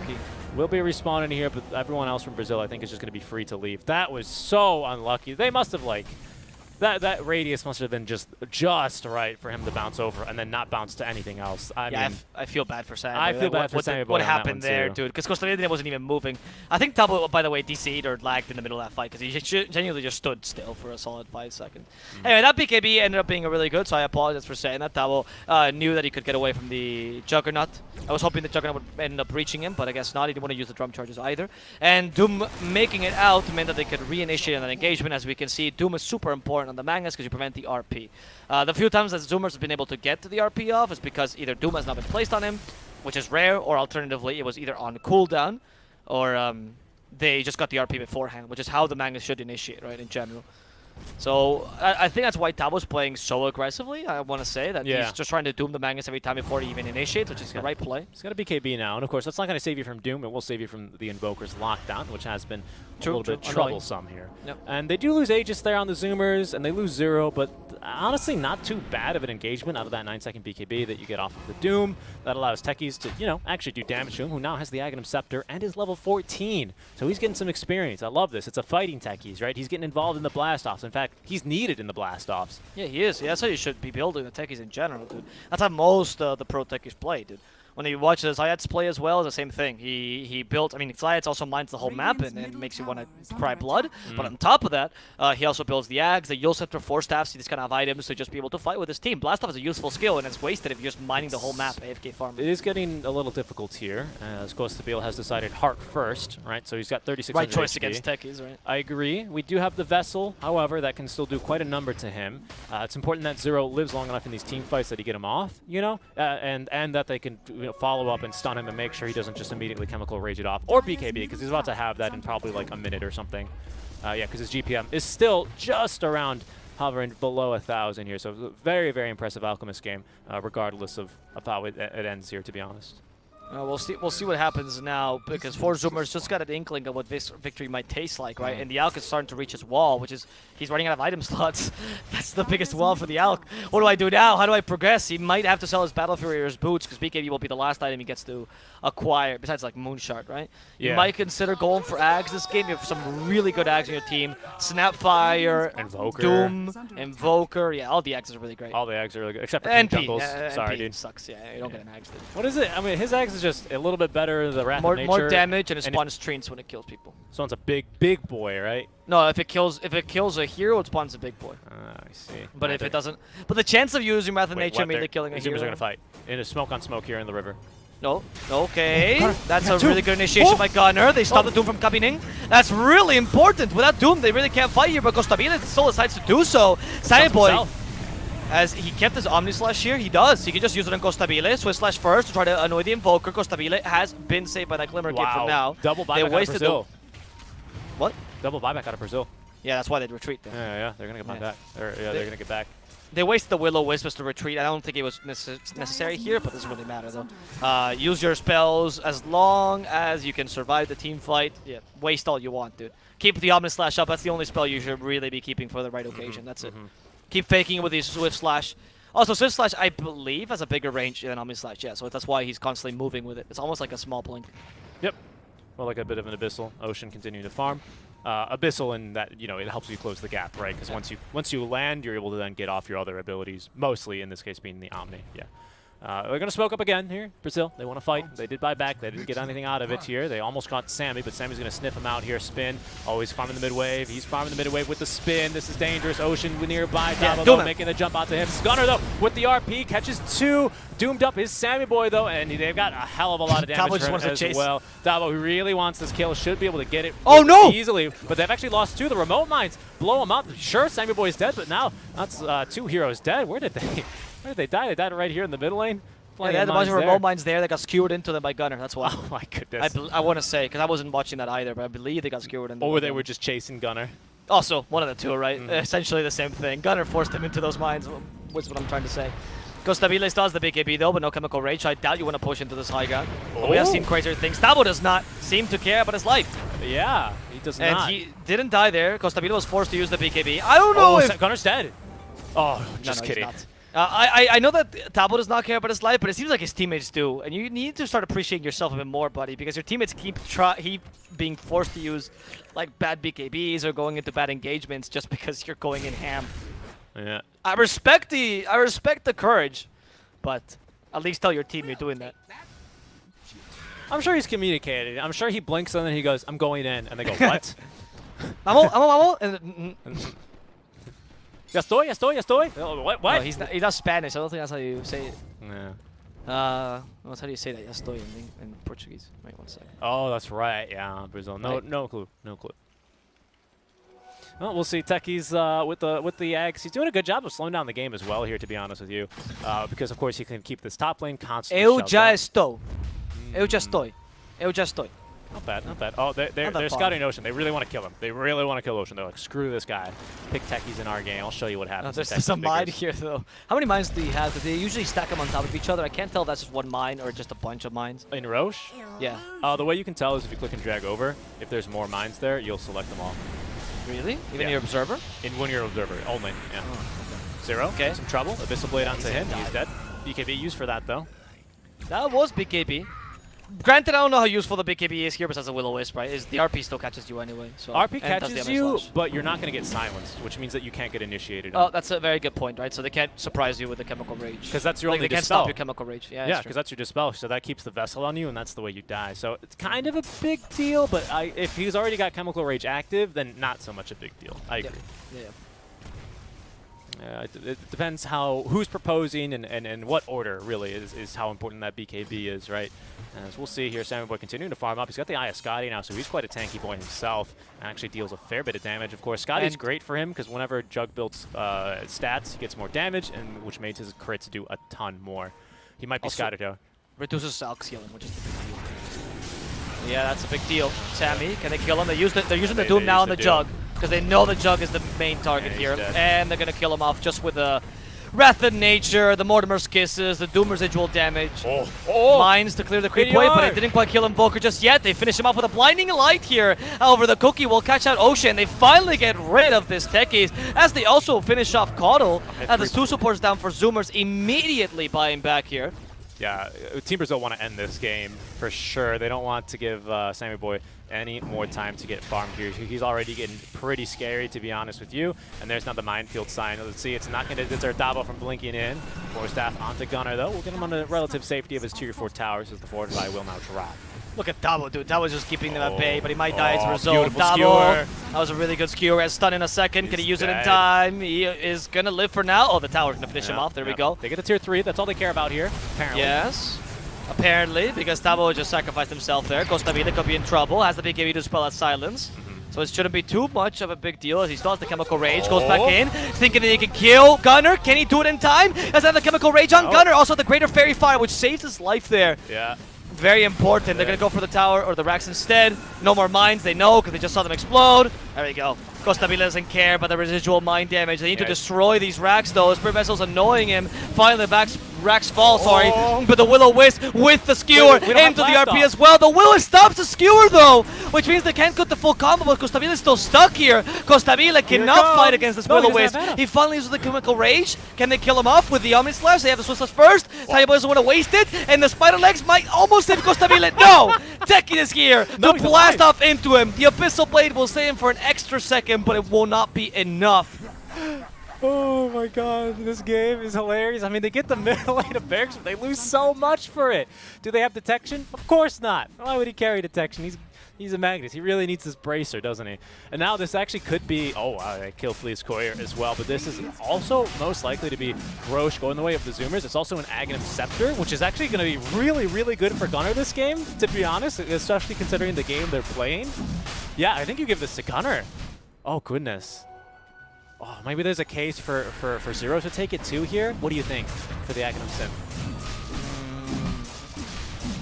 I think you give it to Gunnar. I think it's too good to Gunnar. I Get more skewers off. Yeah. Oh, what Sandboy takes it? Also, okay, I was gonna say, dude. Yeah. Like, yeah, you can take it and sell your own, but that's the greediest thing I've ever seen. Yeah. They gave it to Gunnar. Okay, good. Fleet is going to have the Ags here. Has enough money in the inventory, in the pockets, and so that's going to be gobble up. So the Eat and Yeet now available as soon as his Courier, or as soon as he TP's home, I should say. Although, if Zero actually finds him here, that's a pretty big kill. Toggling over to the Vision. I don't believe they have scouted each other here, so Fleet should be off and away. She was on the Doom now, completed. Another good way of stopping a bit of the healing. Hilarious. Actually, that Aghanim Synth is actually a real big blessing here for the side of the Zoomers. It's a real big blessing here. That's going to be amazing. This game's amazing.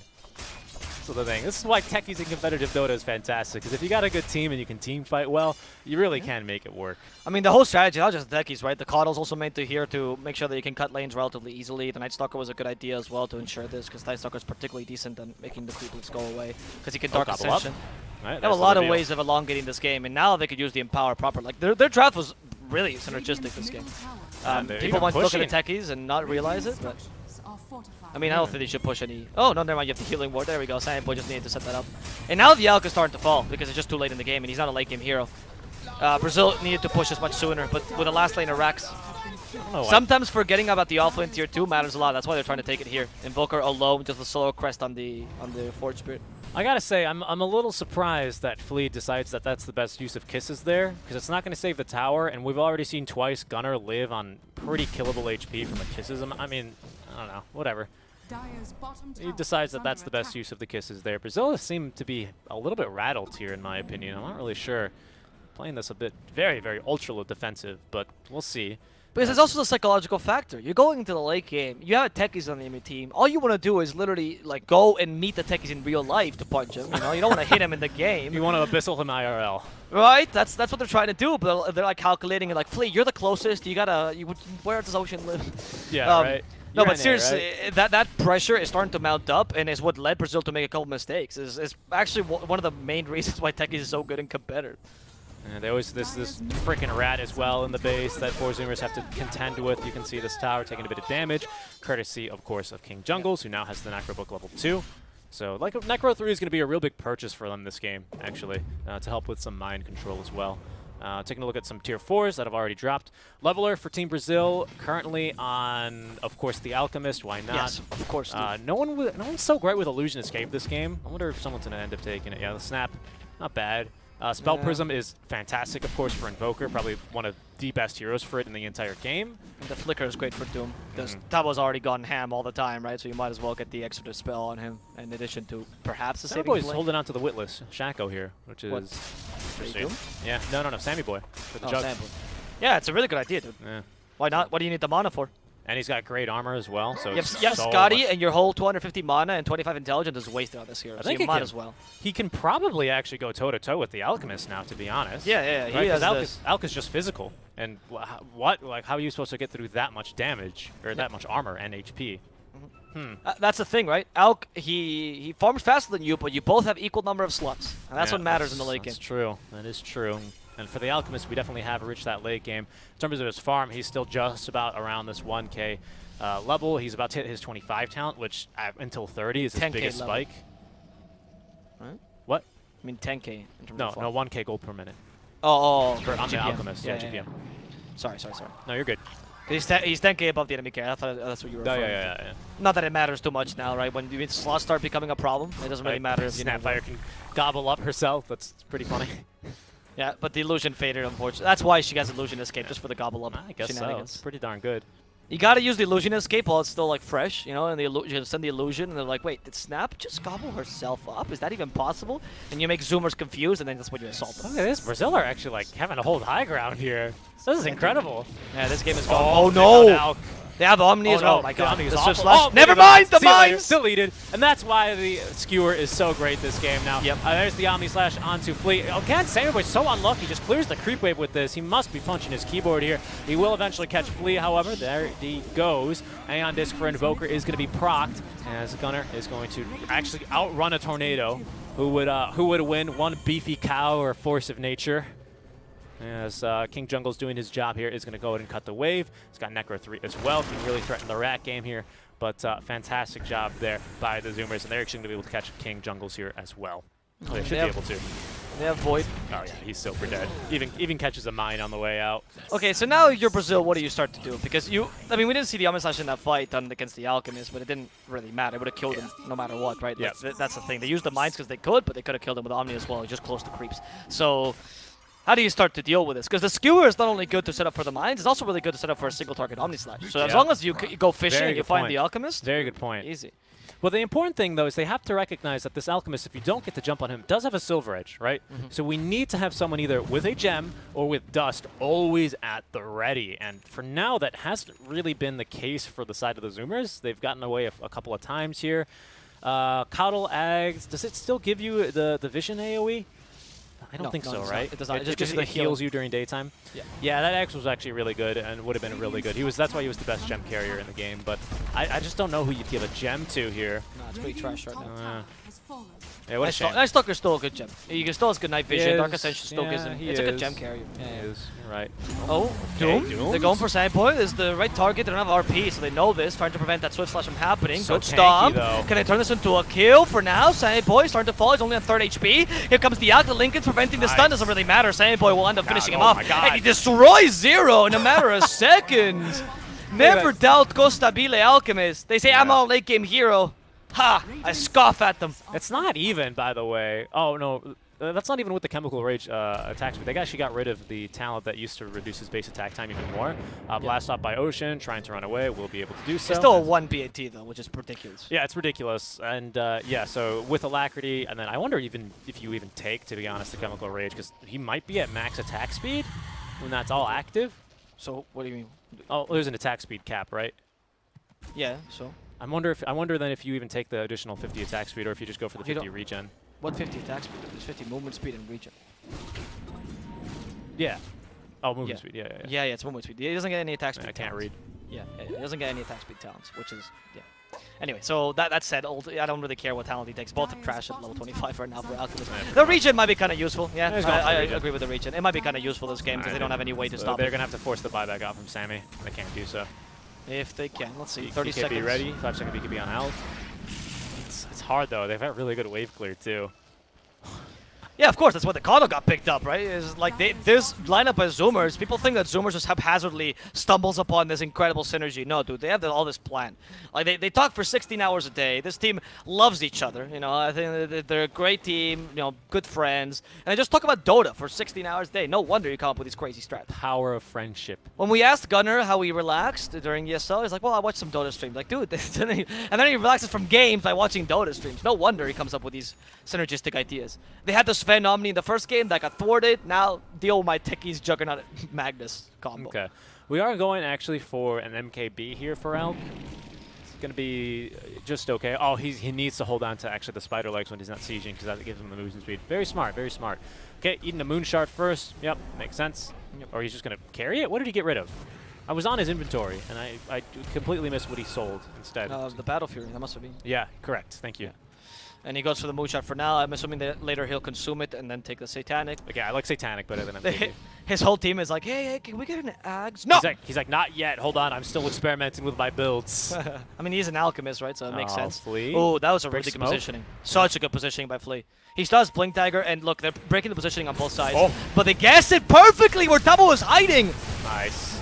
Oh, they had vision. Never mind. No, they didn't. That was Brazil's position. Sorry, that's my bad. They Yeah, do they have just a ward guessed here. it. That They was might well have seen played. him. They might have seen him with a ward there. I don't know. I think he was behind the tree. I think that was just Gunners. I would like to see though in the replay, but I'm pretty sure they just guessed based on, you know, the traditional places to work. Lincoln's is actually so good here for Sammy as well. Oh, Roche is up. This is going to be Roche number 4.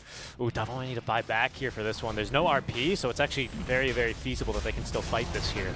Night Stalker's like, guys, finally I'm getting my Ags. And at the end, 4 Zoomers will have more Ags than the team without. Oh, gobble up. They throw the illusion. I don't know if that's the best initiation. Tanky. He is. 5k HP going in for the Swiss Slash first. Afraid, of course, of Omni just yet. Gunnar was trying to fish. He does get doomed. Can they kill him in time? They don't have Chemical Rage, though, so they're lacking a bit of damage on Costabile. And he's already wasted his BKB. Zero, meanwhile, is just making them dizzy, running around them in circles. Willis controls them, and then they kill Tabo in the process. Costabile is now in trouble. They use the Swiss Slash first. They need to put him in the mines. They don't need that, because the Omni Slash is ready to slice and dice him. They turn Costabile into sushi. As poor 4DR, the last score in this matchup, is being harassed by the Night Stalker. He does get away in time thanks to the Ghostwalk movements. Pipa Zero's committing for the skill. Another Spirit Vessel, so he can't heal. He's gonna try to TP. No!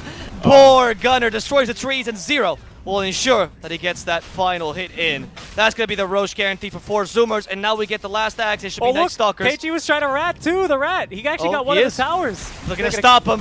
They're not big fans of European Dota. No alliance here. Take down KJ, sorry. As they walk in. What is going on? Snapfire. Flea was trying to get away, he was trying to protect the Roshan, but unfortunately got too close, and Sammy Boy surprised him. Now they can go for the Roshan, and now it's completely free. Will they buy back Brazil? Okay, so by the way, Ocean is the MVP in that fight, by the way, I have to say. Sammy Boy and him must have been communicating. I don't know how they were communicating in that fight, because they were always giving him the run around. Gunnar was looking for a skewer target, right? You had, of course, Ocean just doing stuff, but he plants the wow, Sammy Boy. He'd rather get the Ags before the fucking Night Stalker. He plants the the stasis trap in the perfect opportunity. They just kind of bait around. I mean, Sammy Boy's so fast. Look at Sammy Boy.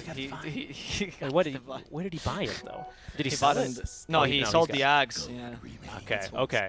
Yeah, so there was a proximity mine, and then they just kited around Tabo, who was looking to actually lock down and do damage to Sammy Boy. But then when his BKB expires, which is, by the way, 5 seconds long only, he just immediately gets hit by that proximity mine, and Sammy Boy just then turns and fights him, even though he's doomed. He doesn't give a damn. It's amazing. I will say, though, honestly, Seeking a Strike, I would say that that team fight, the MVP was Husky. Because that Will-O-Wisp was ridiculous. Caught 4 people, and it was him and Tabo running around like a pesky fly that allowed them to stop that team fight. If not, Brazil would have counter-initiated, but they would try to kill Tabo, and Tabo just flying around with a Will-O-Wisp stunning you every half a second, and that allowed them to get this team fight. Yeah, I think that they played well, Ocean, for sure, but that Will-O-Wisp was something else. It was incredible. Really well played there by Zoomers. I mean, their team fight coordination in this game is so much better. Yeah. By the way, Zoomers all of a sudden have a 13k net worth lead. Against an Alchemist Doom and Invoker with Midas. That means something, and look at this XP difference as well. Oh my goodness. Oh my good. I mean, it's no surprise with King Jungles, right? This hero naturally doesn't get experience much like a Tinker, right? So where he definitely suffers. But my goodness, he is suffering. He doesn't even have a level 3 Wrath of Nature here. So we'll go ahead and switch over to buyback status here. Going to be the most important thing probably from here on out. Let's see. Well, they try to take the tower here in the bottom lane. For now, it's just the Juggernaut pushing it alone. He does have the Aegis, so he has a lot of confidence in that Divine Rapier. Gunner trying to fish. Yeah, not gonna pull him that far in. They are going to the mines. It's like, oh no, I missed the skewer. Please don't chase after me. Don't punish me. They got all the bubbles as well here for Sammy Boy to stay alive as he just basically one-shots the entire wave. And he's going to be doing some serious damage here to the barracks to follow. Oh, Flea. Yeah, he's going to be okay for now. Sammy Boy has the Swift Slash. It's okay. He has Omni Slash as well. Zero coming in. The skewer. This time it'll work. They're putting him not to the mines. They don't really need the mines. Jug deals enough damage. I mean, Brazil, they can only watch as their teammates get abducted and killed. It's so sad. Costa feels like, I don't know what I do, guys. I'm sorry. What am I supposed to do? Let me farm the wave, I guess. That's what I'm good at. These guys are vegan, dude. This is what happens when you fish in the seas. Rethink your elementary habits. King Jungles, actually, he's completely getting this push countered by the likes of Ocean. Oh my goodness, he got countered by a force stab. He used the RP there. He almost had Costabile, and they force stabbed him. I think it was Tabo, yeah. He's got Refresher Shards, so... Oh yeah, it's okay, it's okay. We'll see. Gunner's baiting on purpose, right? He's like, I don't have RP. Please don't attack me. This is incredible. Okay, finally, Alchemist is going to be buying his first Aghanim Scepter for a teammate. I would imagine it's going to be for the Invoker. Yeah, it's going to be for the Invoker this game. Yeah, definitely for the Invoker. Right. Oh, actually, there's a case to be made as well for Davos. Oh, Costabile. Oh, no. Try to find him. Silence. Oh, no. Shockwave. Pull him back. Costabile. They don't have RP. Okay. Gunner's like, I'm just going to take a trip here. They could have just Refresher Shard RP'd him, and I think they would have killed him, but he does have buyback, so that's why they're not wasting all their resources on him. Yep, and you can see Ocean. He's like, yeah, go ahead, send your trees my way, dude. I don't care. I'll farm all of them. I'm crazy. Level 25 now, by the way. I'm wondering, is it the Mind Moon speed, or is it a 251 damage down? I don't know, genuinely. They're both memes, so. They really are. Oh, he went for the damage. I was Let's gonna go, say, techies! I think this game, you definitely go for damage, because that's more realistic to actually be good, right? Like mines, which maybe, right? Because then you can actually stack proximity mines on top of one another and kind of get your way around that. But I think this game, you're going to be looking to actually do damage here. As King Jungle is TPing around the map. What? It's not showing me that he got the 351 damage. Well, I guess we'll see now when he attacks. Juggernaut.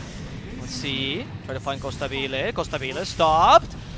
Skewer Yeah, into the mines. Skewer into the mines, Ooh, into the Swift Slash. Costabile will die once. And they didn't even have to wait the Omni Slash or the Aegis. That's really important. They didn't have to waste the Refresher Shard either. That my means God. they can go further. Take the towers. Tier 4s is the option now for 4 Zoomers. Brazil, how are you going to defend this? There's your last chance. TPing into the Oh, base. the Lincolns cancel the Doom! That means there's no more Doom here or the spell. That's a big deal. KJ also commits suicide. Costabile trying to walk in. Doesn't know what to attack. He needs the Doom for coverage here. Costabile, they might not see you, but they don't care about you. The Rapier is doing his job. Costabile is trying to kill the Jug. He's already wasted most of his Chemical Rage, though. He has to be really careful. Oh, the RP! That's what we're looking for. We have a second one. Second RP into the Skewer. Bring him into the mines. Not close enough. No, what? There it is. With the blinding light, they push him right into the minefield. And the Alchemist finally dies.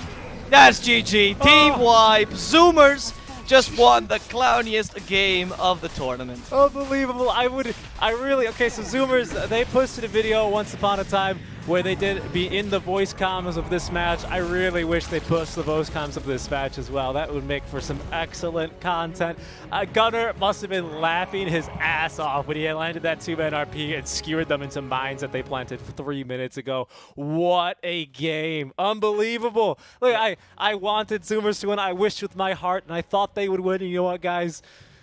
Believe in your dreams. That's what Zoomers are saying. What a game. What a game. Well, for Zoomers, congratulations for this victory, a well-deserved victory, and tying the series to make sure that 4 Zoomers does not get too owed by Team Brazil. It will only be Biscos who gets to have that honor, if I'm not mistaken. Let's see if Zoomers... So far, yes, so far. Let's see if Zoomers will continue with their streak, because they pretty much guarantee their pass into the upper brackets. But thanks to the one win that Brazil got earlier, they'll also be well positioned to at least make it through to the lower brackets, if anything. And the tournament started to get really spicy, especially in that middle ground where Brazil, Infamous are kind of fighting for that last spot. We'll see what happens as we have one last game for today. It's going to be between Infinity Esports and Thunder Predator. Dude, Alchemist took 13,000 damage from remote mines that game. Yep. This is ridiculous. What a game. Well, so I was saying the last game for today will be between Thunder Predator and Infinity Esports. If you want to check that out, of course, we'll be on this channel. We do recommend that you follow us to make sure whenever we're online, as we'll all be casting this whole tournament, you know, group stages, playoffs, and all. And my name is Mr. Rebel Plus. You're joined by Seek and Strike Dota. We'll come back shortly with the next game of the day. Just give us like 5 minutes, and we'll be here again. Indeed. Stick around, guys. Lots of fun games, and we got one more for you today. See you then.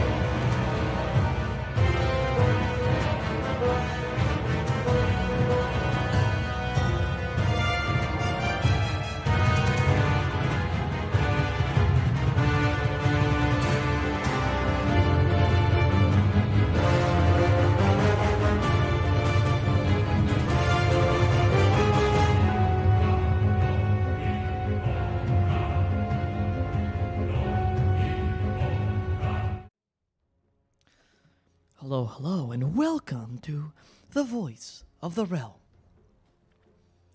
Had to look up there for a second. Hello, welcome back, guys. That was a very fun game indeed. And, the sun's up. It was fun for 4 Zoomers. The sun's I'm up. pretty sure Tabo's out of hair now. Alchemist's time is up. And the betters are all up in arms. They're just screaming. Like, I was telling you that earlier that Tabo has become much more, he said that he's become a much more of a sensible, less ragey player.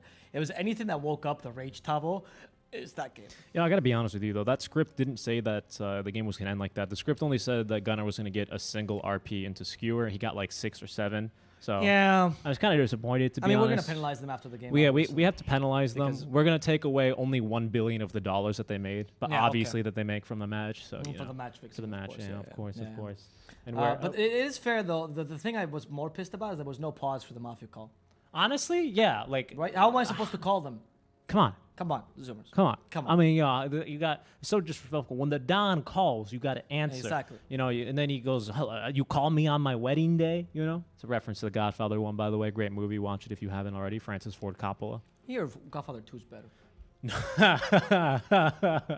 You're joking, right? That's what I heard. That's what I heard. It's the best one. You're joking. It's by all film critics. Ebert says that. What? Yeah, dude. The Godfather 2? Yeah, they said the Godfather 2 is the best of the 3.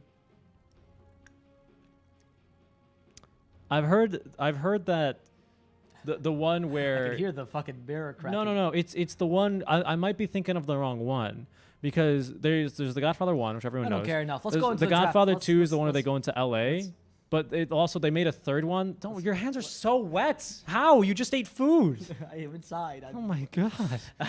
Hi, Thunder Predator versus Infinity Esports. We've got draft in front of us. That's the food. And it's the Mars versus, with Dark Willow here combo starting up for Thunder Predator. As per usual, they've been starting with Dark Willow every single match. It's one of those things where, like, so I can actually give some insight into this because I did get to talk to Wu. I actually love Thunder Predator, like the people themselves. I think they're actually quite nice people, and I really like how they present Dota. And something that Wu always says is like, I don't care what your MR is, I don't care what your thoughts are. I just care that you explain yourself well, right? And one thing that he usually does is that he'll explain a certain pick that he thinks is really good. In this case, clearly, it's the Dark Willow because it's been first pick for every single match, right? And then he'll go, "This is why it's good. If other teams don't see it, they're stupid. That's it. Like it's very obvious. And until a team can counter, and that's why the Dark Willow has been like a first pick for Thunder Predator almost every single match. Wu is very confident in his Dota skills and. It's been working out for them. Matthew is incredible Dark Willow, and the combination with Mars is very powerful. So especially if Mars is not banned, why not? It's a freebie. I used to think that Riki was good against Mars, and then I watched a Mars versus Riki where the Mars completely dumpstered him. But No. You're confusing it. Ricky is good against Mars in the game. Mars is good against Ricky in the lane. Right, the lane is not the game. Exactly. So, like, if you're in the mid game, right, and So, you're Mars, I you don't think- Ricky. You can't do much against Ricky. The problem is you can't really dodge the matchup because if you go, I mean, it depends here what Thunder Predator to pick for their. Because off Infinity or whatever Infinity does tend to flex. run Ricky in the mid lane, though. Much more so than they run him as a carry. It's usually a lone who plays him. So I think they're profiling the Ricky as a carry. Yeah, Sorry, as a mid. yeah. And they avoid the we'll Mars matchup. Because then you don't have Mars Willow, which, mind you, it's still fine. You can still put Mars mid, but you lose that powerful matchup.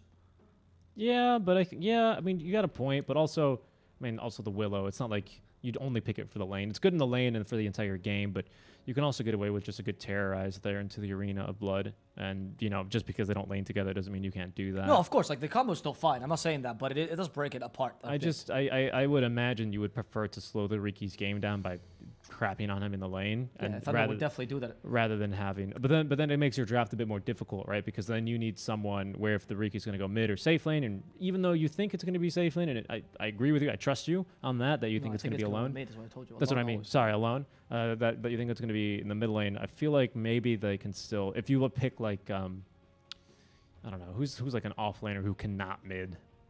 Centaur. Yeah, like a Centaur, right? If you pick a Centaur, like I don't think Thunder Predator has to be careful of this, right? Yeah, but there's a fair amount of flex off laners still in the pool. That's quite decent. In fact, if I was Thunder, I might even secure the Pango once I see the enemy off laner. that's so a they can't that's a pick good up the idea. Bloodseeker. That's a good idea. Pango's very solid. Other mid laners are weaker in the offlane but can be played are things like Void Spirit, DP, DK.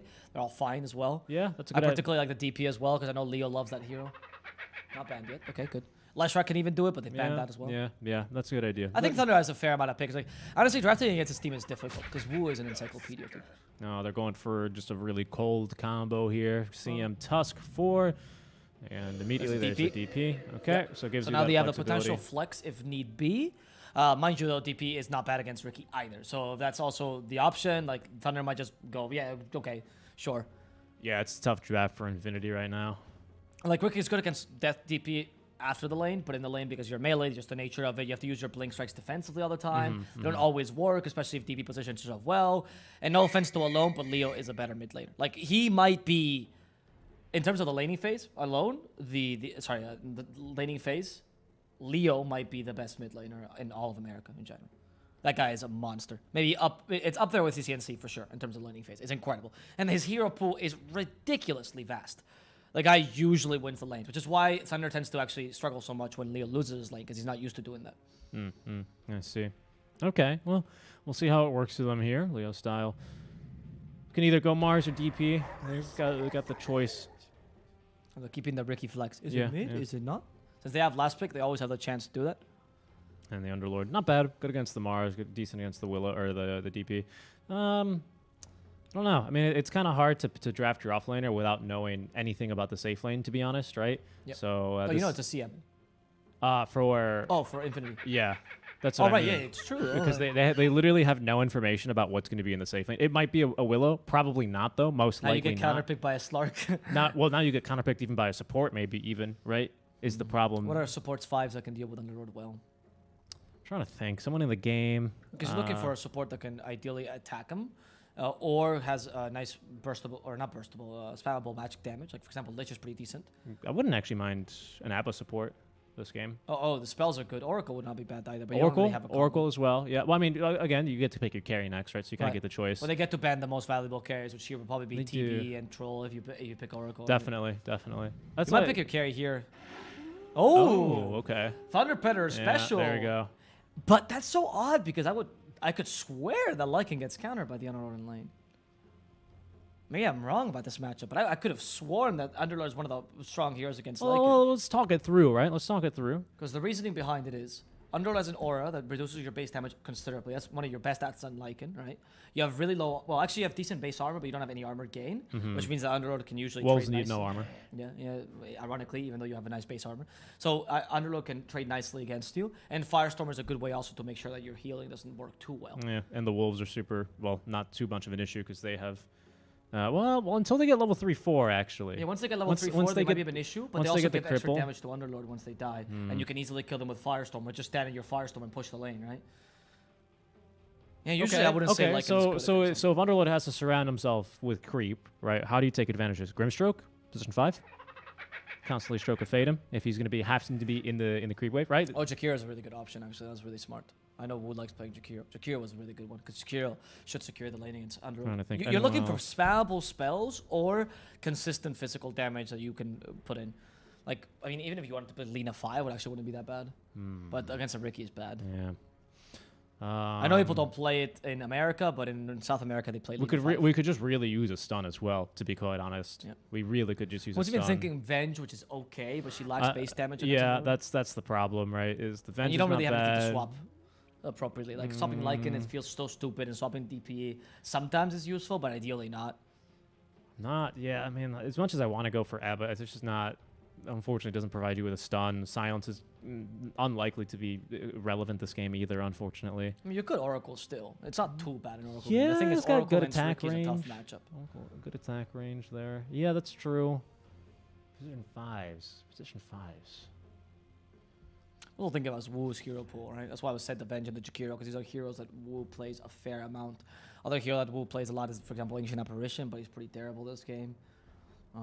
You could go. I mean, you could just go straight for the Lich and just make it simple. You know, you give the Yeah. armor to the wolves or the shield to the wolves. The only problem with the Lich is that he's going to push the lane a crap ton, right? Which Lycan is not going to enjoy. Why is he gonna push? Well, because like you're saying, Underlord has to surround himself with creep in the Firestorm, so that he's going to push the wave as well as do damage the wolves. Yeah, but then he'll push. That's the Oracle. Oh no, they went to Wyvern. That's a good one too, because they deal percentage damage against Underlord. Interesting. I wonder. I mean, we still maybe don't know the carry for Infinity. I guess it technically could be the Riki. with the- Yeah, it could be. I mean, if you pick a flex, you never decide on the flex. You have a preference, obviously, because based on what your players like playing, but you don't have a. It's not decided. I'm very surprised by this Lycan pick. What should be Lycan 5, dude? Well, here it is. We don't have to think for much longer. It'll be the Phoenix. Okay, yeah, I mean, he's fine. He's good against Underlord in the Phoenix, lane. Good stuff his Mars. attack speed. Yeah, we should have thought of Phoenix. Phoenix is a good pick. The thing is, It's Phoenix Mars. Yeah, that's pretty good. It doesn't. It's quite low on lockdown. This Thunder Predator lineup, though. You to don't be need quite it with honest with DP you. Lycan. You're looking to run at them and win the game early. That's why they don't need lockdown this game. I mean, I say don't need it. You'd like some. Yeah, see, Ricky mid. Okay. Oh, it's Kotaro again, huh? I mean, it is Minos, by the way. He's just back to his old name. Like, Thunder Predator has a really, really strong early game lineup. They have powerful lanes, and they have an incredible amount of push with the Lycan Death Prophet. I don't find this Lycan pick too justified. Neither against the Underlord, nor against the Ricky in certain situations, nor against the Sven now, right? I think maybe that's where my issue kind of settles with this is that, yes, the Mars is really strong The rest of the draft is fine. against the Riki in the lane, but then out of the lane, I don't understand how you're meant to lock down Riki. Who does it? I mean, I guess a good silence, right, could do the job. That's Just for sure. chase him with Lycan, I guess, is the idea. Chase him away, but I guess yeah. When you have the shapeshifter though. Because with the Zoo, Trickster Trader is useless against Lycan, right? Yeah, So definitely. Yeah, I guess Sven will clear the Zoo.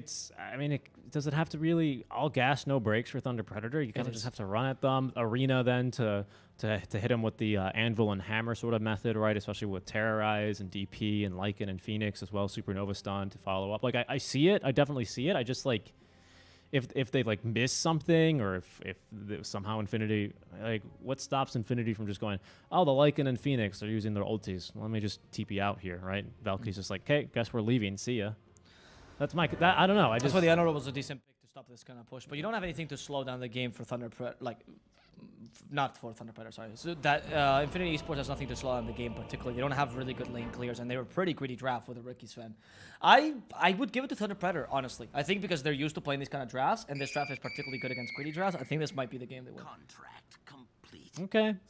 Okay. I also think they're the better team, I'll be honest. Yeah, I agree with you. I think it's a hard execution, but I think they can take it here in game one. I'm gonna agree with you and go for Thunder Predator. Okay. Will Thunder Predator be able to take this game fast enough? I don't know, Richie. It looks kind of tough. But whatever.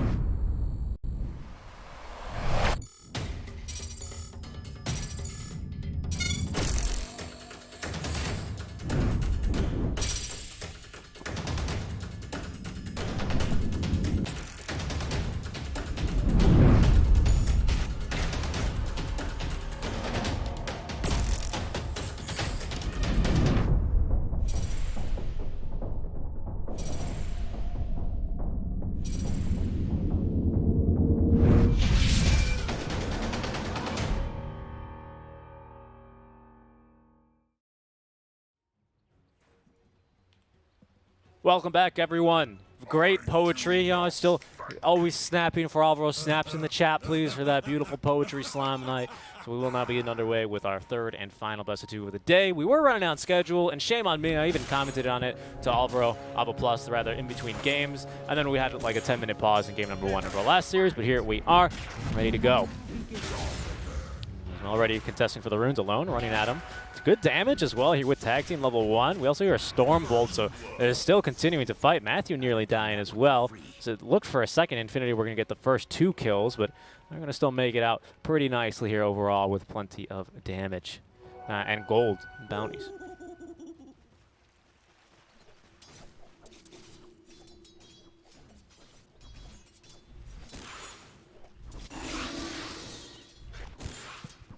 Oh boy. Anyway, Leo Style here in the mid lane is going to be having a pretty decent time here versus Alone. Again, you having to use Blink Strike defensively really sucks because that's a big way of you getting your CS.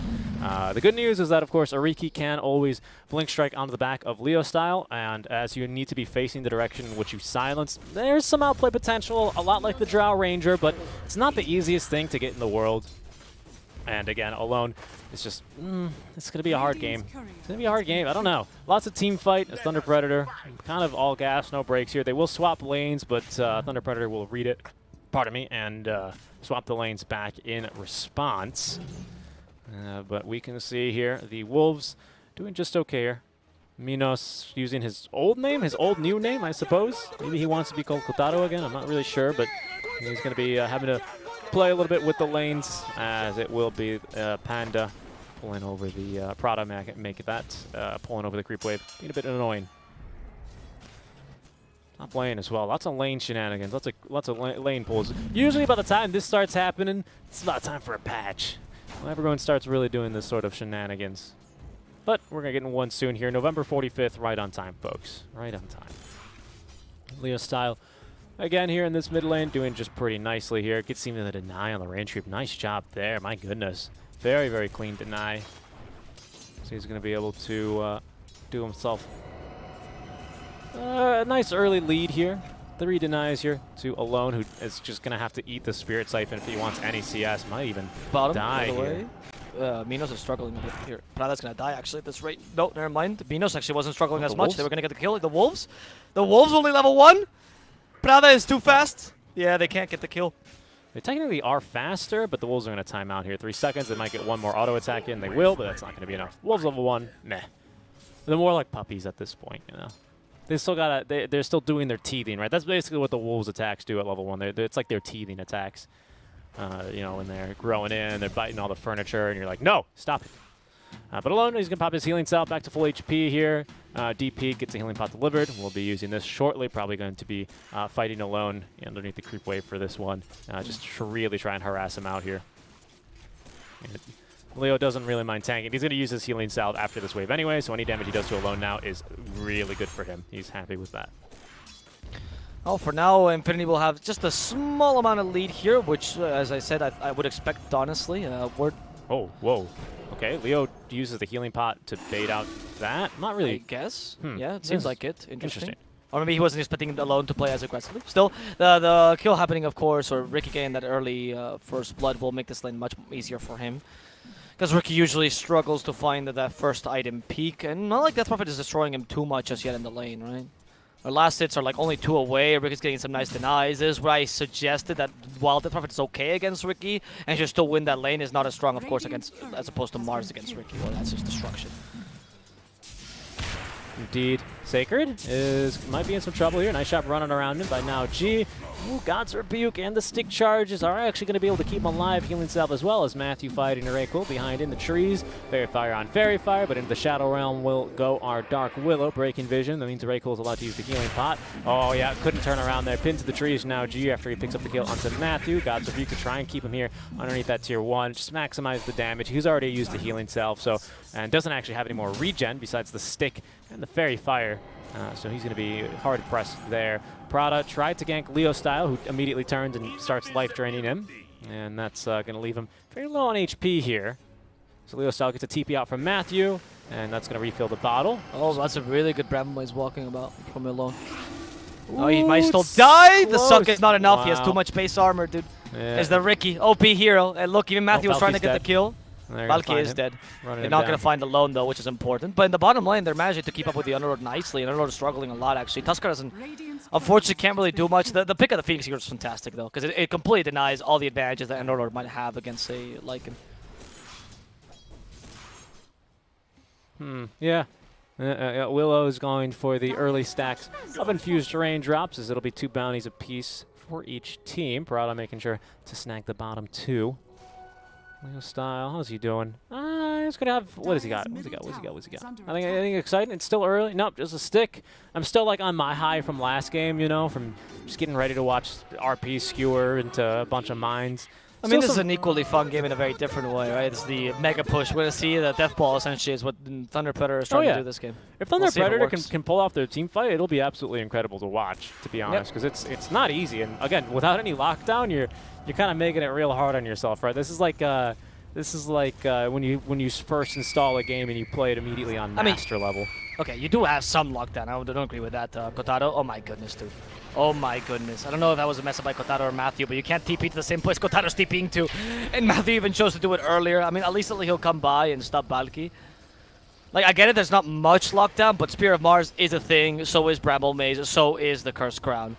Like, you do have some lockdown. DP even has silence. Like, it's not... yeah, sure, but you know, Riki's always going to be able to dodge, not a Bramble Maze, but he is always able to dodge the Cursed Crown, right? So that's no good versus him.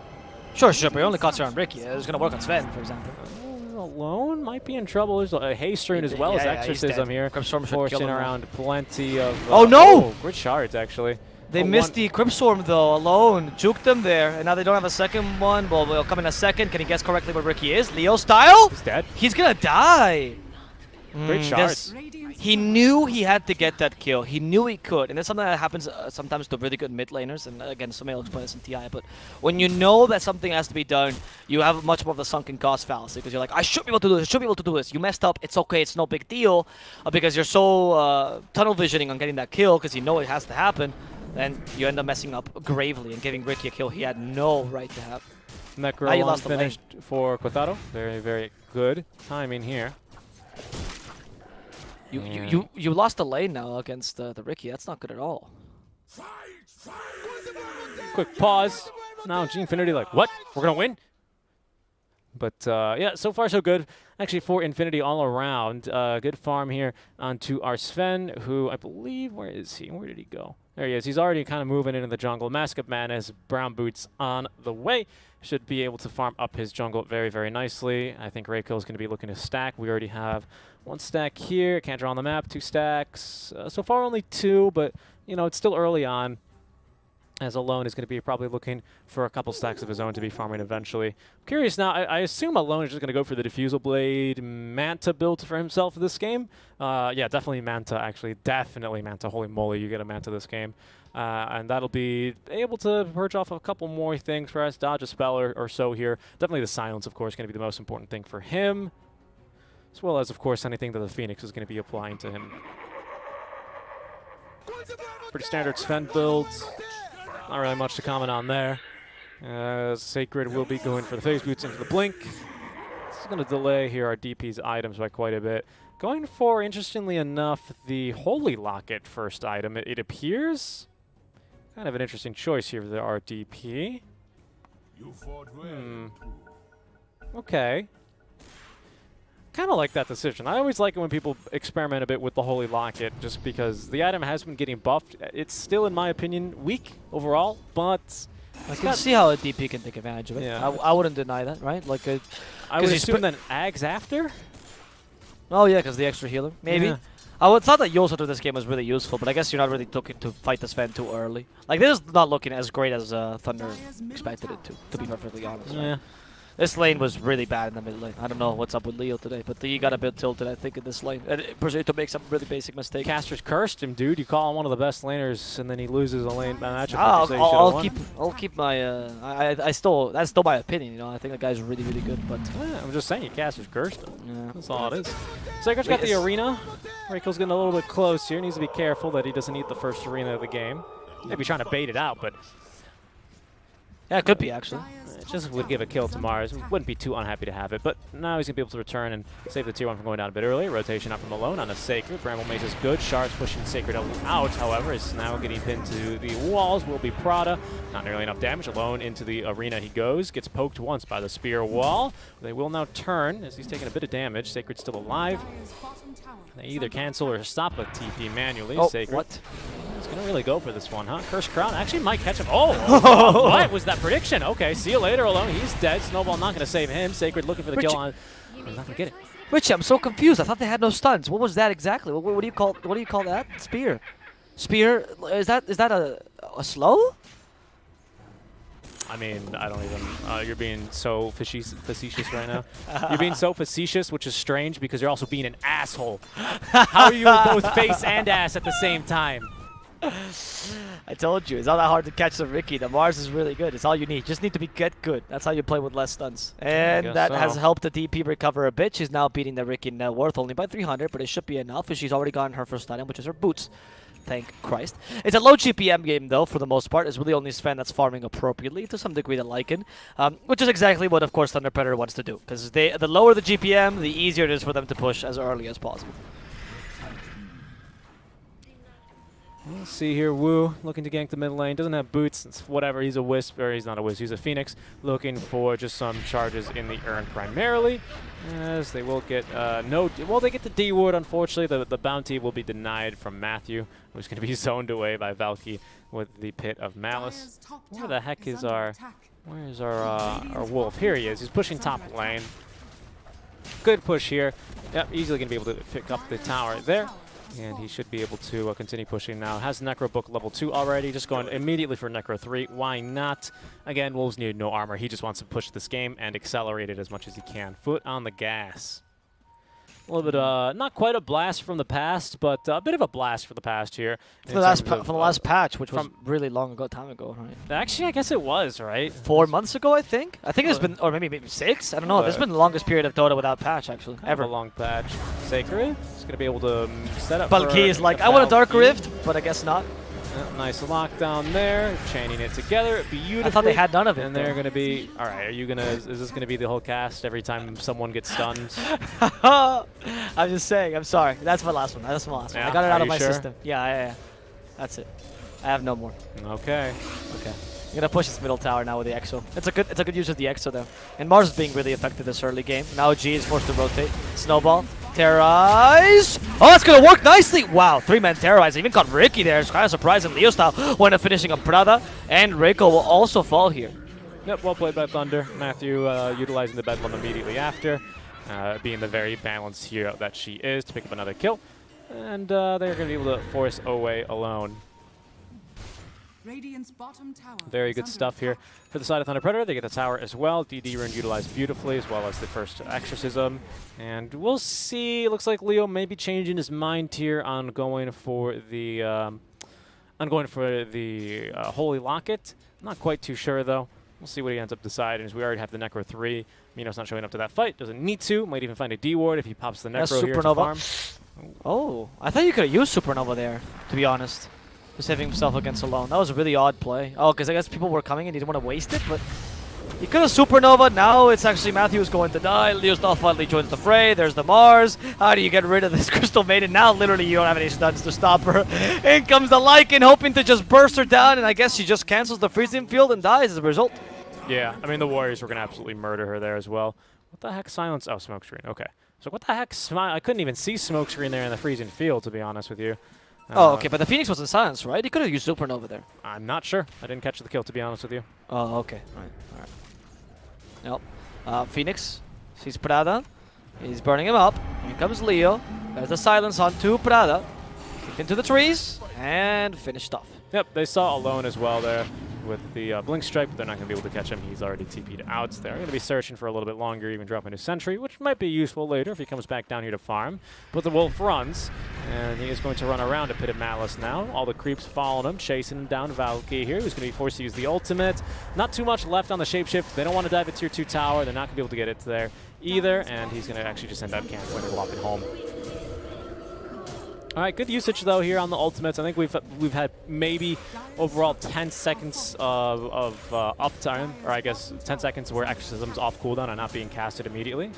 Here still just constantly skirmishing. I'm surprised that the Sven is showing up here as well, if I'm being completely honest. I guess with Echo Saber, Mask of Madness, and God's Strength at the ready, he can definitely fight, but the push is just way too fast from Thunder Predator. If they were going to go, they got to go immediately, and Matthew's just so good at delaying them. We have a, this is a good smoke if Infinity can make use of it. Now G joining Sven, going for Sacred. He still has the Arena of Blood. Can you pay it on time? The Terrorize, nice silence though, stop the Arena from coming out. Sacred drops it quickly with the spear, stops the Ricky.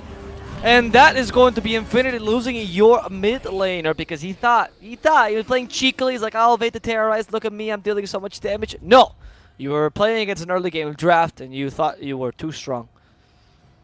Yeah, I mean, I like the idea of going for the smoke there, but as soon as the shards kind of don't connect onto someone perfectly, as there's Bedlam now onto the Ray kill, he's got plenty of damage there. Of course, magic damage bonus for the Shadow Realm, so that's why even with all that bonus armor, the Maiden dies there. As now Prada is going to pick up a DD rune away, at least deny the bottle refill for Neo style. But good kills here overall for Thunder Predator. As they continue on to now extend their lead. Finally boots on Phoenix. He's going to go straight into the Vessel, however. No stops here for the Tranquil Boots, which is actually a bit surprising. Are they on the way now? Okay, they are. Good. I was going to say, it really does kind of need these Tranquil Boots. All of his spells do actually end up killing him if he doesn't actually decide to go for Tranquil Boots, funny enough. Prada with DD, feels confident farming here. Curse Crown applied. We'll see. He can just snowball dodge it, and he will. Nice job. Celebrate in the Might have actually died if he actually got hit by that stun as well. I think so, yeah. Mars was ready. He doesn't have the arena, but it doesn't really matter. I He think does with just Spear permanent alone, damage. right? Yeah, exactly. So much damage from Mars. That's why it's such a solid initiator. I like the Mars in this lineup particularly as well because your tempo suits the team perfectly, right? Like, if this game goes long, you're going to lose straight up. What I would expect you to, at least. Because the Sven is a really solid pickup by Infinity and a really solid win condition to play around. That's why Kotaro's going for an Assault Caress immediately after, right? So just going to try to push as soon as possible with the AC. And they see the opportunity for Roche. We don't get to see Leica anymore, but he is one of the best solo Roshers in general. But in this case, he's not going to have to do it solo. He has a team behind him. He's got a party. The Howl, though, might let him know that they're going under Roche. You do hear that as enemies because it affects you. Roche falling pretty quickly here. Let's see, they are coming on in, dropping sentries here just to protect against Ariki, and good thing they did, because here he is now, alone, is scouted. They're going to go for the sentry real quick, but it looks like they're not going to be able to fight this in time. Without even using the Aegis, or sorry, the Shapeshift, and he might actually be running after a kill here. We'll see who he decides on. There he is. Yeah, now G, he's God just Strength. dead. Okay. Okay. Well, they had Aegis though. That's a bait. That's a bait, right? Watch him revive. Oh, he has no shapeshift when he comes back. They have enough to kill him. They have a Elevatos. Kotaro. Yeah, okay. That was a Minos play, not a bait. That was a Minos play. Okay, Prada as well here. They're just locking two people down here inside the arena. Prada still alive. Spear will end his life. As they will now have a Stormhammer to chase down that Phoenix. Sacred look for the TP out. He's going to have that cancelled by the Pit of Malice. He will then be eaten alive by Sacred. I'm sorry, make that by now G, sorry. As, Matthew could be next, alone diving under the tier 1 tower, easily picking up that kill. That's now the second component of the Diffusal Blade. He's going to get that definitely before 20 minutes in here, and he's then going to be looking for solo kills here onto the back lines of Thunder Predator. Bit of a silly decision there from our Lycan to just kind of run and die. Maybe he was only expecting to pardon me. Maybe he was only expecting the Sven to be there after he caught Vision, because they only actually caught the supports inside the arena of Blood. Yeah. So it seems like the team just wasn't on the same page there. Maybe Kotaro thought, oh, we're killing cores, and Thunder Predator they only have eyes for supports right now, which is not a bad idea, right? No Exorcism up makes it a little bit more difficult to fight versus the Underlord, the Sven, right? And yeah, they just punish him immediately for his little bit of aggression there, but that's okay. He is still incredibly farmed, although the Sven now has out-farmed him. There's a big kill. Think was maybe going on a warding mission. Will have to pay the price for this one. And My a kill goodness. to Kotaro. Ray kill doesn't last a second, but I don't think it matters because any second that you're not really pushing in this game is a second you're really losing. Right? You're not really playing around your ultimates. You have shapeshift very soon on Lycan. You need to get some kills. You need to get some good push because the last shapeshift plus the Aegis was completely wasted by Minos here. There's So let's Diffusal see. finished by Alone. Oh, now he's actually irrelevant again. Mm-hmm. And he'll be able to do some damage here. Of course, against Necro 3, it's a bit tough as Ariki because you're just never really able to make a good jump that you want onto melee heroes, right? But we'll see here if he can get the job done as I guess Kotaro does not want to push the tower. He's going to let his summons do it. He wants to farm a camp. And gosh darn it, that's what he's going to do. Even with the Iron Talon up, just leaving the warrior nearby to scout for a Ariki rotation. Well placed as well here, because that Riki is ready to go on it, but now the Necro books are expiring. BKB as well for now G, and it looks like Infinity, they're gearing up for a fight here. We'll see, though. They're going to reveal that BKB by hitting the wave, going for the D-Ward as well, cutting the eyes, and I think Thunder Predator, they no longer have an interest here in pushing that top tower. But you were correct. They were gearing up for a fight there, but as Infinity all joined together, they were like, do we really want to fight this? I think Thunder Predator are starting to doubt their own draft. So, because they know, the window opportunity is so small that it does put a lot of pressure when you play, and they know that this next team fight is crucial. If it doesn't work out, if it's not the perfect team fight, they're gonna lose. I like how Minos has got, by the way, the recipe in his inventory, not in his backpack. It doesn't really make a difference, right? You can keep it there, but you might as well, right? There's nothing else that you really have a slot for, so he's just putting it in his inventories for it to look pretty. Oh, Wu is forced to Supernova immediately. I don't think that's going to work out, even with a Terrorize. The trick's the trade to avoid a Terrorize. Wu dies. Goodbye. Leo Style in a similar position. He's also going to fall. At least PKP for that, wow. Thunder Predator is starting to falter. They are starting to falter very heavily, and this is going to be a difficult way to get back into the game because we still have the Sven as an existing threat towards the Lycan, which means Lycan cannot and will not be able to easily transition to more of a carry build. We have seen some Lycans actually transition into like a pseudo carry that team fights, not so much of a pusher, and it's fine. It's not actually that bad, but not against the Sven. He's a hard counter to him. Yeah, Sven going for the Aghanims, by the way. Nearly done with that. Just needs a little bit more. Wait a second. Oh, he's got, okay, the Ogre action on the way. I was going to say, wait a second, we're missing it. Okay, he's going to be, halfway towards that Aghanim Scepter already, and they at least are able to save the tower from going down immediately. Might allow them to fight. The TP's coming in. Blink Dagger by Sacred, pinning him to the walls here. Parada nearby, though, pulling him outside. We'll go ahead and just delay this one as long as possible, as he does well here. Has the shards if he needs to buy some more time. Just take me instead of my core. In the meantime, they haven't actually killed the Lycan elsewhere on the map. Parada is going to be the only one to fall here. Although Sacred still really looking for it. That's going to get Rakel then to use the freezing field, and I think Sacred might be dead here. Oh no, they silence him just in time. Rakel is going to end up dying for this one, but all in the name of saving Sven here, as Alone will then blink in with the Blink Strike, getting the solo kill onto Sacred. Kill secured there. How the heck did they kill Lycan? Was it just Riki? Unbelievable. It was just Riki. It was just Riki. I mean, the guy has no armor. He gets 1 agility per level, dude. This AC is the whole of his armor. I mean, he couldn't get it in time, so I don't know. You're starting to lose now. Riki has his items. He can create space now for Sven. Now G is incredibly farmed this game. Once he gets Ags, it's like it is screwed. And actually, the Crimson Guard for Valkyrie is going to be a great purchase this game. Yep, I agree. It's Against the gonna be Lycan. so good. His aura is already great at chunking Lycan's damage, right? Yep. You Very, really very don't good deal purchase. much damage with that aura on, and with the Crimson Guard, as you mentioned, it's going to be the ultimate, like the last nail in the coffin here for Thunder Predators draft.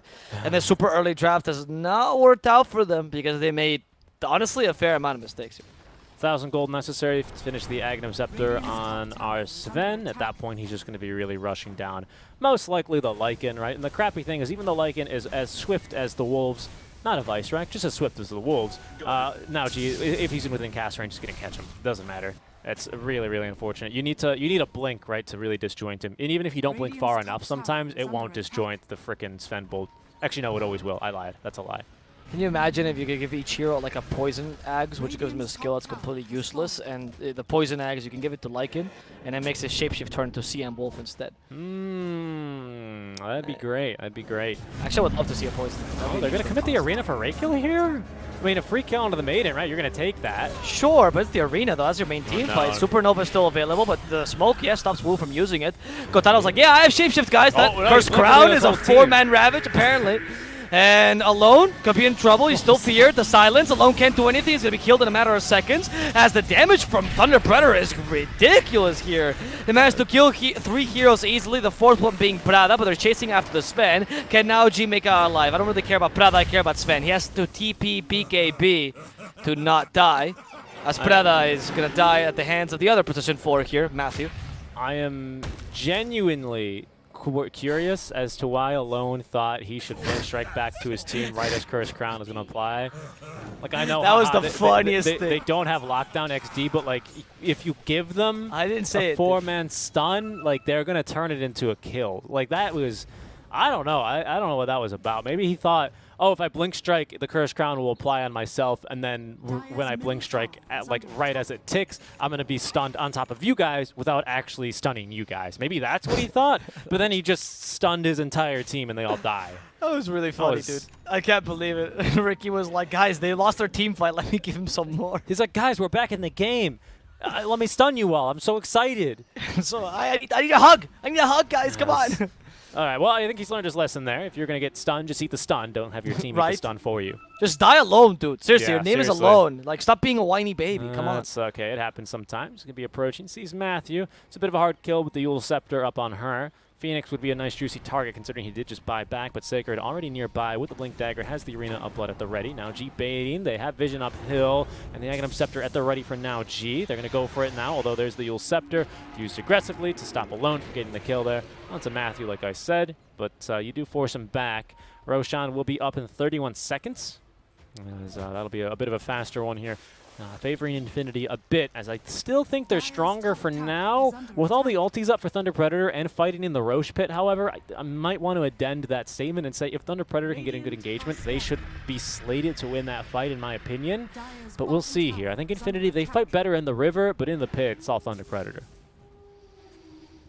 Yeah, in the pit they do have an advantage because that's where Mars is You know, strongest, of course, as long as they don't waste the arena. I gotta say that last team fight, it seems like they kind of did waste the arena, though, right? They did, Like but if the but then Riki it's didn't do okay, that? I guess, because then Riki's like it doesn't matter. Like They Riki predicted did, that, right? That was Riki Matthew did was like, I know he's gonna blink strike back, guys. right as the stun hits. I know. I played against Alone in pubs. He's ruined multiple pubs of mine with this. Yeah, I don't know. I don't know. That It was a mistake. We don't mean to dwell on it, but It was just really funny, dude. I've never seen a Riki create his own Ravage for his team. Dude. it's true. Yeah, it's Right? I've never seen a true. Curse Crown being You know, such a good spell. I've seen the opposite when you have like a Grim Stroke and you apply the Stroke of Fate and then you go on the enemy team, right? We've seen the I've never seen it done this way, but now I have. Yeah, well, My goodness. Now we've seen everything, guys. They're going to go for a second Roshan. Let's see if Minos does not commit suicide with his Aegis. Yeah, what is like these game, this whole game, teams are like, we're gonna throw. No, we're gonna throw. Watch Leo snatch the Aegis away from It's gonna Minos get so he denied. can Here it comes. denying it. Oh, Nice that's not a charge. good idea from Balki. Those are good shots. Can they kill him in time? I think Balki will just die. Nice. The Sven comes in, but they have BKBs ready, so they'll sacrifice Matthew. Sven with his BKB, a little bit hard to kill. Is still the Lycan with the Aegis. He goes behind, tries to kill the supports, can't even murder Prada. Get it, Finally Rico. decides to go for now G. Get it, Rake. Oh. Kotaro, kill something, dude. You do something this team fight, Kotaro. He can't even kill now G. Does get the Aegis, doesn't lose it this time, as that's going to be. Yeah, but that's like, okay, you give 2 lives to the guy that hasn't killed a single hero. Like, if your effect is 0, with a second life, your effect is still going to be 0. Yep. Like, it was actually Wu ended up murdering the Riki, basically with a Supernova and this Fire Spirits. It was a really, really good Supernova there. a good Supernova, Maiden does yes. her best and goes, well, I guess I'm going to try to attack this I guess thing. I'm the egg hitter. Yeah, but she, of course, she's got 1.6 agility per level, so again, attacks as swift as the Wolves of Ice Rack. Yep. And, you know, if you've played Maiden, you know that's not very fast here. Oh, it was a good effort, though. I feel bad for those wolves. They must be frozen or something, I'm telling you.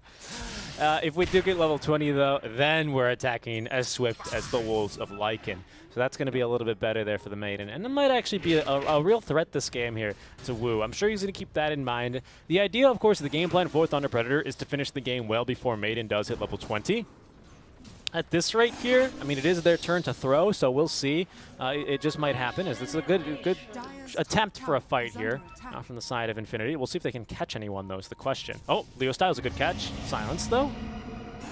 Prada from behind as well is in an interesting position, and there's Alone making the jump. We do have the Sun Ray trying to heal him up. Sven is going to chase level her 15. down.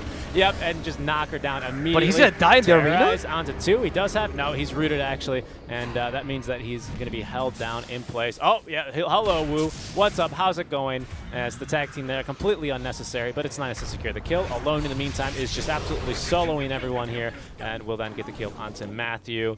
I And have a good seen fight from everything. Infinity.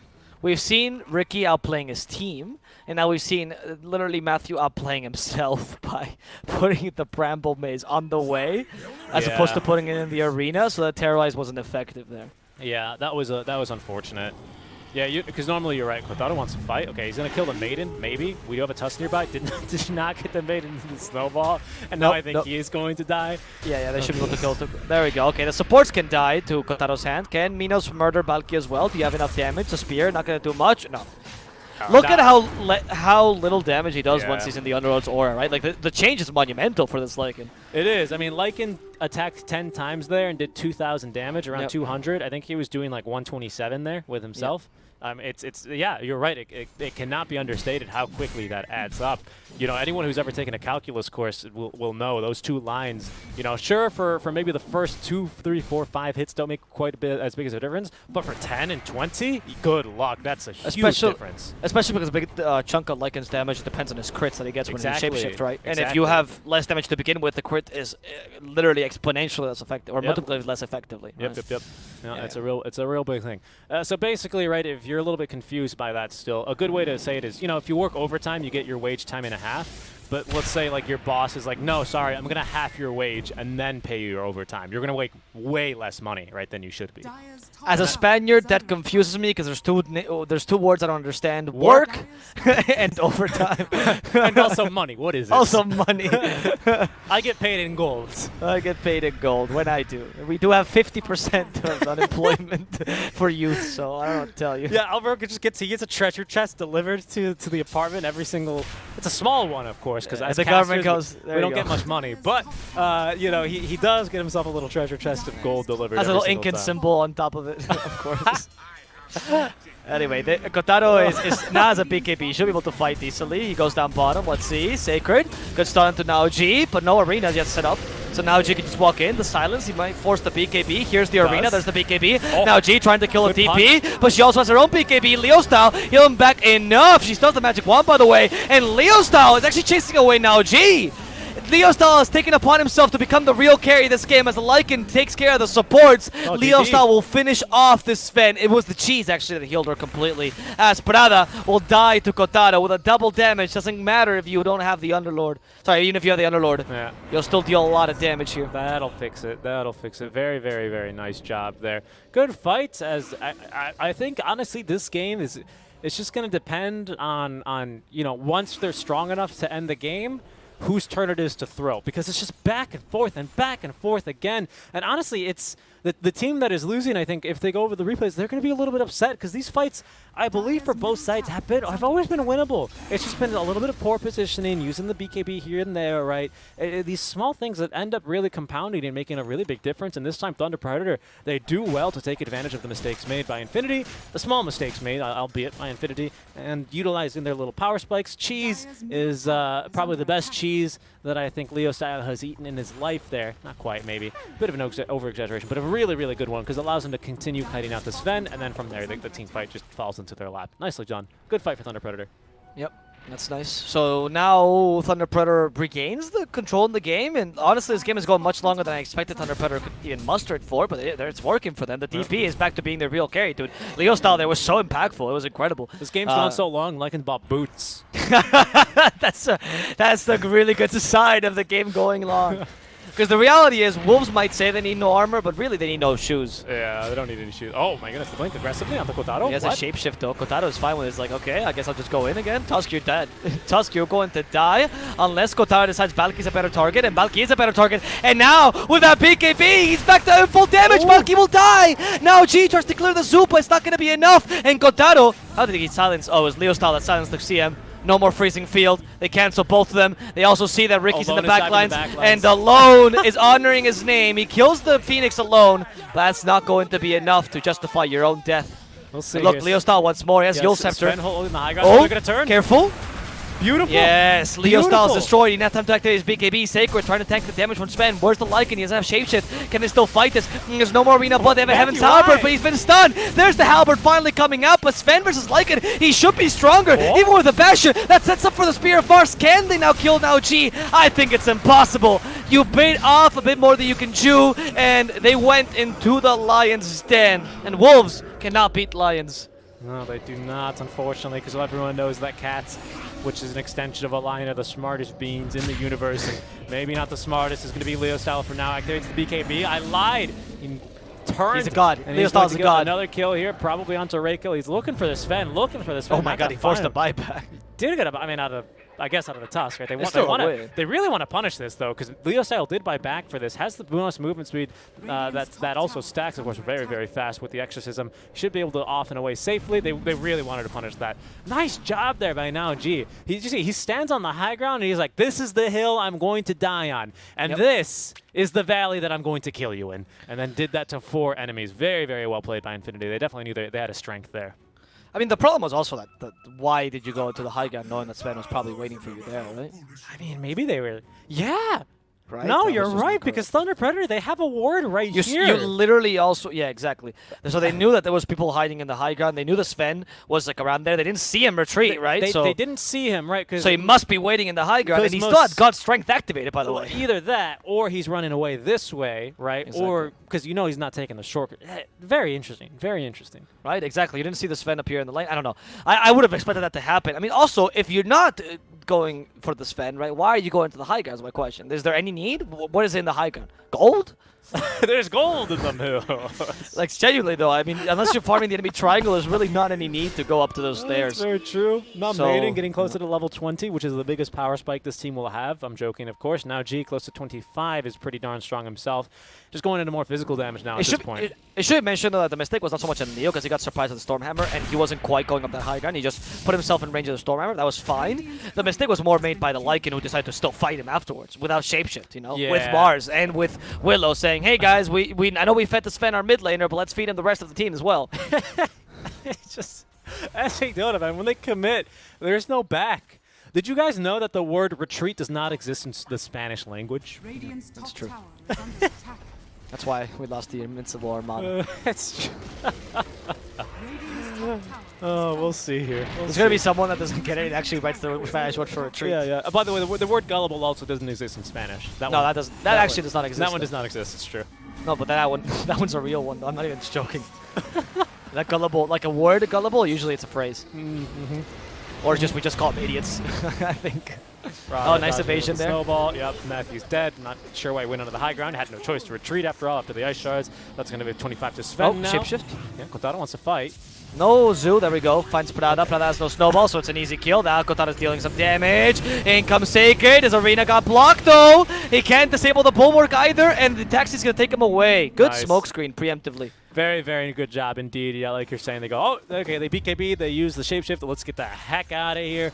And immediately start channeling the ulti. Now that it's level 3, it actually, oh, it's still only level 2, but when it's level 3, they'll be out of there even faster. But hey, level 1 is even more unusable, so that's going to be really, really useful. Yep. Oh, Let's see, Sacred. He has the arena still because he couldn't use it last team fight. Now he's just like, no, I'm a spider. Well, I'm a You spider. you can't trap me. I'm a spider. So I'm actually, maybe a dumb question, right? But if you activate spider legs and you get pushed into a tree, will you destroy the tree first, or will you get pinned to the tree? You destroy and get pinned at the same time. Because Okay. even if you destroy the tree, you still get pinned. Okay, good to know. Yeah.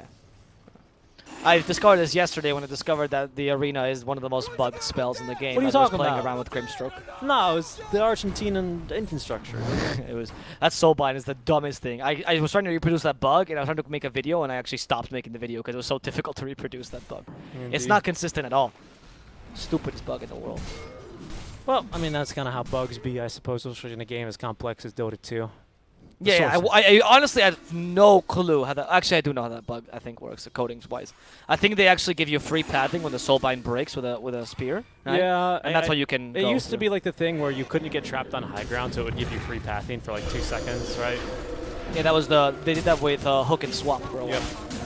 And they do that. They have the soulbind to give you that as well. I think that's why I know. Yeah, It's still a really that's dumb That's bug. what I'm thinking. That's just their solution. Oh, you're stuck somewhere you shouldn't be. Let's just give you free pathing, I guess. Okay, Aegis the Aegis for- and cheese, they took him all. Whoa. Leo Styles like, yeah, I have spider legs, dude. Talking about free pathing, Underlord just discovered the real threat that is free pathing. Kotaro went against him as well. I would say completely unnecessary to use that shapeshift there. They didn't give the Aegis to Kotaro this time, though. They're Kotaro- acknowledging it. Yeah, he's like, all right, dude, you shapeshift or just go and die, I guess. We're not giving you ages this time. No, you get cheese. You get cheese. You get to choose if you want to die or not. Raykill. Nice Curse Crown, stopping this. They don't care about the smoke screen too much because they should still be able to kill Raykill Yep, afterwards. takes him a while, but Kotaro eventually is going to get it. That's how we're calling him Kotaro. It is Minos, but you know his old name used to be Kotaro, so it sounds equally as natural. You know, we'll go with his even older name, right? You know, who else gets Because Kotaro's an anime character, that's why he changed his name. You know, He's it's like, I can't be known as a weeb. Because Wu does that as well, right? He's MJZ. No, sorry, you're Wu. No, yeah, exactly. Uh, Kotaro is, I think, so the character is supposed to be Kotaro Hayama, Radiant's bottom tower and I have no clue what anime he's from. Uncrowned Kings. No. I don't even know what this is. Kuroko no Basuke. Yeah, sure, dude. I I mean, don't know. you're literally speaking in Japanese. I got no clue. I am literally, I don't know. That's the unfortunately- character. That's what the character comes from. Unfortunately, I cannot really bring more to this conversation. I did go to Japan once. That's the most I have not. Japanese thing I can say, you know, in relation to this. The closest thing that I got to Japan was dating a Japanese girl. That's- I went, you know, I did a speaking event at like an anime, literally like I don't an care. anime college. And Why would I asked- care? And I asked the director, I was like, hey, what anime should I watch? And he's like, Akira. And I'm like, okay. It's a very good anime. And I That's still one have of not the watched it. I mean, it's a movie though. I guess it's an anime. Yeah. It's a very good anime. Listen, dude, I asked anime, and he said, listen, are you asking literally the director of an anime school, anime teaching school, by the I way? mean, like- Akira is really good, dude. I'm not going against his opinion. I'm just saying it's not a show. It's a movie. Oh, but yes. actually, that's not an anime. Okay, I didn't say that. There you go. Sacred, blinking forward. No, they don't want to be. They don't want to be here. Balki is like, I'm out of here. We just need to gain some time, guys. We almost won this game just by osmosis. Alone. He still has Blink Strike. No thing to Blink Strike 2, though. Can't Blink Strike the towers. Kotaro, my goodness. Oh, he actually went back into the arena because he can fight this. Now G walks in, and this is why you don't get Aegis, Kotaro. This is why. Again, the word retreat does not exist in the Spanish dictionary. He was just literally got chased all the way around. No, specifically Minos' dictionary where it doesn't exist. Let's see here. In they go. They're going to continue fighting here. They still have got still gonna strength. fight. They're bursting through Sacred. Oh, They have here Aegis comes too. the Sven. Down he goes. Aegis on Leo style here. They will buy back now on Sacred. Why are you however, fighting here? As they are now going to go ahead and back off. There's 3 fights breaking out as Sven getting control. There's going to be the refresher used on our DP. As Sven, they're able to secure the kill onto Matthew. In the back lines, though, it's going to be Alone fighting versus Wu, who forced him to use, actually, the Supernova. That's going to allow Infinity to continue picking up kills here. On the Leo style they go. He did refresh the BKB already, so he doesn't have that one either. But with the free pathing, he's going to completely ignore the Ice Shards. Riki is actually to be the only one caught by those, unfortunately. And it will be then a 4-for-2 trade. I genuinely feel like Leo thinks this, or like not an insult to his playstyle, but genuinely thinks this is a pump. Like he's just playing to solo carry this game at this point. I don't know. I don't. Why is Minos? What is this game? Well, it was a really, Thunder. I gotta say, it was a really good fight by Infinity, because Infinity are going to be favored in these sort of break and split off fights, right? Right, yeah, but they also had killed your carry, so no wonder they're gonna fight. Like, the question is more, why is Thunder You know, standing bro, there? that's a really good point you bring up. There was a 4v5 fight, and now they're going to look for another solo kill here on Tuvalki. Good Exo. luck. He does not care. And he's going to turn around. DD rune now for our Sven. It might get them to fight here another time. But it was, I mean, I do have to commend Alone because they still played the fight really correctly. Even without Arena, again, I have to agree with you because there was no Arena of Blood, you know, as Right. well. But, you know, even if they did have an Arena, they forced, Alone did a fantastic job. I mean, it's a Riki, right? What else does he do besides dive backliners? But he did exactly that. He forces Wu to use the Supernova defensively. Alone doesn't kill him in Supernova, but it doesn't matter because he pops out and he just murders him again. And, oh, Thunder Predator, they're going to go and smoke and fight. This time they have everyone. They don't have the egg for another 12 seconds, though. The Arena will catch one, as they should be able to nuke down Valkyrie. They also have caught Reiko, but oh, nice job by Prada going in with the save. Kotaro now, BKBs, shapeshifted. Where is he going? He's going for one man. He wants the Riki, and he will be able to bash him and kill him. Riki's already gotten he's gotten the Mars, I believe, actually, as now G alive. And well, not Leo style, isn't? My goodness. No, Matthew Shum won't be either. Yeah. Did you see that Lycan, literally, like a genuine... I hope this not comes off insulting, but like a genuine dog tested the water. It like he went in the pit of mouths. Like, what does this circle do? Gets rooted. You know, I did, and that's what threw me off that team fight Because he goes in and he goes out. And he's like, oh no, this circle is bad. This circle is evil. And then he's like, you know what? Screw that. I'm gonna go kill Riki. Put down a sentry before you die. Oh my! And then he tried the circle a second time as the match was ending. Like, is this still stunning me? Oh yeah, it doesn't root me. Okay, bye. Oh my goodness, they left Leo style alone. Infinity has recognized that they just need to kill Leo and this game is over. It's like the dogs that like run through, you know, like a glass, or they run into a glass door, you know, like a storm door as we call them, right? Yeah, or the dogs that get scared of like baths or puddles, you know, because they've never seen that before. Or like chocolate on the floor. Matthew, no. Oh, the Abyssal in return by Kotaro. I don't know if that's going to work. And then he really wanted to kill Prada though, and nearly does. I think he's just gonna dive Prada. Okay, they're not gonna be able to. Reiko's like, I'll root you, I dare you. Use your BKB. Okay, well, Thunder Predator then down 11K. See, the problem is with this back and forth play style is that the later the game goes, by its nature, the bigger these swings are gonna be, right? No, I know. And for Thunder Predator, that's real bad for them.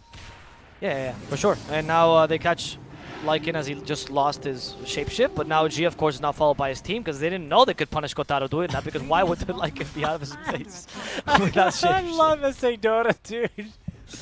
This is not SA Dota. This is Minos through and through. This is trademark style for Dota. No. This is not Minos. I've seen Minos play better than this. This is Kotaro. I don't know who. It's true. He changed his name. He changed his name. He changed the place. This is where the conspiracies start coming through. Oh, Kotaro changed his name because it's the match-fixing match. This is why he's going to be associated. Don't even say that. Oh, yeah, this is the conspiracy theory. It's not my fault. Oh my goodness. Yeah, I can't believe. Yeah, I don't know. This game was. now is Infinity's hands completely. Like their late game is much better, right? It's, Yeah, it's out of the question. Honestly, this game kind of like literally fell into their laps, I have to say. Like they played well, don't get me wrong. They put themselves in the position to be able to be winning this game. It's fucking circle. But also kind of Thunder Predator just started just throwing stuff into them. It's like Thunder Predator has never played against an Underlord. Like I don't mean to say like Infinity just won this game for free because they had to put their hands out and actually catch the game when Thunder Predator threw it to them. No, Infinity played this game well, and the draft was made to elongate this game. Particularly the Underlord pick was really well utilized to like evade a lot of team fights, you know, and they played this well. Don't get me wrong; like, they deserve the win if they do take this game. Yeah. They only made one blunder, which was the Ricky play, which was more than a blunder, just a funny play to make, right? One of those like brain farts that happens. Yes, of course. I completely forgot about that because I feel like there's so many quote-unquote highlights that, like that this match. Yeah, I think this match is a clip. The whole match is just a massive clip, you know, the kind of clips you get from a streamer. You know what? Earlier when I was making the joke that the school I went to for comedy school was actually a clown college, you know, this game is it's the circus. It's the entire circus college. I don't know. This game, Thunder. I mean, to be fair, it's not really Thunder, right? Rush is up in 15. I think Wu, Leo, Sake. It's really just Minos who has just been Infinity. having an odd They game. just like have a feeling that it's going to be a short Roche. This is unbelievable. Yeah, it's I guess maybe sense. I think both when you play teams- enough ranked, you know this, dude. Both teams are just willing to stand here. There you go. They're Because gonna you know, cut the if vision it's the out shortest of Roche, they need to have the information. Right. that. And there it is. This comes with Ags. Maybe if you give Ags to Lycan, and then he turns it, and he turns the Death Prophet into a second Lycan. Or maybe, I don't know, I think it's Ags better on Death Prophet this because it's not a new ability. Oh, it is a new ability. I apologize. Yeah, it's not shapeshifting. Yeah. You get Wolf's Bite. I mean, I don't know if it's better on Lycan to make Death Prophet strong, because Death Prophet is definitely your carry right now. Here's what you do, right? You take this Roche, you give Matthew the Aghanim's Blessing, because they win every single Roche because they're just stronger in Roche, period. They are. Well, and Infinity might be and then they throw this. the game, and then they throw the next fight, and then the next Roche, you give it to... Oh, hold on. It's going to be breaking out now. Oh, my God. Sacred just chunked. Yeah, he is broken and dead. Quintado now in some trouble. They do have at least the Sunray and the Supernova, which will stun them up. Prada blinking right in here, trying to get the snowball up, but it's a beautiful damage. The Sunray just melting him after the BKB expires. Rico trying to do whatever he can here, but Thunder Predator, their Roche fight is just too strong here. Alone, willing to go back in as everyone's going to now buy back here in the lobby and go for round number 2. Alone, can he try and snatch Aegis? He does! He snatches the Aegis! Who's picked up everything else, though? It's going to be the Refresher Shard on our DP at the very least, is Alone looking to back up. I'm not sure who picked up anything else here. We're going to have to wait where the dust settles. But Leo style, now he's got Lincolns. He should be okay. Who picked up everything else? Oh, the Refresher Shard came to Kotaro, so that's what's important here. As he gets a second shapeshift, they can kill the Sven here because he went to the high ground. The same mistake that got them back into the game is going to allow them to, well, lose the game here at this rate. Matthew got cut out. I don't think they care too much. They're concentrating on Prada. 4 for 4. Seems fine for them. Phoenix has no Supernova. And look at Leo style. He got the Axe Blessing, which means he can now fight much more consistently. They didn't find the Ricky. He's been silenced. They dust him. Ricky goes for the Phoenix, but he's going to lose the Aegis. Yeah, and this is... We still have 4 stuff for Phoenix. He should be fine. Don't let him blink start do anything. They have Abyssal Blade. Yeah, GG. Ricky will die. They should be GG. They should have enough push. I don't know. Ricky getting some space. Not going to be enough, I think. Yeah. No, not enough for him, unfortunately. Yeah, it doesn't have buyback either. Valkyrie versus the world, essentially, at this point. Now, Kotaro can kind of just run into the base, and it should be fine. Their lanes are all pushed in pretty far. You do have a whole 80 seconds, however, without both the Riki and the Sven, and actually anyone here alive for Infinity. So I think Thunder Predator, they just kind of have to ball it down mid here. Okay. I mean, they don't seem interested right now. It's only Kotaro that's pushing the lane, but I hope they would do that. I agree with you. I think it's what they need to do. I mean, Leo with a free axe and the level 25 is a big deal. I don't think it's enough that you can underestimate, well, Infinity's late game. You need to push now. Yeah. You have EXO in 19 seconds. I think you can. I think you're just taking this chill because they know that's 50 seconds still, and they don't have any buybacks here. Yep, Ricky no is because of gold, so they don't know this. They don't know that Underlord doesn't have his buyback either, also because of gold, but they know that Sven, CM, and Tuss don't have buyback Yep, for and sure. that's the important 3 right now. Let's see, exactly. Kotaro. Oh, yes. He's learned hit. Oh, okay. Oh, well. Hey, dude. You know, I'll cut him some slack because he didn't just walk into it to test it, so it's fine. That's fine. Leo Style has the EXO ready as well. He just got as he went here. I think you go for tier 4s, maybe? Or no, Rax is safer. Rax is safer. 20 seconds till they come back. Yeah, you're right. I don't know if you can push the Ancient in time, and the Rax is much safer play. Don't laugh, Sacred. This is not a worthwhile laughing game, dude. It's not easy at the end. It's okay. All they need to do is they just need to hit the curse ground onto a lone, and he'll stun up the enemy team for them, and then I think they can win here. It's going to be a really big fight here. EXO is running out. Right of Atos, of course, blocked by the Lincoln Sphere, however. That's going to be the cleanest getaway of all times. I'm surprised they decided to go for the ranged barracks. It's the faster one to get, so maybe that's why they thought that's just the safest one, and they do exactly that. So, very, very good job there. Infinity, oh, they're going for a little bit of a chase here. The Wolves are scouting Prada, however. Just literally, they just gave him a follow command and are just going to be scouting him. No, literally, that's what they did, actually, to the Wolf. You can see. Very, very wise. Yeah, I agree. You can even, once you get level 30 unlock it, that's what you use with the Wolves, right? RTC does it very often. You know, you just spread the Wolves and, like, scatter them to the 4 winds. That was a really dumb nerf, by the way. I remember when Ice Frog nerfed the talent to, like, less Wolf summon. You're like, come on, dude. Like against Lake Game is already trash. Are you really going to nerf? 2.85 Wolves summoned. Yes, exactly. That was something that happened to Wraith King because he summoned like 0.5 of a skeleton. Oh, yeah, he summoned like, half a skeleton. Yeah, you only got the legs, you didn't get the arms. That one kind of makes sense, you know, right? Oh, that one Tusk. does. I think they can kill him. Oh, he has his own Yule Scepter. It's like, surprise! They never expect this, but they still silence him, though. Yeah, Thanks to the he's DP. dead. Leo style. Yeah, they'll punish him nicely. Good Shivas. He just got it, by the way. Oh, okay. I mean he's creating some nice space, though, for them. The thing is, though, when this goes ultra late, yes, Sven is decent, is good against Lycan, but if it goes ultra late, it doesn't matter, unless Kotaro... All right. Oh, he's going for the maiden. Yeah, Kotaro's going for the maiden. She's the true carry. She's got 200 attacks, but she's got to die. Kotaro's like, yes, indeed, I will BKB for the maiden. And he's got that kill guaranteed. But he doesn't get the Sven. No, he BKB for the maiden. Also, he'll use the Abyssal for the maiden. But it's okay. He has Spell Prism, dude. It's fine. He has Shapeshift. Okay, there we go. That is good. It's okay. It's not a big deal. It's not a big deal. Yeah. He just wanted to go for the easiest kill this time. He does, yeah. And that's definitely going to be very, very worth it for him.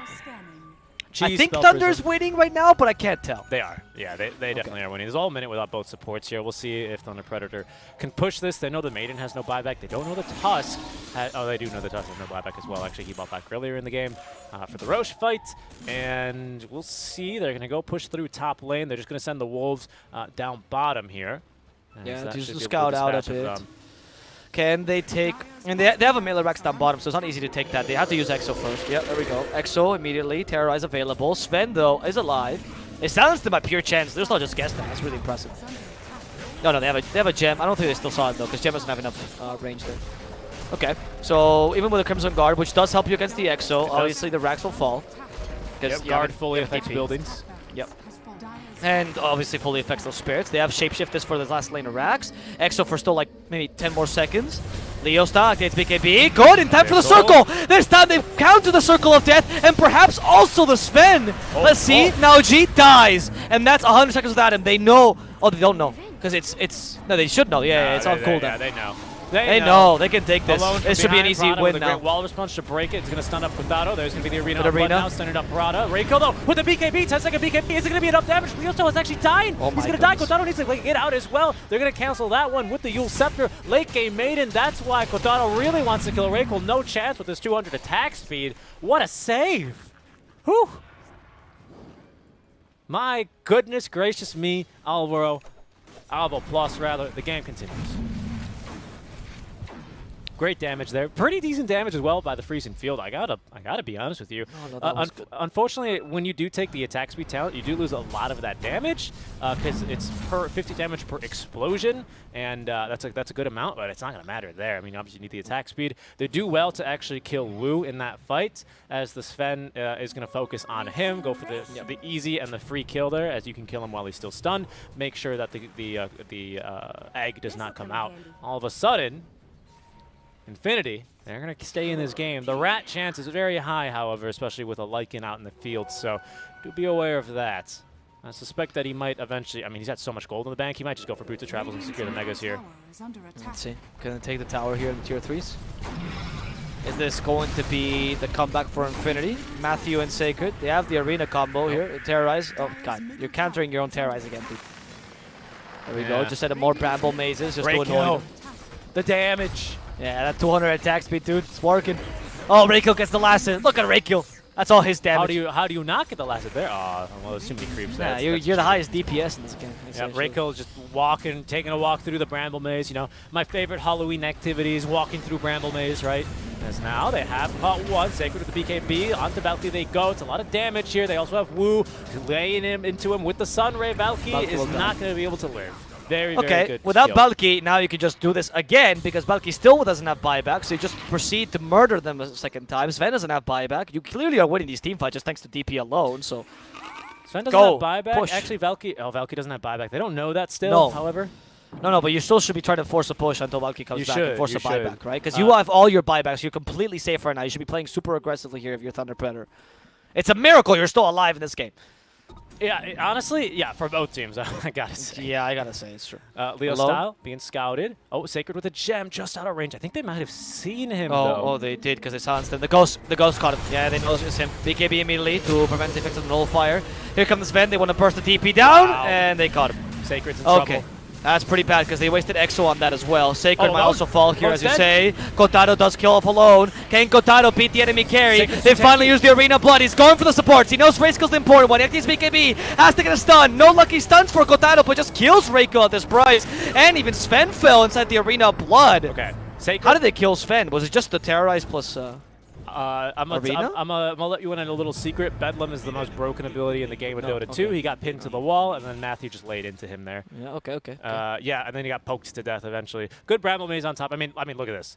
You're telling me, oh, Dark Willow is gonna do 2,000 magic damage. I mean, whatever. It's it's a balanced hero. I gotta say. I only say it for the meme, but very well played by Matthew. Immediately jumping on the Sven. He was honestly Matthew really the only one that can kill that Sven right there in that instance.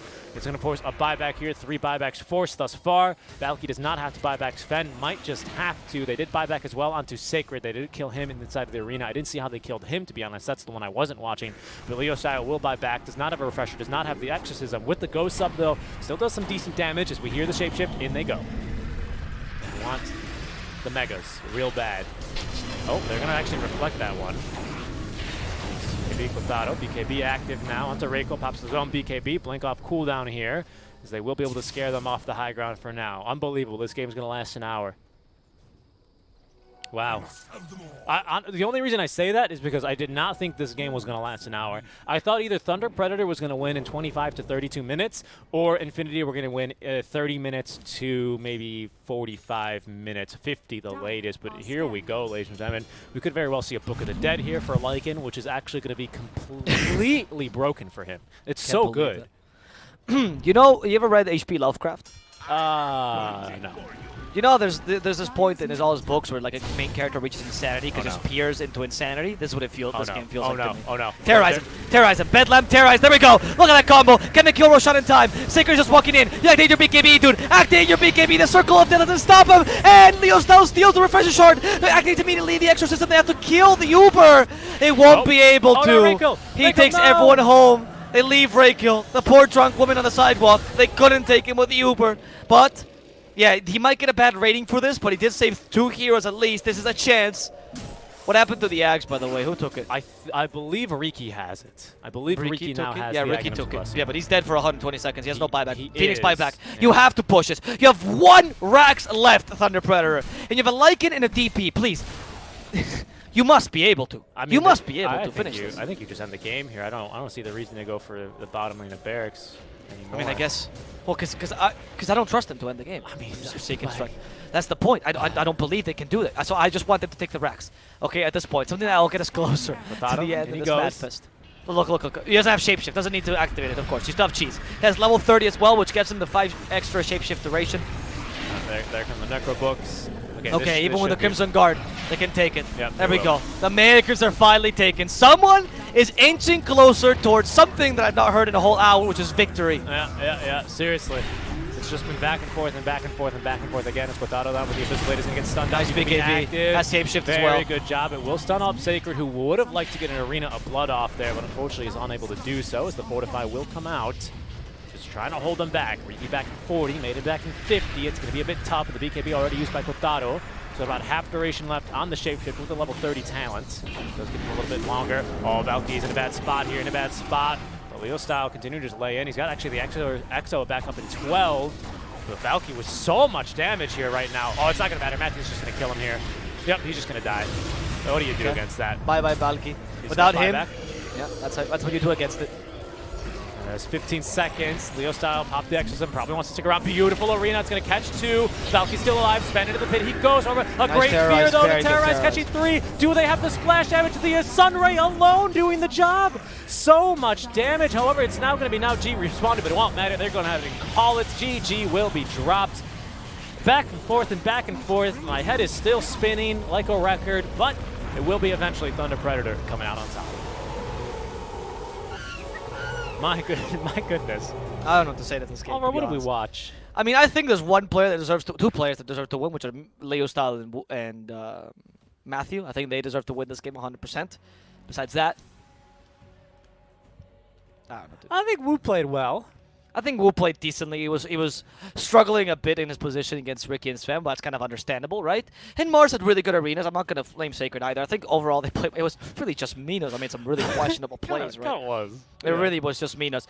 On Infinity side, though, when you're giving a golden egg like this in a basket and you just smash it on the ground, I don't know. Infinity needs to like rethink themselves, because I don't think the players themselves are bad or anything like that, but they're clearly outmatched by Thunder Predator. If Thunder Predator can get this to be a victory. Yeah, indeed. Yeah, I mean, it's just a long game there. Lots of back and forth. It's so hard to remember. I mean, we have highlights like the 4-man blink strike into the Cursed Crown, early on by Infinity. That's definitely something there. I mean, my goodness. Just a crazy game. I think in the end, Wu just completely melts him. Great arena to end the game, I guess. Right, ending on a high note for Thunder Predator. They string the team fight together beautifully. It looks like they're going to back off as soon as they respawn the Maiden as well as the Sven, but they're confident. They pop the Exo. It was probably, Leo style, rallying the troops, telling them, no, Yeah. we stay, we fight, we win. Leo was huge this whole game. And they did it. Leo was huge this whole game. Well, it's game number 1, however, out of the way now. Do stick around, guys. If that's only game number 1, I, for one, cannot wait to see what we have in store for us for game number 2. So do stick around, guys. We'll be back after a short break. Avo Plus and Seek and Strike Dota on the call for you. We'll see you in a bit.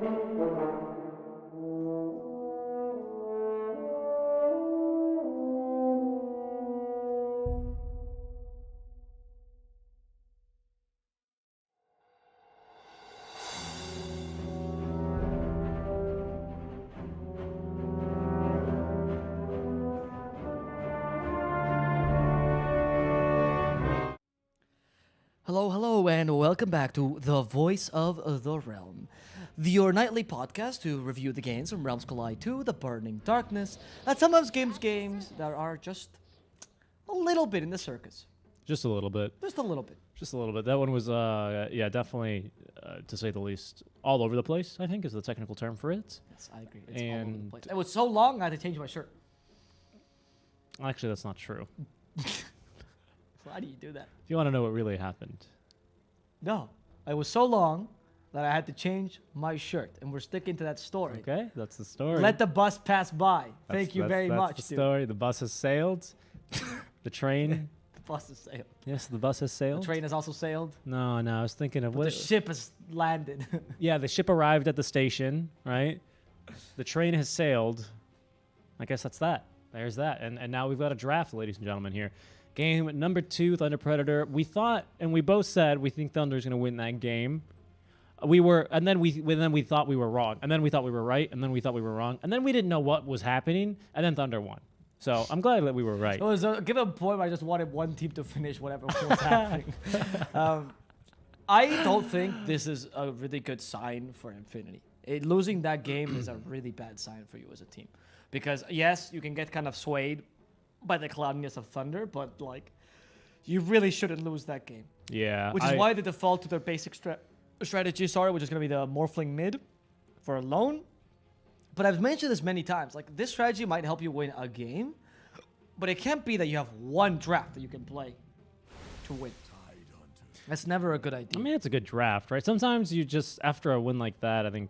you need the comfort picks. Maybe there's a little bit of the tilt factor, right, that you yeah, need for to sure, bring for into sure, for sure. consideration. So you need to make sure, hey, let's bring it back down to earth. Because even though as a team you can say, hey, let's reset, you're still playing the same game. It's the same map. It's against the same team. You know, it's not just that easy to, hit Control Alt Delete and end that process, right? You're still going to be thinking about that in the back of your head. So I agree. I think it's good to bring it back to basics here for the team. Go back to a comfort pick, to a comfortable draft, something you know that you can beat them with, and play your game, right? Because if you get caught on that tilt train, I think that's one real easy way to lose the game, right? Because then you're not doing things as planned.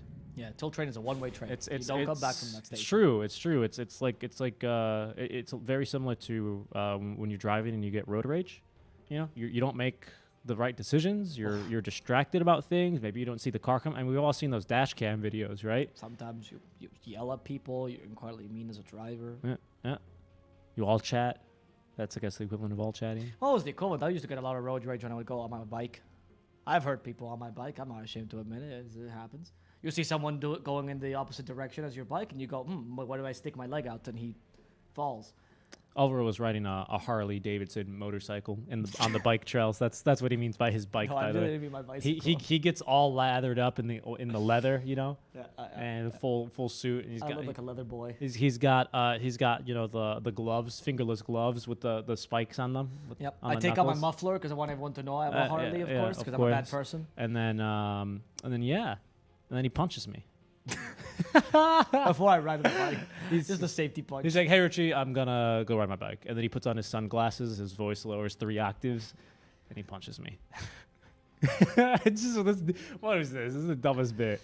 It's a good Drow Ranger game, though. I do like it against the Tidehunter quite a bit. Creates against some the space. Morphling as well. And they have the Pugna to try to deal with the Morphling mid. I think Pugna's a pretty decent matchup against Morphling mid, to be honest, because you have a nice little burst damage against him.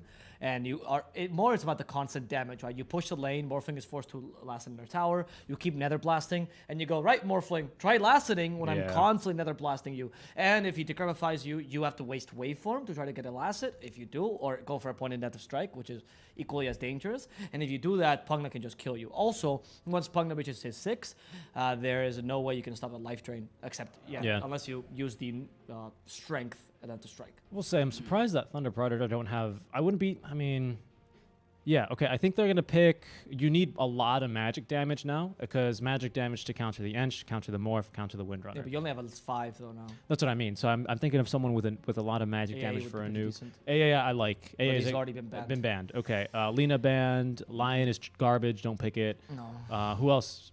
No, Jakira's not too awful here Yeah, I like that. because he's also a Wu hero. Yeah, I like that a lot. And it's pretty good with Mars. We need a lot of magic damage. And Undyne. Undyne. Okay, similar. He has the Soul Rip, which is a fair magic burst. I'm not going to lie. Yeah, but we have.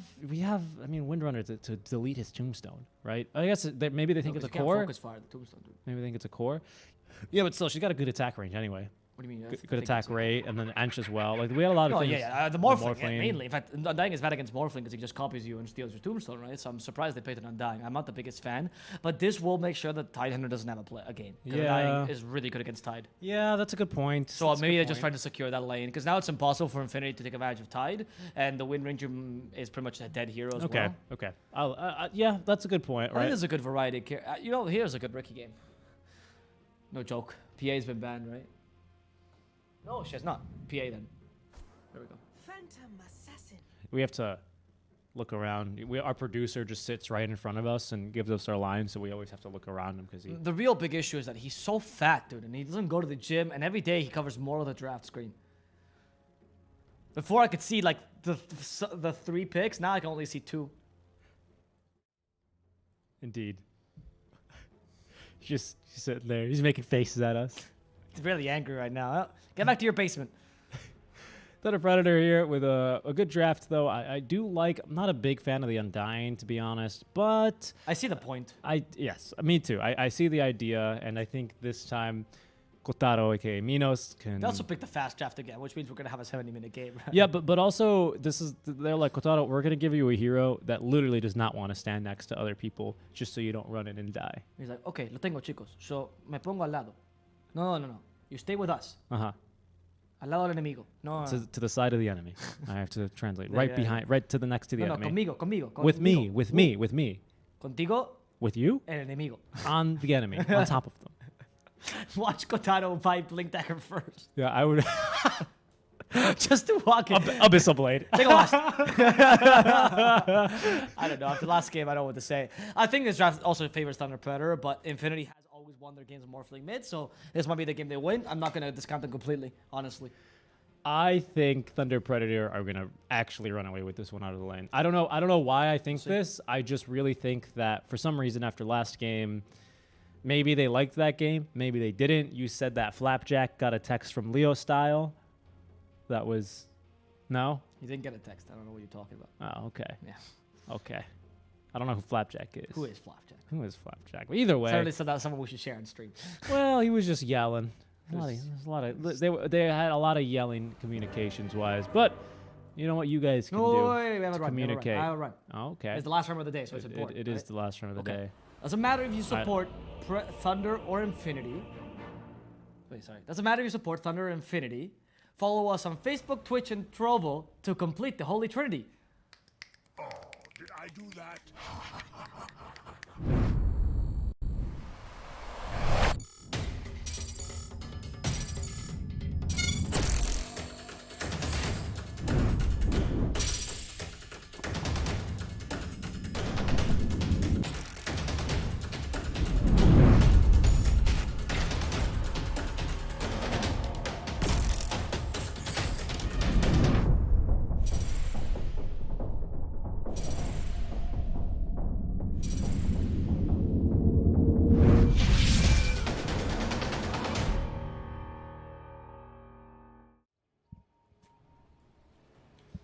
Welcome back, everyone. Last rhyme of the day, last game of the day, last cast of the day here as we're going to get underway. Game number 2. Arrow connects there. Starting off with a bit of a bang here. Is now G in trouble? It's dead. Fairy Fire pop, but it's not going to save him. Sacred as well will end up dying here to both redheads, right-clicking him. Very cool. Now trying to escape. Has no chance whatsoever. As Wu is going to get a second kill here. Even Leo Style trying to join the fun. Comes in a little bit late. Prada able to outrun him there with the run at level 1. To be A-okay. Okay. So with the end of that, we still have a huge win for Thunder Predator, right? Killing the carries or first blood, absolutely fantastic. Who got it? It was Matthew.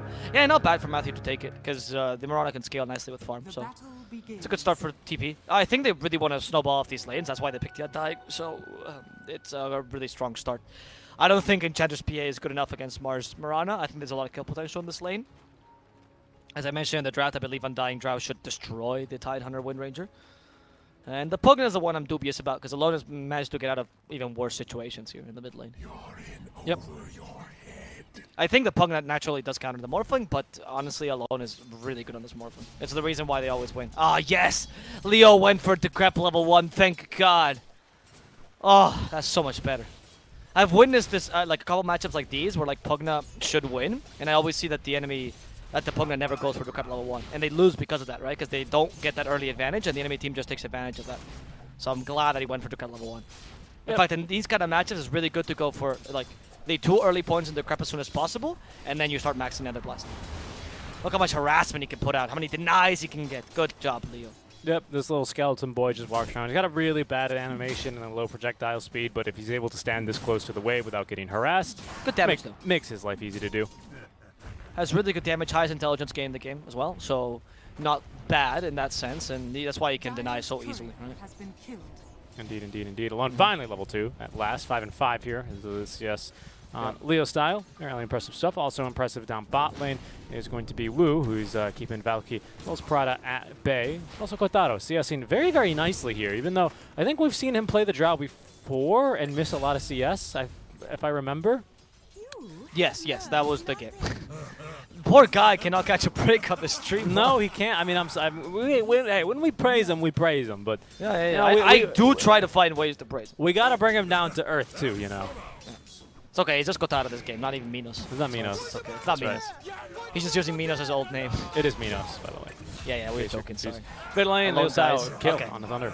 Okay, so since Pugna saw the opportunity that they can kill the Morphling really early, God, they go for 2 off. points in Decrep early, and sorry, in Nether Blast early, and that's why they can kill the Morphling and force him out of lane. Very smart by Leo, right? I think the 2 points in Decrep is only justified if he can't get the kill, but since he saw the opportunity, why not, right? And Morphling, yeah, level 3 is usually a turning point in the lane where you become a bit more useful, but like this level 3 is taking so long that once you get it, it's not good enough. And he was even forced to not go for waveform here. That's strikers to be able to farm a bit more.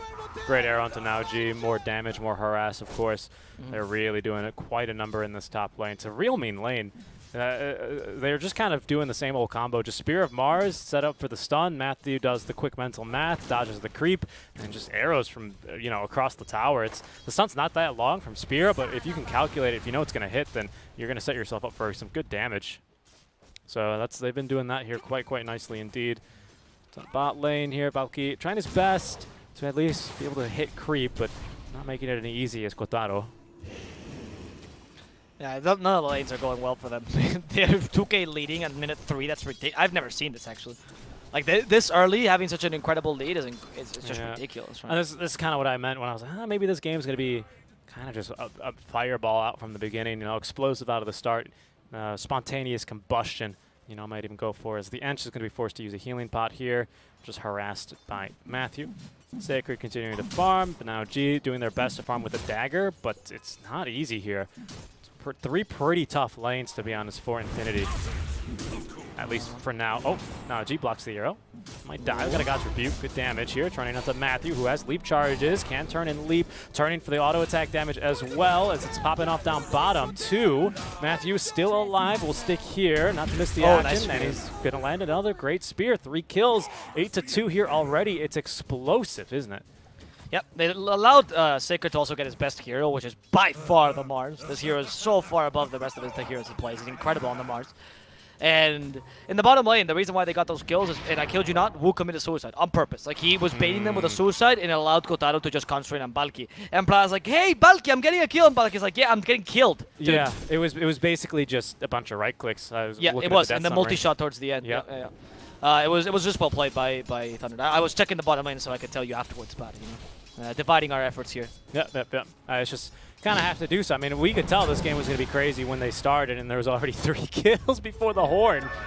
Yeah. This is true South American Dota in a very different fashion. Yeah. Right? And Leo Style absolutely dominated this middle lane. Alone Yeah. is not going to pop off like usual. He's got a DD rune. I mean, look at the damage he's really even doing Yeah. to the tower here. And he's going to be able to keep Alone well at bay here.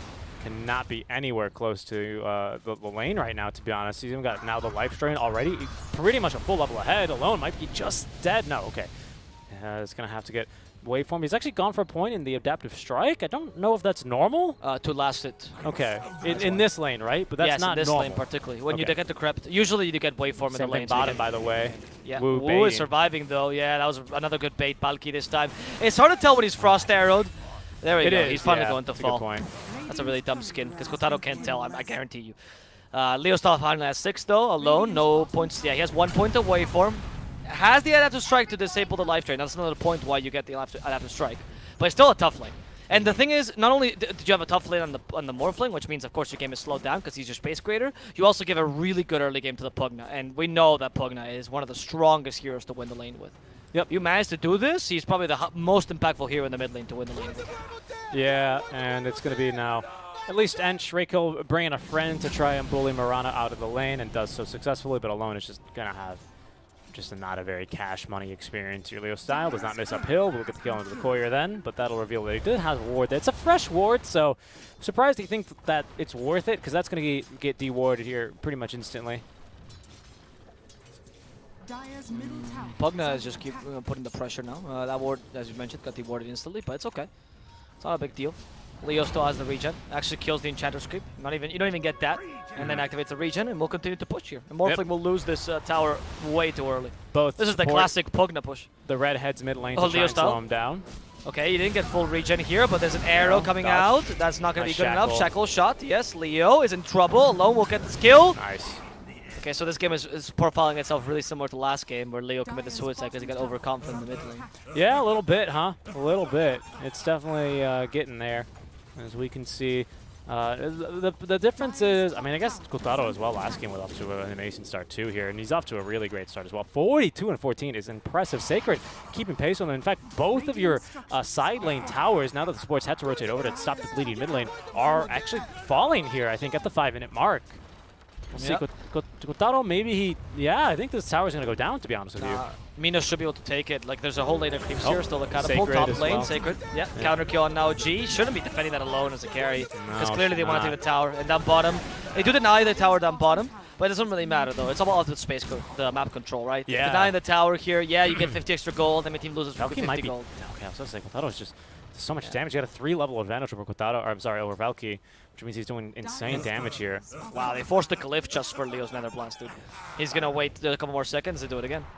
Oh, he miscalculated there. Okay, he's going to wait a couple more seconds and then do it again again. here.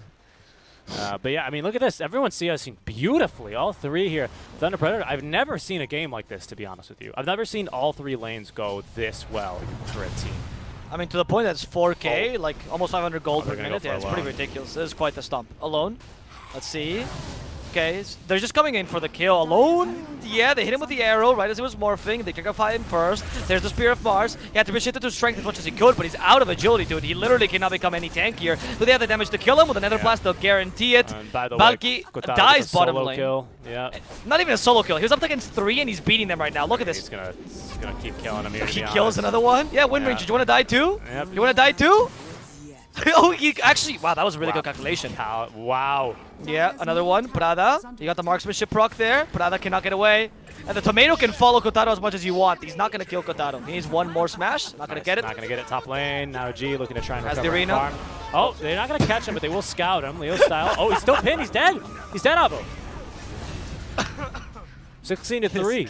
It's explode. I don't know why. I thought this one. I mean, I Yeah, know who needs the arena? Arena was zoning out, dude. it's our zoning. It's just scouting. I mean, I know I said that this game was gonna go this way. I'm still surprised though, to be honest, because this time the script was right.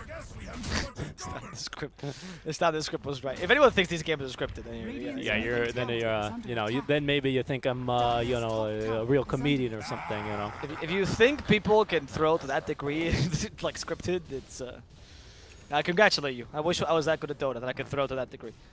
Anyway, Aether Lens, double Aether Lenses apparently for Pugna as it stands right now. He already got his first one. It's just a glitch here. Ah, It'll, just a it'll level glitch, out in a okay. second. Alright. Yeah. Prada, no, they missed the spear. Leo's like, why don't I just suck him off? There we go.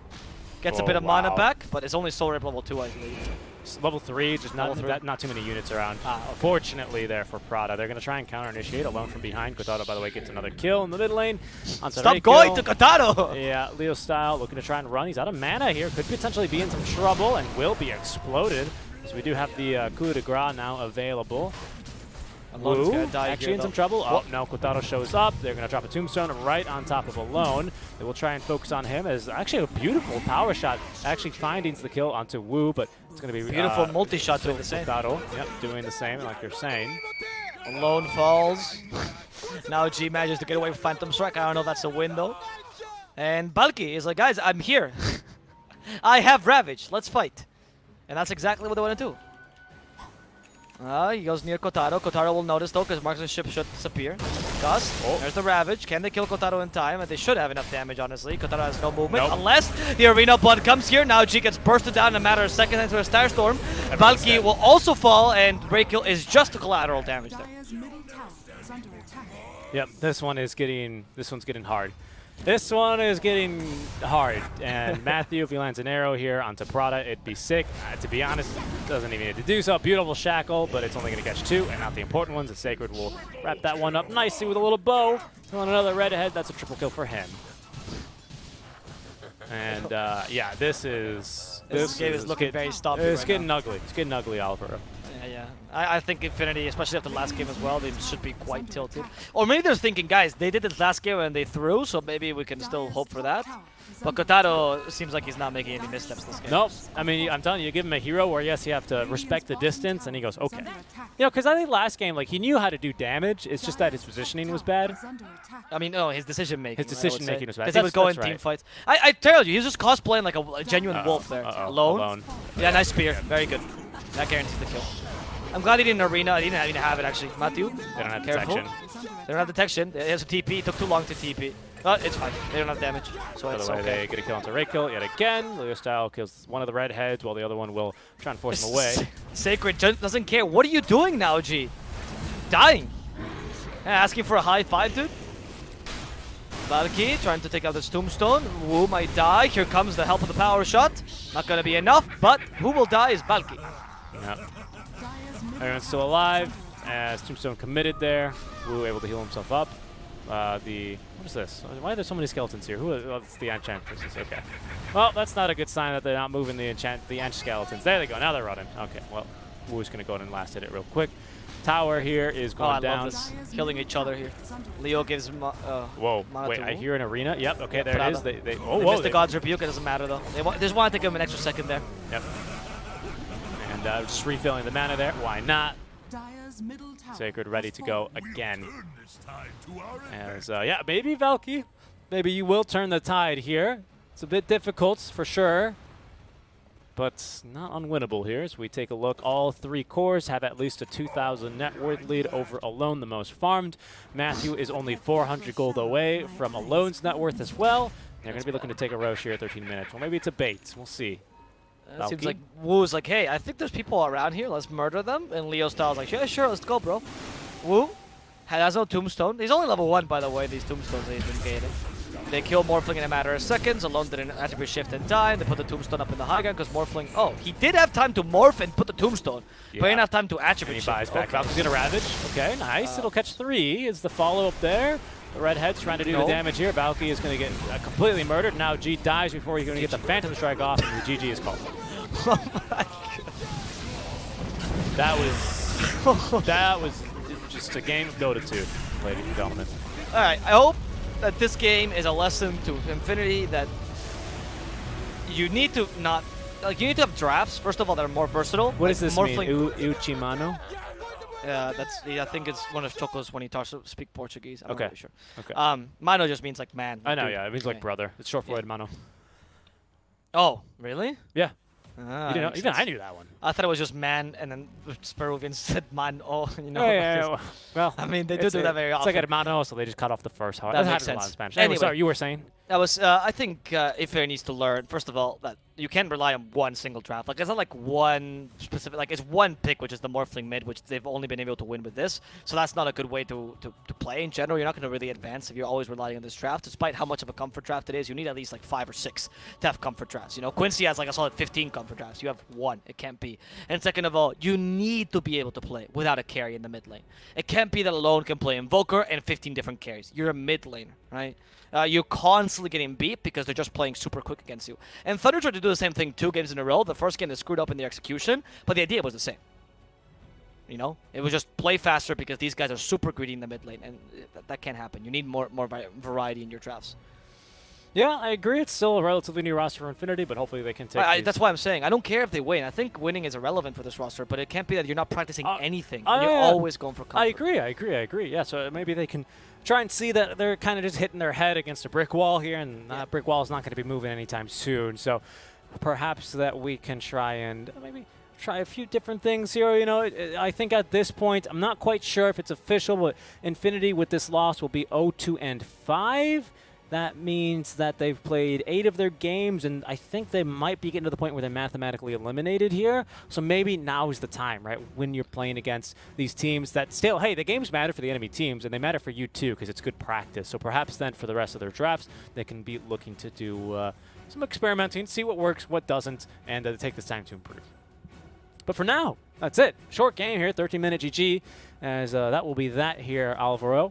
One of the shortest games, and I remember we casted like a 17-minute game, and we thought that was going to be the shortest one. Yep.